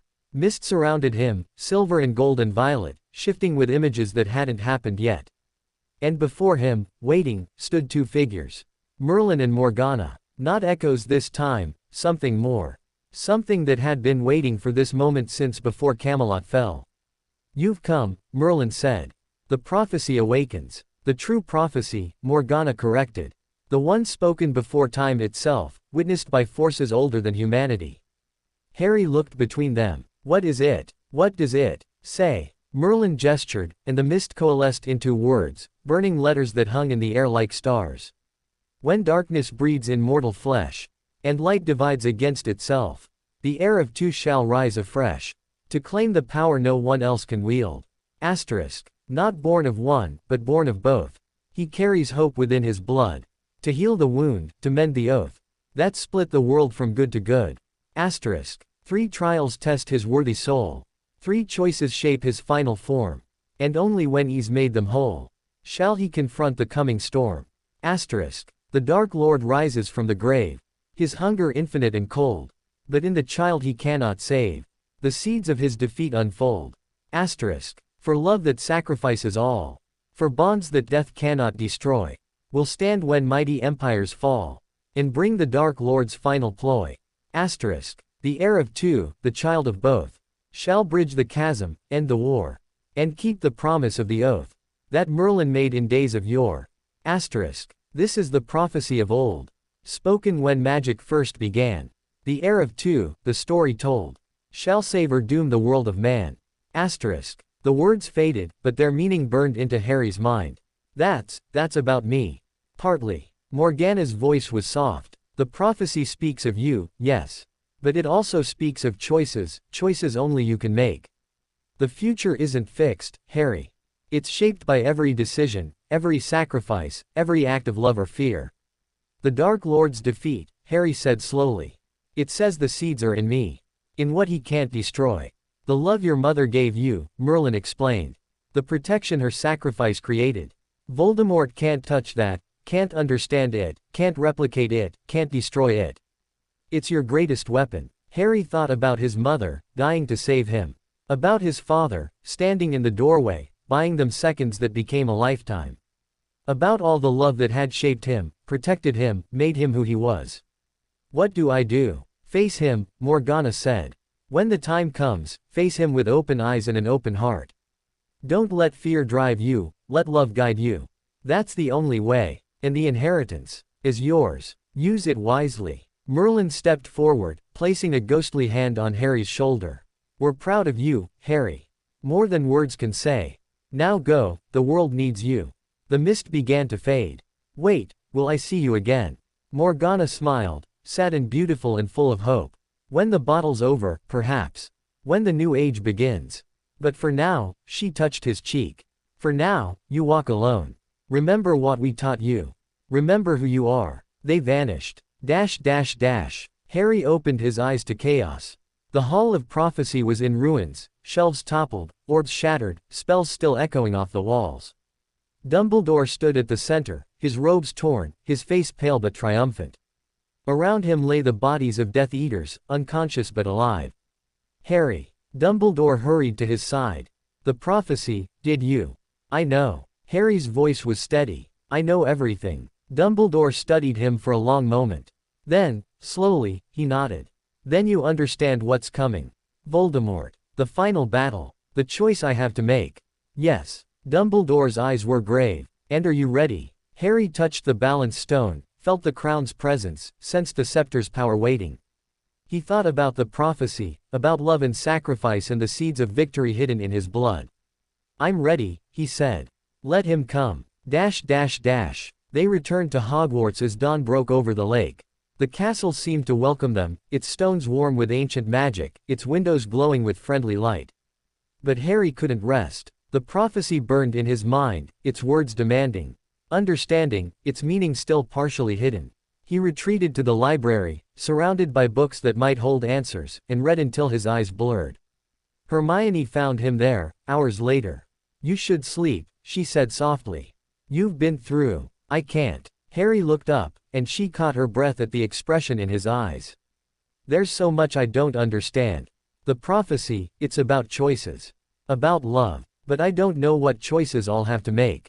What love will cost. Hermione sat beside him. No one knows that. Not really. But you'll make the right choices when the time comes. I believe that. You don't know that. I know you. She took his hand. I know the boy who risked everything to save a friend. Who stood up to bullies when he could have stayed quiet. Who carries the weight of two legacies without letting them crush him. That boy will make the right choices. Harry stared at her for a long moment. Then, slowly, he smiled.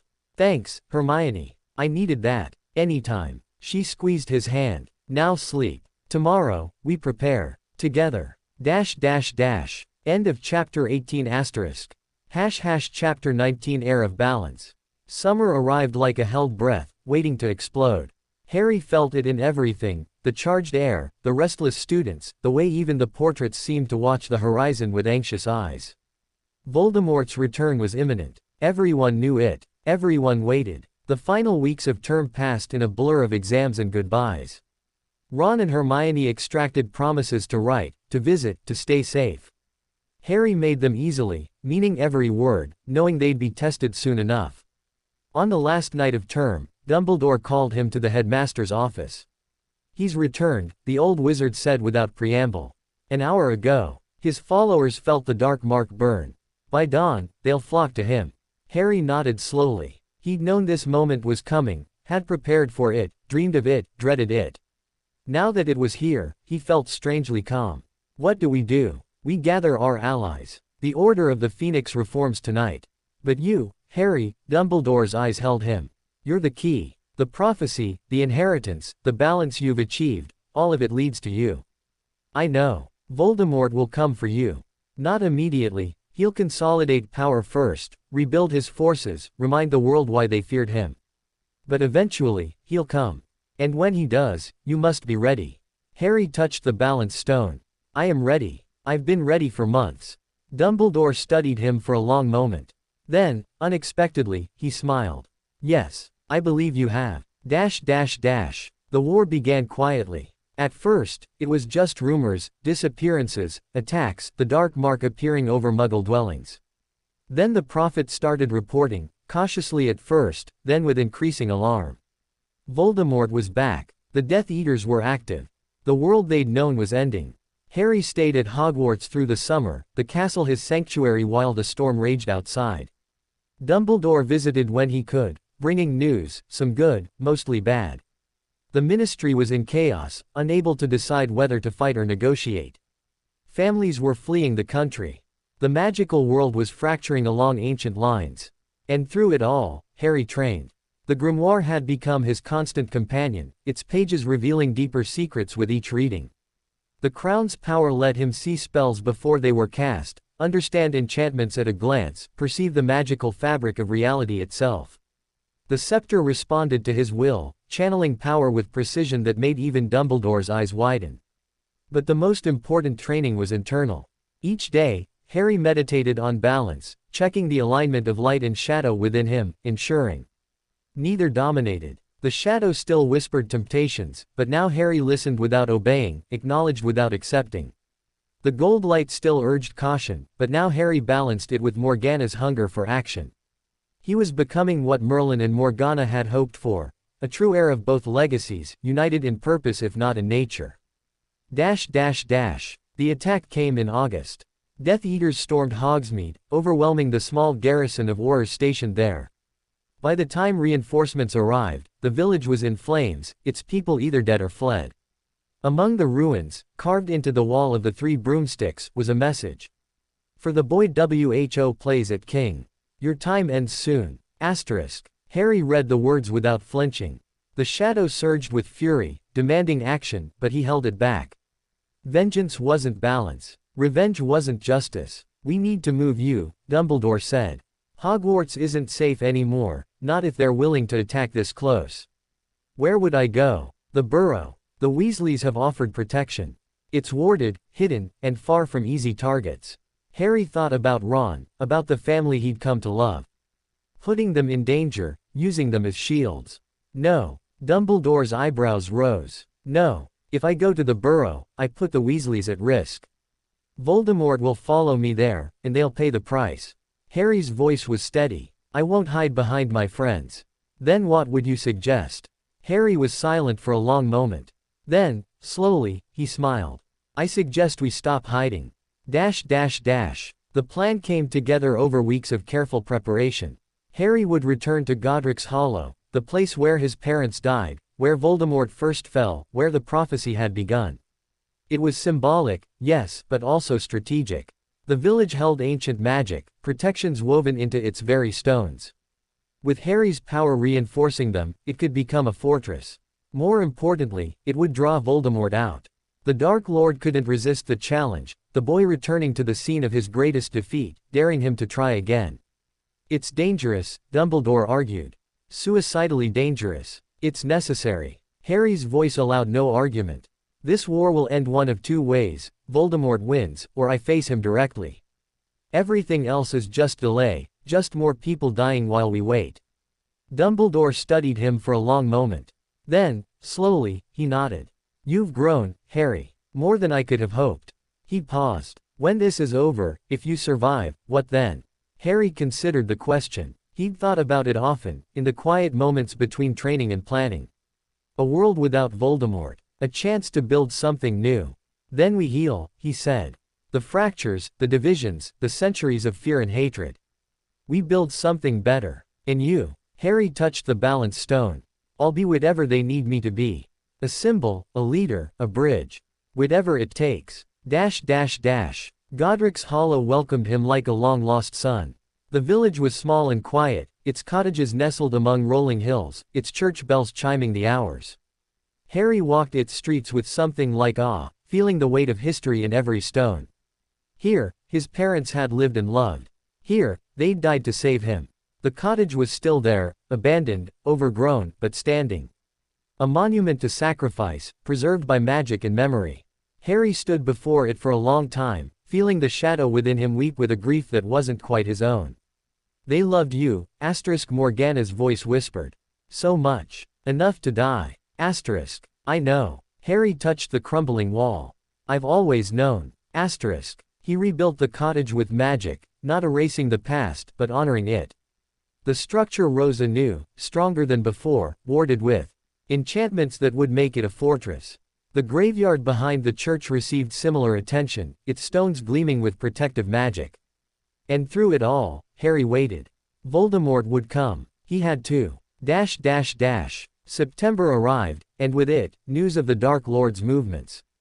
He'd consolidated his forces, eliminated his enemies, established control over half the wizarding world.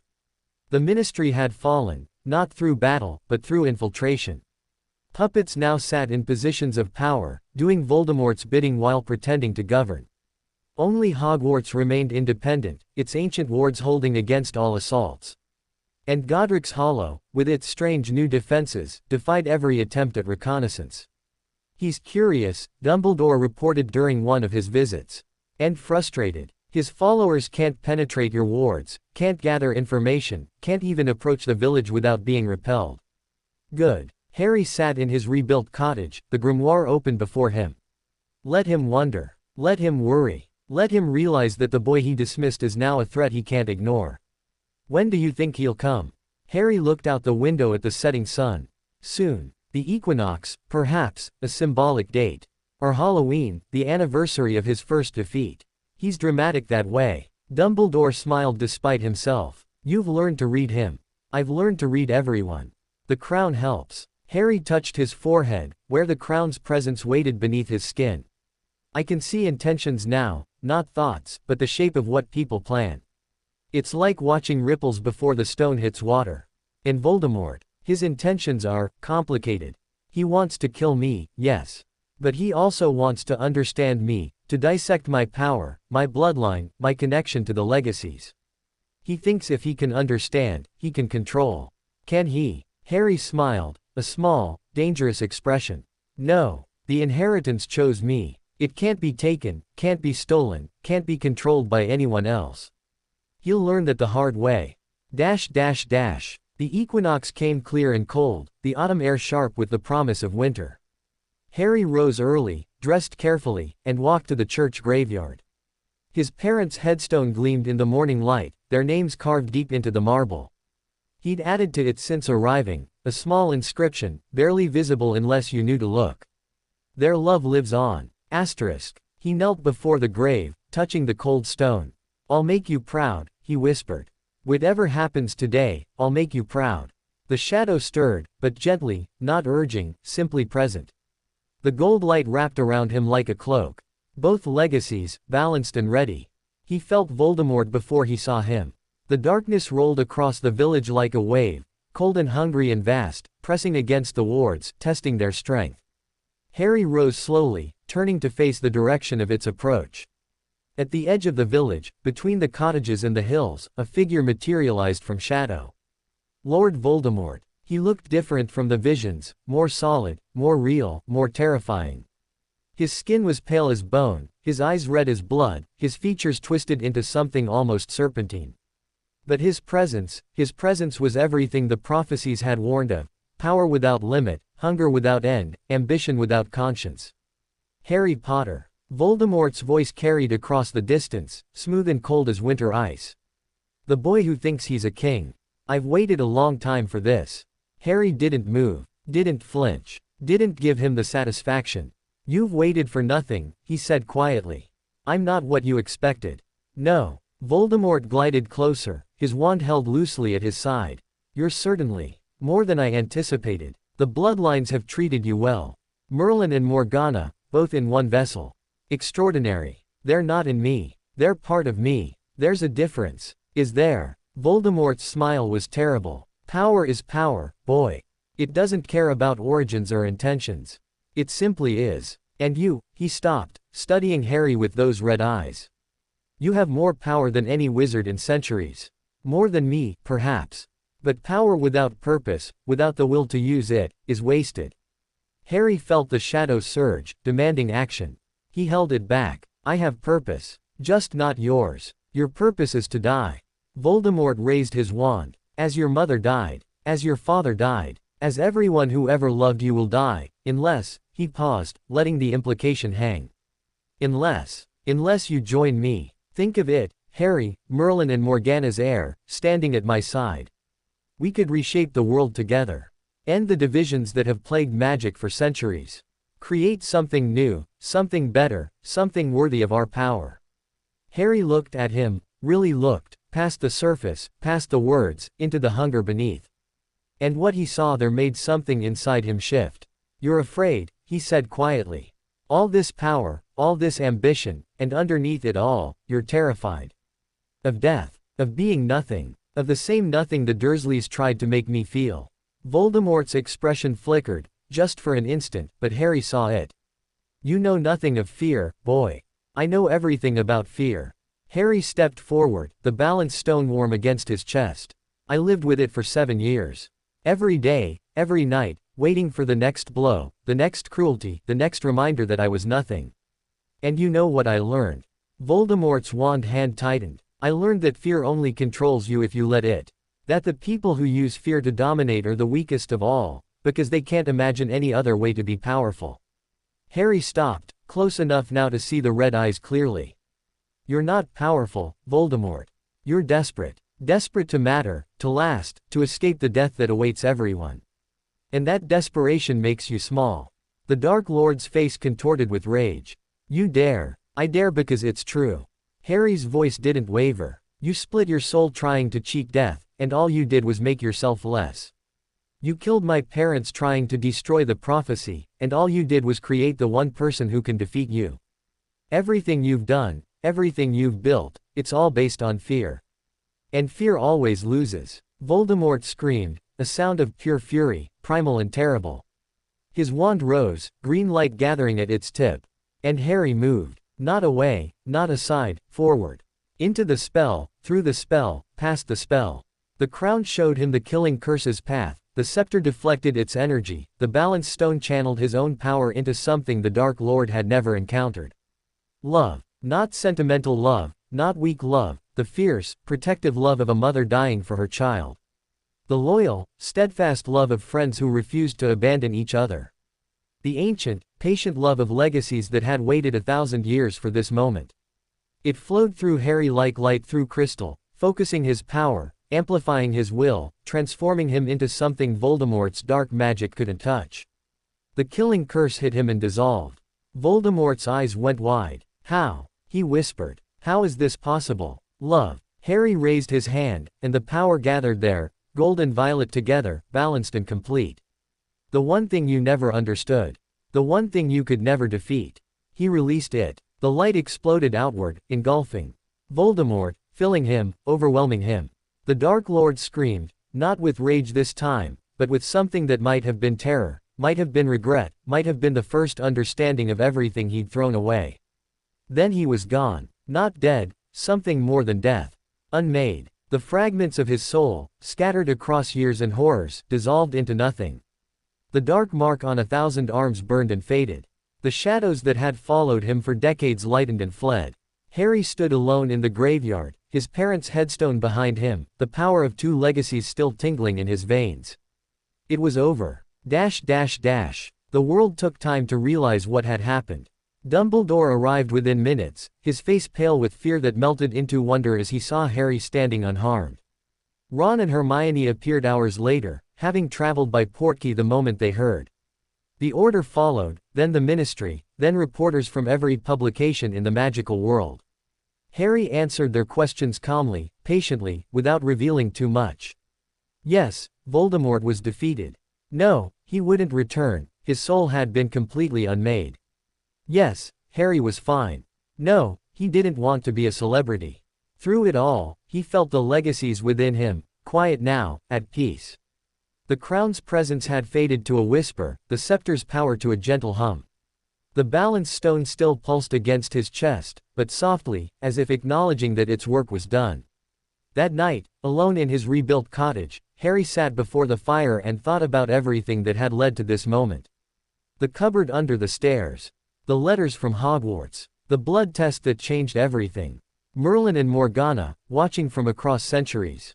The trials, the temptations, the choices that had shaped him. And through it all, love. His mother's sacrifice. His father's courage. His friend's loyalty. The legacies, faith. All of it woven together into something that could face the darkest magic and survive. The fire crackled, and in its flames, Harry saw faces, Merlin, Morgana, Arthur, Nimue, the Silver Court, all the generations who'd waited for this moment. They smiled at him, proud and peaceful, and one by one, they faded. He was alone now, truly alone, for the first time since the blood test awakened his heritage. But alone didn't mean lonely. Alone meant free, free to choose, free to become, free to build whatever came next. Harry touched the balance stone one last time, feeling its warmth. Then he rose, banked the fire, and went to face the future. End of chapter 19 *. Chapter 20 A New Age of Magic. The funeral was held on a hillside overlooking Godric's Hollow, beneath skies that wept soft rain as if the heavens themselves mourned. Harry stood apart from the crowd, watching as witch after wizard approached the pyre where Voldemort's body, what remained of it, rested on a bed of sacred wood. They came not to honor, but to witness. To assure themselves that the nightmare was truly over. Beside him, Dumbledore stood silent, his blue eyes distant with memories of a war that had spanned decades. Ron and Hermione flanked Harry on the other side, their presence a quiet comfort. Is it wrong to feel nothing? Harry asked quietly. Everyone's crying, mourning, celebrating. And I just feel empty. Not empty, Dumbledore corrected gently. At peace. The battle is over. The weight you've carried since infancy has lifted. What you're feeling is the absence of fear, a sensation so unfamiliar, your mind doesn't know how to process it. Harry considered this. The old wizard might be right.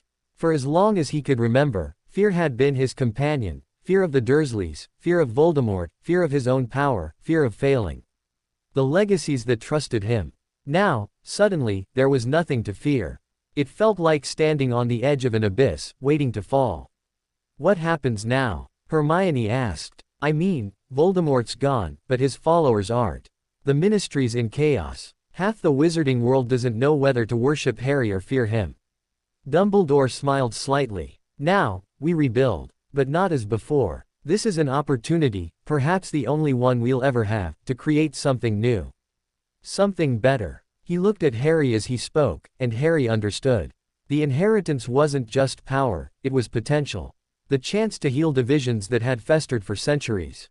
To unite light and shadow, pure blood and muggle-born, tradition and progress. I'm not ready, Harry said. I'm 11 years old. I can't. You're 11 years old and you've already done what no adult could. Ron's voice was firm. Don't sell yourself short, mate. Ron's right. Hermione squeezed his hand. You're not just Harry anymore. You're a symbol, whether you like it or not. Harry looked out at the crowd, witches and wizards from every faction, every background, every belief. They were watching him, waiting, hoping. The weight of their expectations settled on his shoulders, heavier than any crown. The weeks that followed were chaos.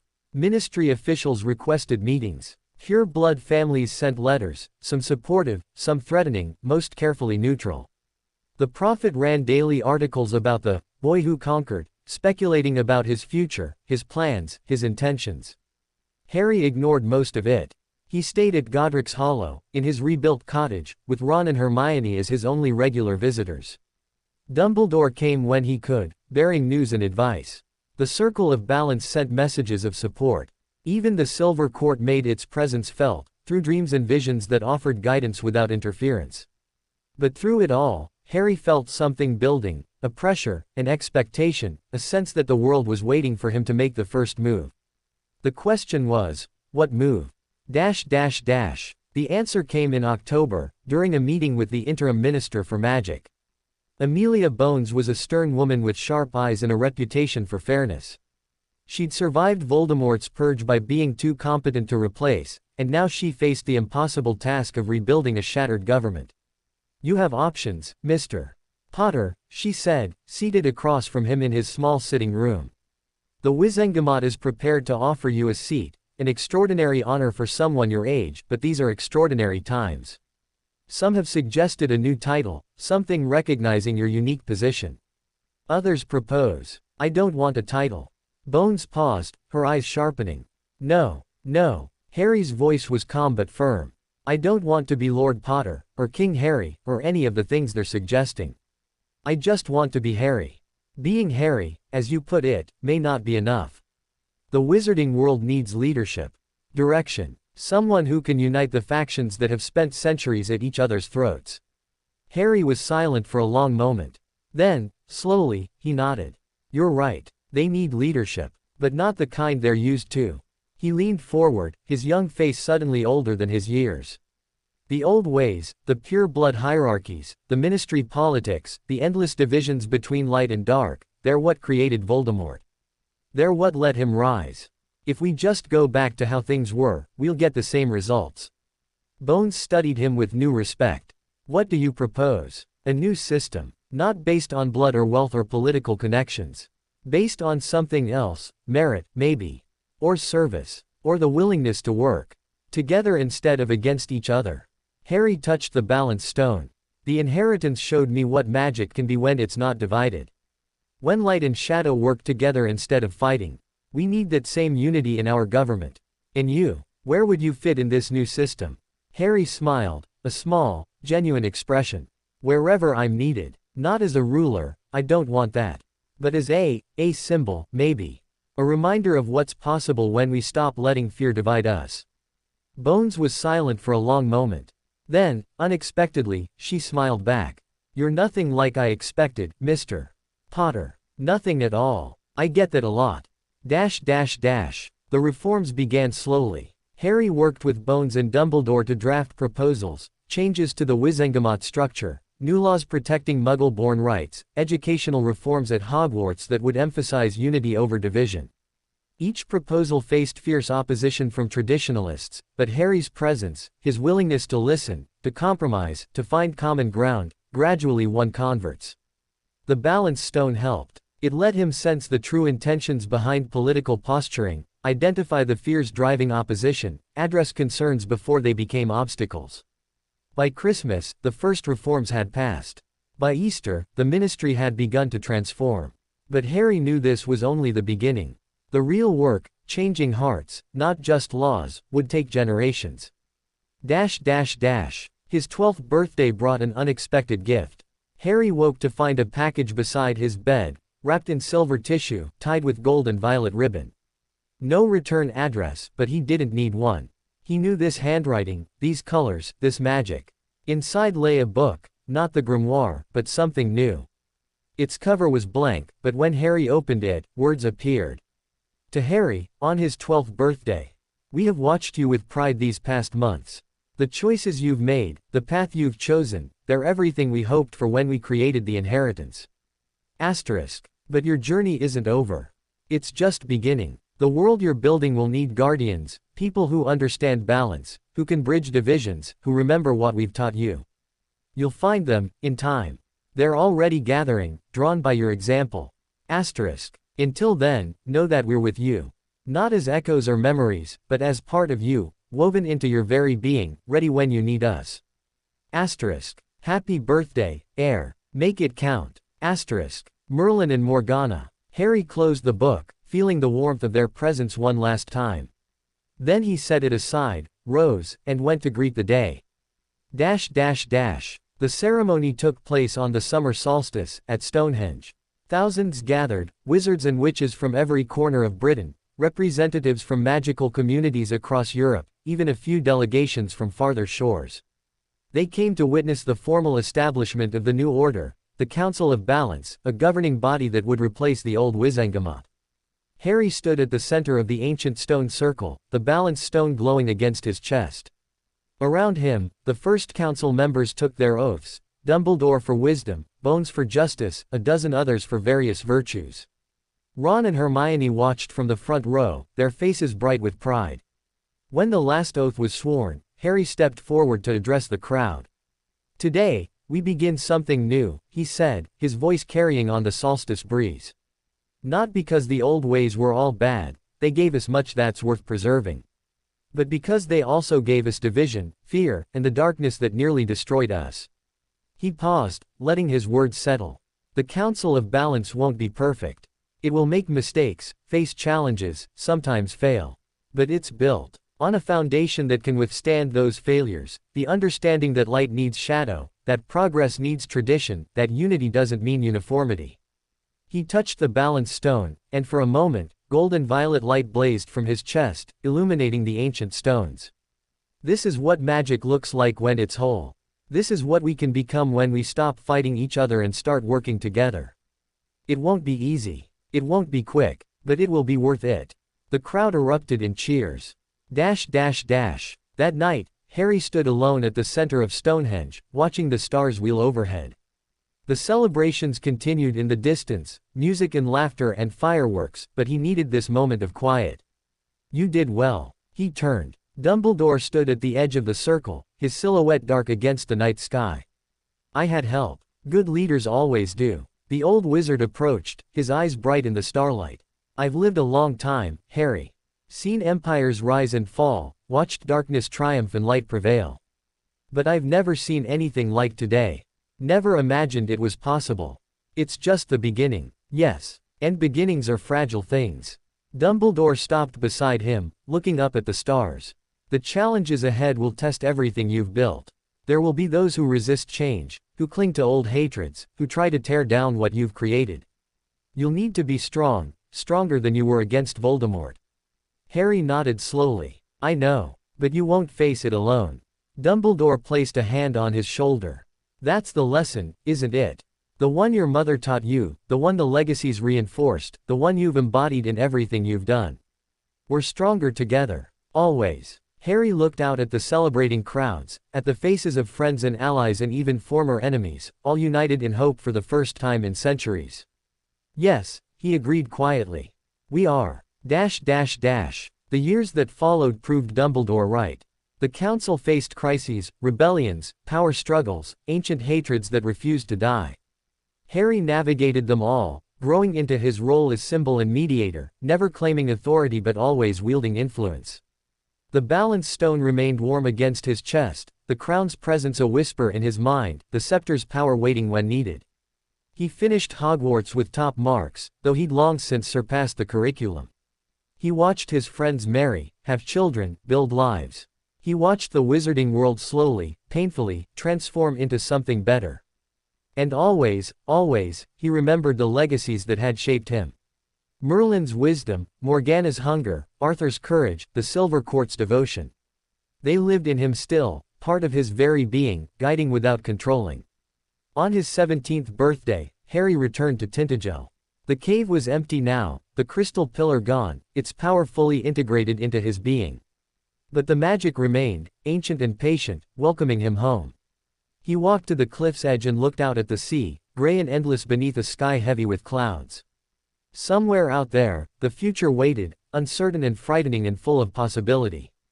Thank you, he whispered to the wind, to the waves, to the legacies that had made him who he was.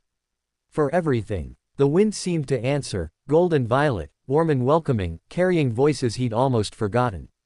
You're welcome, Heir. Now go. Live. Build. Become. Asterisk. Harry smiled, turned from the cliff, and walked toward whatever came next. The new age had begun. The end.